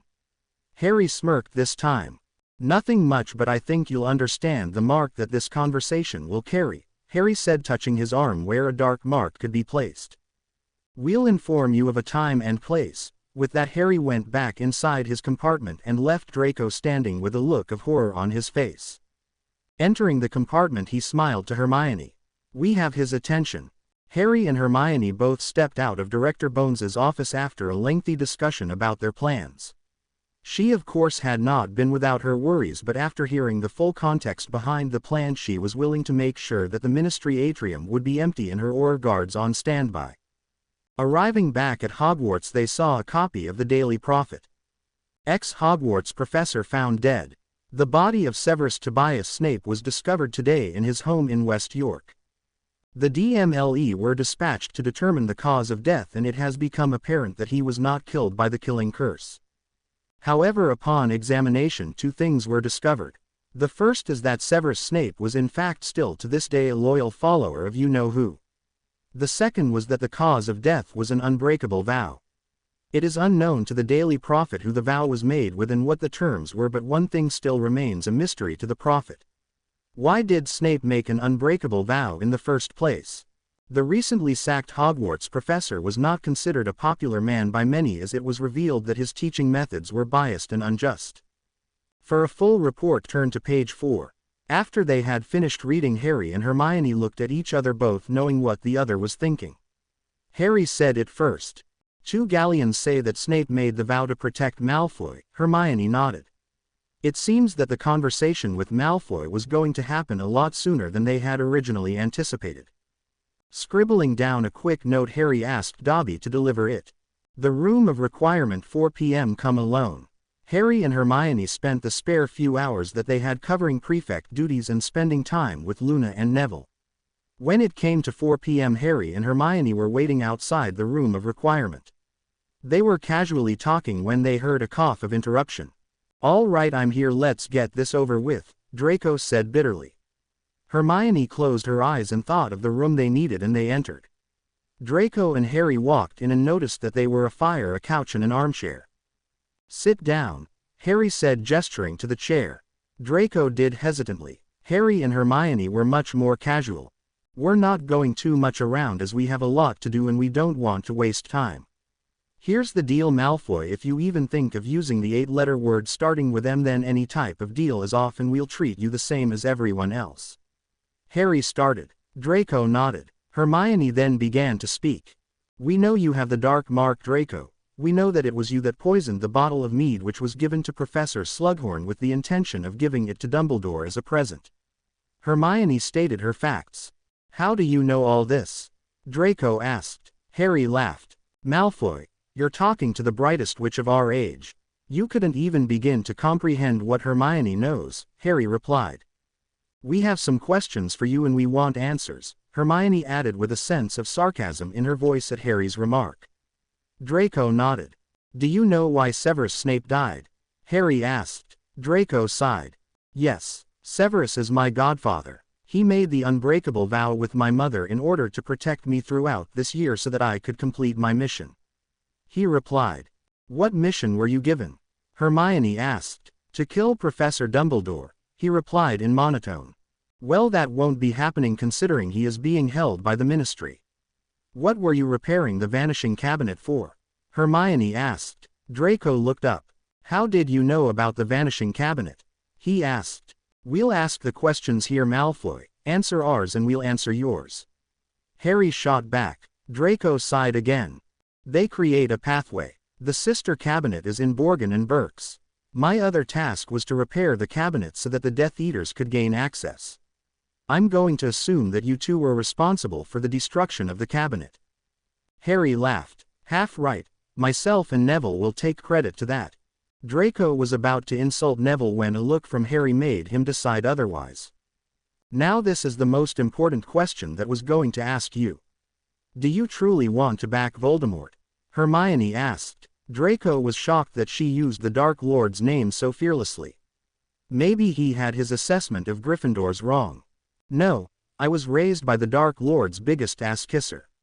He forced me to take this mission. He threatened to kill my mother if I didn't help the Dark Lord." Harry and Hermione were shocked by his honesty. Who would have known Draco Malfoy was human after all? "Okay, Draco, here's the deal. Despite the last 5.5 years going against me, we believe you. I can help you. When my godfather died, I was made head of the House of Black. I can dissolve the marriage between your father and your mother and reinstate you into the House of Black. You would become Draco Black. I will give you a safe house until everything has died down, and I will provide you with living expenses. This is prone to 3 conditions, Harry explained. Hermione looked at him. They didn't discuss this. Condition 1. You are to forget about bloody supremacy. Blood status is completely pointless. The entire crusade that Voldemort is on is dramatic irony, as he himself is a half-blood. Condition 2. I will reclaim the expenses of the House of Malfoy, but you are to use the money to benefit society, not to make it your own personal domain. Draco nodded. What's the third condition? He asked. You are to apologize and beg forgiveness for everything that you have done to Hermione over the years. Only if she forgives you will I give you protection. Hermione's mouth was gasped open. Harry maintained eye contact as he observed Draco, who looked as if he was in the middle of a battle of his pride against his love for his mother. After a few minutes, Draco stood up. He took a few steps away from Harry and Hermione before turning and dropping to his knees. I'm sorry. I'm sorry for everything that I ever did to cause you harm. Calling you a mudblood and disrespecting you.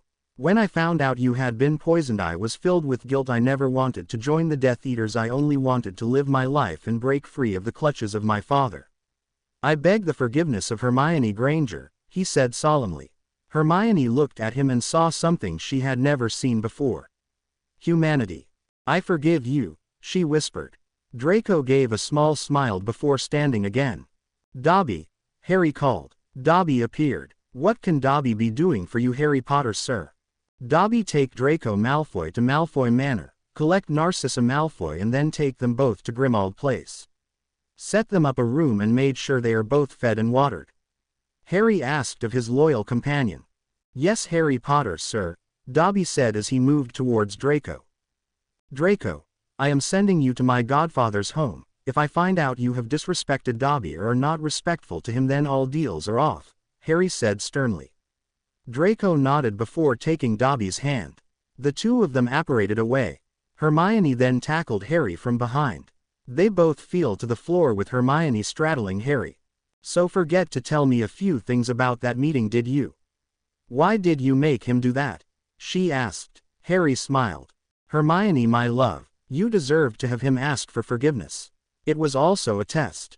To see if he truly wanted to be saved from Voldemort, so I put his pride against his protective instincts for his mother. I'm sorry I didn't tell you, but you would have never let me do it otherwise, he explained. Hermione tried to keep a stern face, but she couldn't keep up the facade and smiled. You never cease to amaze me, Harry, she said before going to stand up, but Harry caught her arm. You didn't think you could have me in this position and not kiss me, did you? He asked as if it were the most obvious question in the world. Hermione smiled and bent down to kiss him. Daily Prophet exclusive. The Daily Prophet has learned that a week from today the boy who lived Harry Potter shall be attending a meeting with Director Bones of the DMLE. Harry Potter is going to the meeting in order to discuss his future career as an Auror. Harry Potter is expected to arrive at the Ministry 12 p.m. The famous child student at Hogwarts has been given permission by Headmistress McGonagall to take the day off from lessons to attend the meeting. We here at the Daily Prophet can't help but wonder, is the boy who lived using his fame to get favors others wouldn't be presented with? The night before the trap was tense to say the least. Harry and Hermione were sitting with Luna and Neville. No one was saying anything because everyone was aware of what was at stake. Finally, after a while, Neville broke the silence. So anyone got plans for the weekend? He asked casually. Everyone smiled at Neville's optimism. Hogsmeade, I'd imagine, Harry replied. This got Hermione's attention. Harry, NEWTs are only a few months more, you have to revise. She pointed out. Harry chuckled. Considering what we are going to do tomorrow, I'm more than positive we can give ourselves one weekend off, he said, kissing her hand. They all carried on in their light conversation until they were the last ones up. Well, I'm going to bed. Good night, everyone, Luna said as she headed to her dormitory. Neville shortly followed. Harry and Hermione went into their common room. Hermione was about to go to her room when Harry called her back. Hermione, she turned. What's the matter, Harry? She asked. What would you say if I asked you to stay here tomorrow? He asked. Hermione walked up to him and put her hands on his shoulders. That you are a prat if you believe for half a second that I would even begin to consider such a request. You are not doing this by yourself, she said sternly. Harry closed his eyes. I don't want to lose you as well, he whispered. Harry, look at me, she said.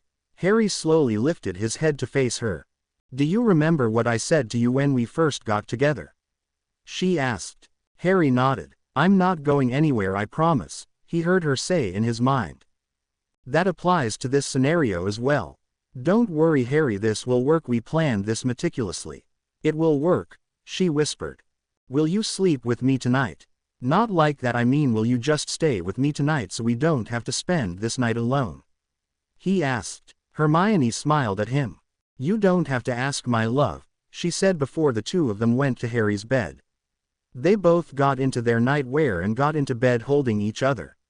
Harry was thinking, tomorrow has to succeed just so he could hold Hermione again in his arms. The following morning, and Harry and Hermione were in the Professor McGonagall's office.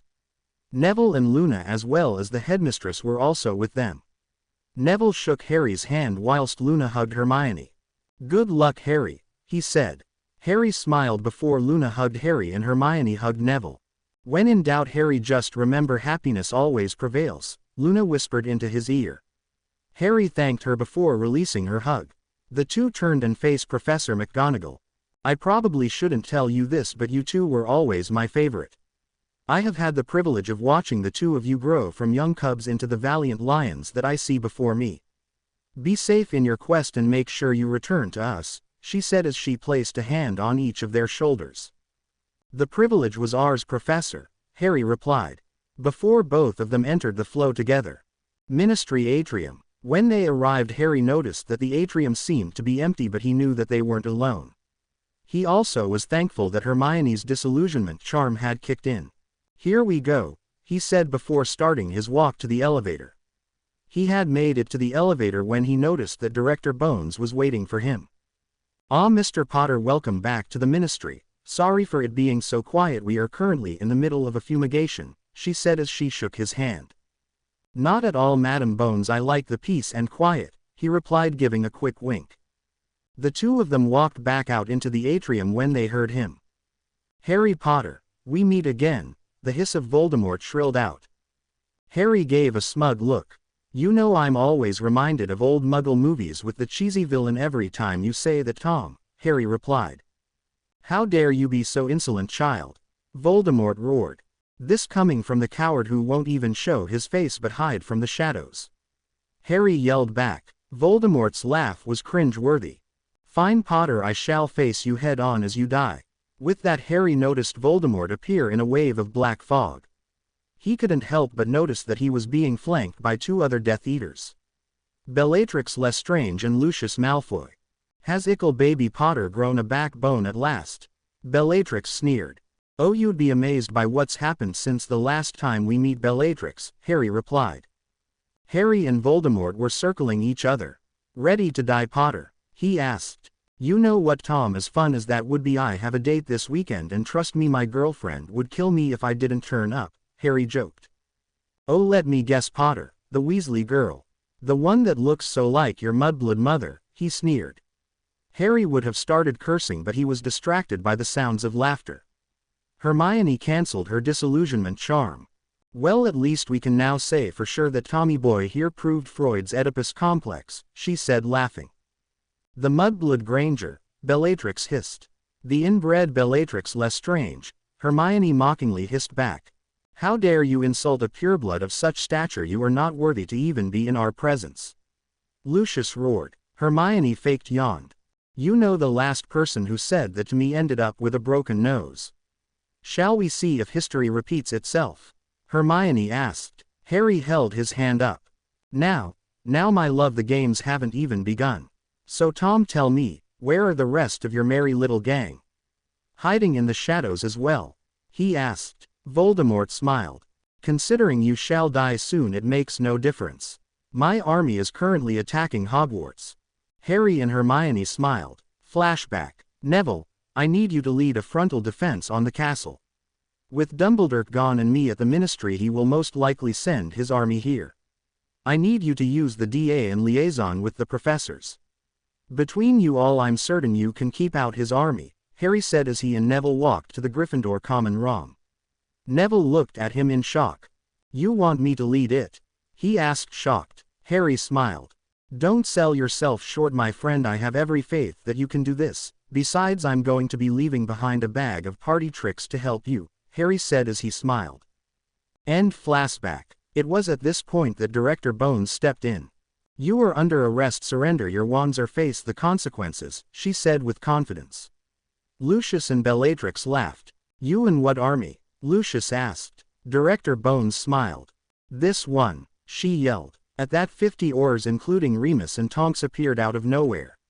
Lucius and Bellatrix looked horrified, but Voldemort was not deterred. He and Harry were still circling each other. Hermione had gone to join Tonks and Remus. Bellatrix is mine, she whispered. Bellatrix cackled. Oh, the little mudblood is coming to get me, she said in mock terror. Hermione smiled. That's right, bitch, and before you even think of running away you should be let in on a little secret. The Ministry has gone into lockdown. All modes of transport including Portkey and Apparition have been blocked. There's nowhere to go now, she replied smugly. Meanwhile, Harry and Voldemort were still locked onto each other. Looks like you've got nowhere to run to now, Tom, Harry said, now holding onto his wand. It matters not, Potter, for your Phoenix wand will not save you now. I know about our wand cores being linked in together, so I have created a new wand for myself. You will have to battle me on skill alone. Even that won't save you anymore, Potter, Voldemort shot back, revealing his new wand. It looked exactly like his old wand but was jet black. I'll tell you what, Tom, I'm going to give you a chance to show some kind of remorse. Think for a minute, how many have you killed just to further your goals? How many have died just because they stood in your way? Think, Tom, try showing some kind of remorse, Harry said, knowing full well that it wouldn't work. I will kill everyone if it means my goals are achieved, Potter. I am immortal, he yelled. Harry laughed. No, Tom, you are not immortal, he replied, noticing Voldemort start to raise his wand. You meddle in things you don't understand, boy. Oh, I understand a lot more than what you thinks, Tom. I suppose on the face of things it was a good plan. Your mother's ring, the lost diadem of Ravenclaw, the cup of Hufflepuff, the Slytherin locket, and Nagini, who I'm certain you have entrusted to the other Death Eaters so she can have a hearty meal. Harry replied. Voldemort for the first time showed a flicker of fear.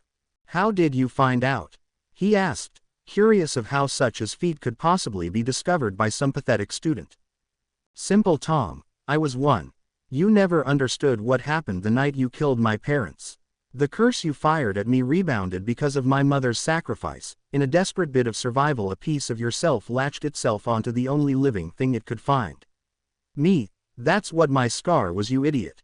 That's why we had the connection. Haven't you even bothered to wonder why the connection between the two of us was gone? Harry mocked. Voldemort had enough. He raised his wand and fired the killing curse. Harry, with lightning reflexes, had a counter curse ready. The two were locked in another duel similar to that of the graveyard. Harry noticed Voldemort was struggling. His power levels were indeed significantly lower. Harry's red spell pushed the killing curse back. Voldemort carried on, pouring more and more power into his spell. Meanwhile, Lucius was locked in a duel with 2 Aurors and Remus. Hermione was dueling Bellatrix with Tonks helping her. You actually believe you can win? Bellatrix cackled. Hermione was shooting spell after spell, but Bellatrix blocked everyone, sending her own curses back. Tonks tried sending a body bind, but Bellatrix rebounded it, hitting Tonks. Her entire body locked up and she fell to the ground. Just you and I now, mudblood, she cackled. Hermione's effort now doubled, but she knew all the time she had no element of surprise. Bellatrix would block her attacks. She needed a plan, and she needed one fast.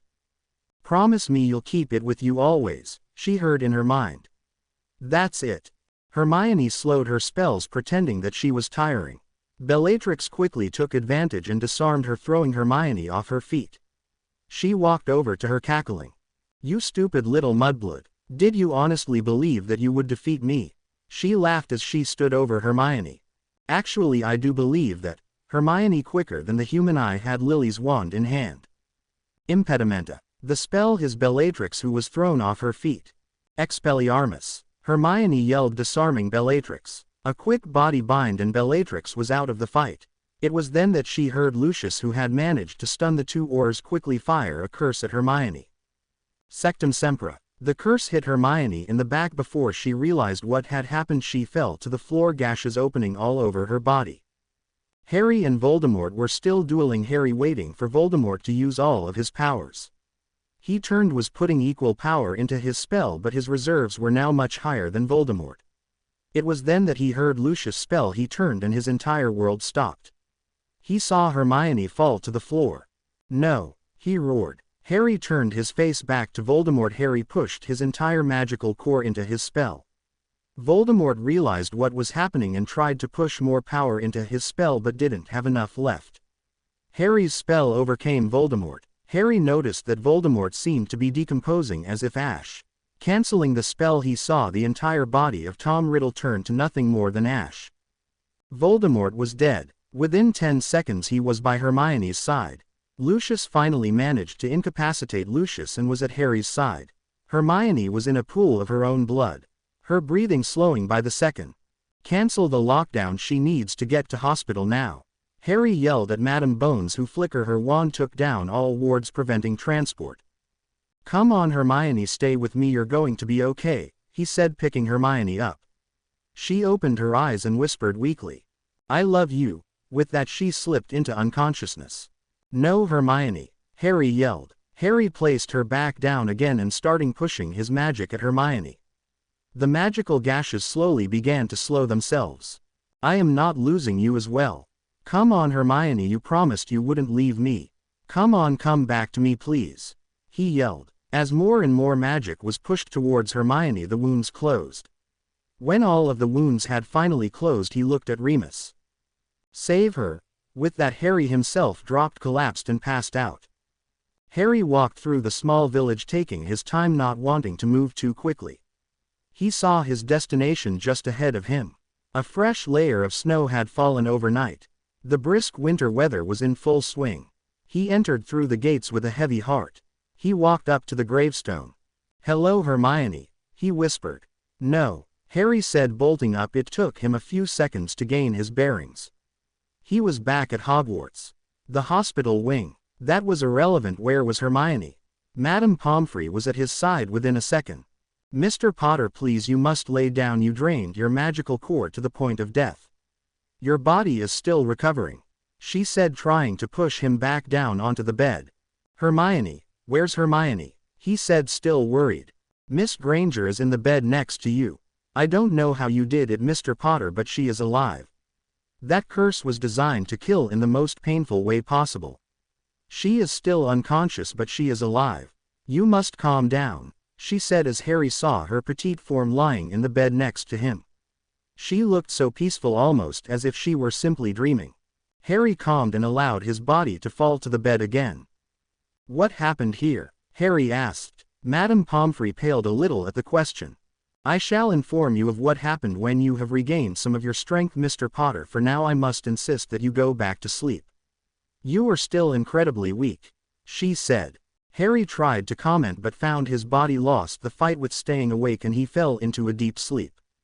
Where am I? Am I dead? Hermione was in the middle of a great white room. Pathetically clean. She could almost mistake it for a train station. King's Cross Station. It lacked the dirty smells and the thousands of passengers, however. She looked around. She noticed that there were noises coming from the coffee shop where she met up with Harry all those months ago. She was apprehensive, but she went over to the cafe anyway. Hello, anyone here? She asked as she walked in. Hello Hermione, came a voice which she didn't recognize. She went to the source of the noise and she was shocked at who was sitting there. Harry's mum, Lily. Her red hair flowing beautiful and those eyes. It was true. Harry did have his mother's eyes. Mrs. Potter? Hermione asked. Lily smiled. Please dear, call me Lily. Sit down, she said, gesturing to the seat opposite her. Am I dead? Hermione asked. This caused Lily to laugh. No dear, you're not dead. You can thank my son for that. He poured his entire magical core into your body to heal your injuries." Hermione was suddenly worried. "Oh my God, Harry, is he okay?" she asked, scared with worried. Lily held her hand up. "He is fine, my dear. My son is a survivor. His body allowed enough of his magic to keep him alive," she said. Hermione became instantly calmer. "So hang on, if I'm not dead then what is this?" she asked, looking around clearly confused. This is like an intermission. Like when you go to a show and they take a break so you can refresh and other things," Lily explained. "Forgive me for asking this, but if that is the case, why am I here speaking to you?" Hermione asked. "Because my dear, I wanted to be here so I could thank you. Thank you for showing my son that no matter what horrors he has had to face, whatever trials he endured, in the end he always had something worth fighting for," Lily said, taking Hermione's hand. Hermione smiled. "He did that for me as well. I always believed I would end up alone. He showed me that I don't have to live my life as a bookworm. I can have a life with someone to share it with," she said with tears in her eyes. "I said the same thing about James," Lily smiled. "Not that I'm not enjoying speaking to you, Lily, but how do I leave this place?" she asked. Lily chuckled. "You are in a train station, aren't you?" "Board a train," Lily replied cryptically. "Where will it take me?" she asked. Lily smiled. "On." With that she stood up and pulled Hermione into a hug. "Tell my son that I love him and that we are always watching over him. There will be sad days ahead at Hogwarts, but remember, don't pity the dead. Pity the living, and most of all pity those who live without love," Lily said whilst hugging Hermione. Who could only smile? With that Lily walked Hermione out of the train station. There was one last question that had to be asked. "Is this all real, or is it just happening inside my head?" she asked. Lily laughed. "Of course it's happening inside your head. But who says that it doesn't make it real?" Lily chuckled before disappearing a bright white light. Hermione looked around and thought of Harry. She heard a train approach and knew that it would truly take her on to the next chapter of her life. Madame Pomfrey was in her office when she heard a stirring. She could only assume that Harry had once again woken. When she left her office, she was overjoyed to see that it was Hermione. She went to her bedside. "Miss Granger, you were in the hospital wing. You were gravely injured, but Mr. Potter saved you. He is beside you before you ask. I must ask, however, that you go back to sleep. Your body is still in a state of shock and you need to let it adjust," she said whilst performing diagnostic spells. Hermione only nodded before whispering, "Harry." Madame Pomfrey smiled and administered a potion to send her to sleep. Meanwhile, Neville was walking out along by the edge of the forest, the sword of Gryffindor in his hand. Turns out Hermione was right. When help is asked for of Hogwarts, help will be given. He managed to complete his side mission. He had killed the snake, just like Hermione had asked. Granted, it was only a long shot that the swords would even present it to him, as Neville truly believed he was a worthy Gryffindor. But now at least he knew the truth. Voldemort was dead and all of his anchors, as Hermione called them, are gone. Still, it was not without loss. A loss which would shake Hogwarts to its core. Luna found Neville wondering. Neville saw her approach and smiled. "There you are, Neville. I was starting to worry," she said as she took Neville's hand. "I know I should have said where I was. I just wanted some time to think about things." Neville replied solemnly. "Hogwarts is still here because of you, Neville. You acted valiantly, and I'm sure that Harry and Hermione will think the same when they wake." She replied. No matter how weird Luna was, she had a knack for saying the right thing at the right time. "Did you hear from Remus?" Neville asked. "Yes, Tonks was fine after the curse was lifted. Director Bones has enacted the emergency powers and threw Bellatrix Lestrange and Lucius Malfoy through the Veil of Death. There's a dramatic irony behind that, I'm sure," she said dreamily. Neville only smiled. "I'm glad that my parents and Sirius can finally have peace knowing that the monster which caused their torment and deaths is no longer of this earth," he said, looking back at Hogwarts Castle. "The castle really is beautiful, isn't it?" he thought aloud. Luna looked up at the castle. "Indeed, a truly magnificent sight," she replied. Neville couldn't help but notice that there was one part of the Hogwarts ground which no longer remained. Luna noticed this. "He died protecting his home, Neville. That is a noble a cause as what anyone can ask." He cared more about this school and its students more than anyone who I have ever had the pleasure of knowing, Luna said solemnly. Neville sighed. True, he was a hero to the very end. Still, no matter how beautiful this castle may be, I can't help but think that Hogwarts will be a little less like home knowing that Hagrid is no longer here with us. To be continued. I hope you enjoyed this story. Also remember to subscribe and like this video. See you in the next video.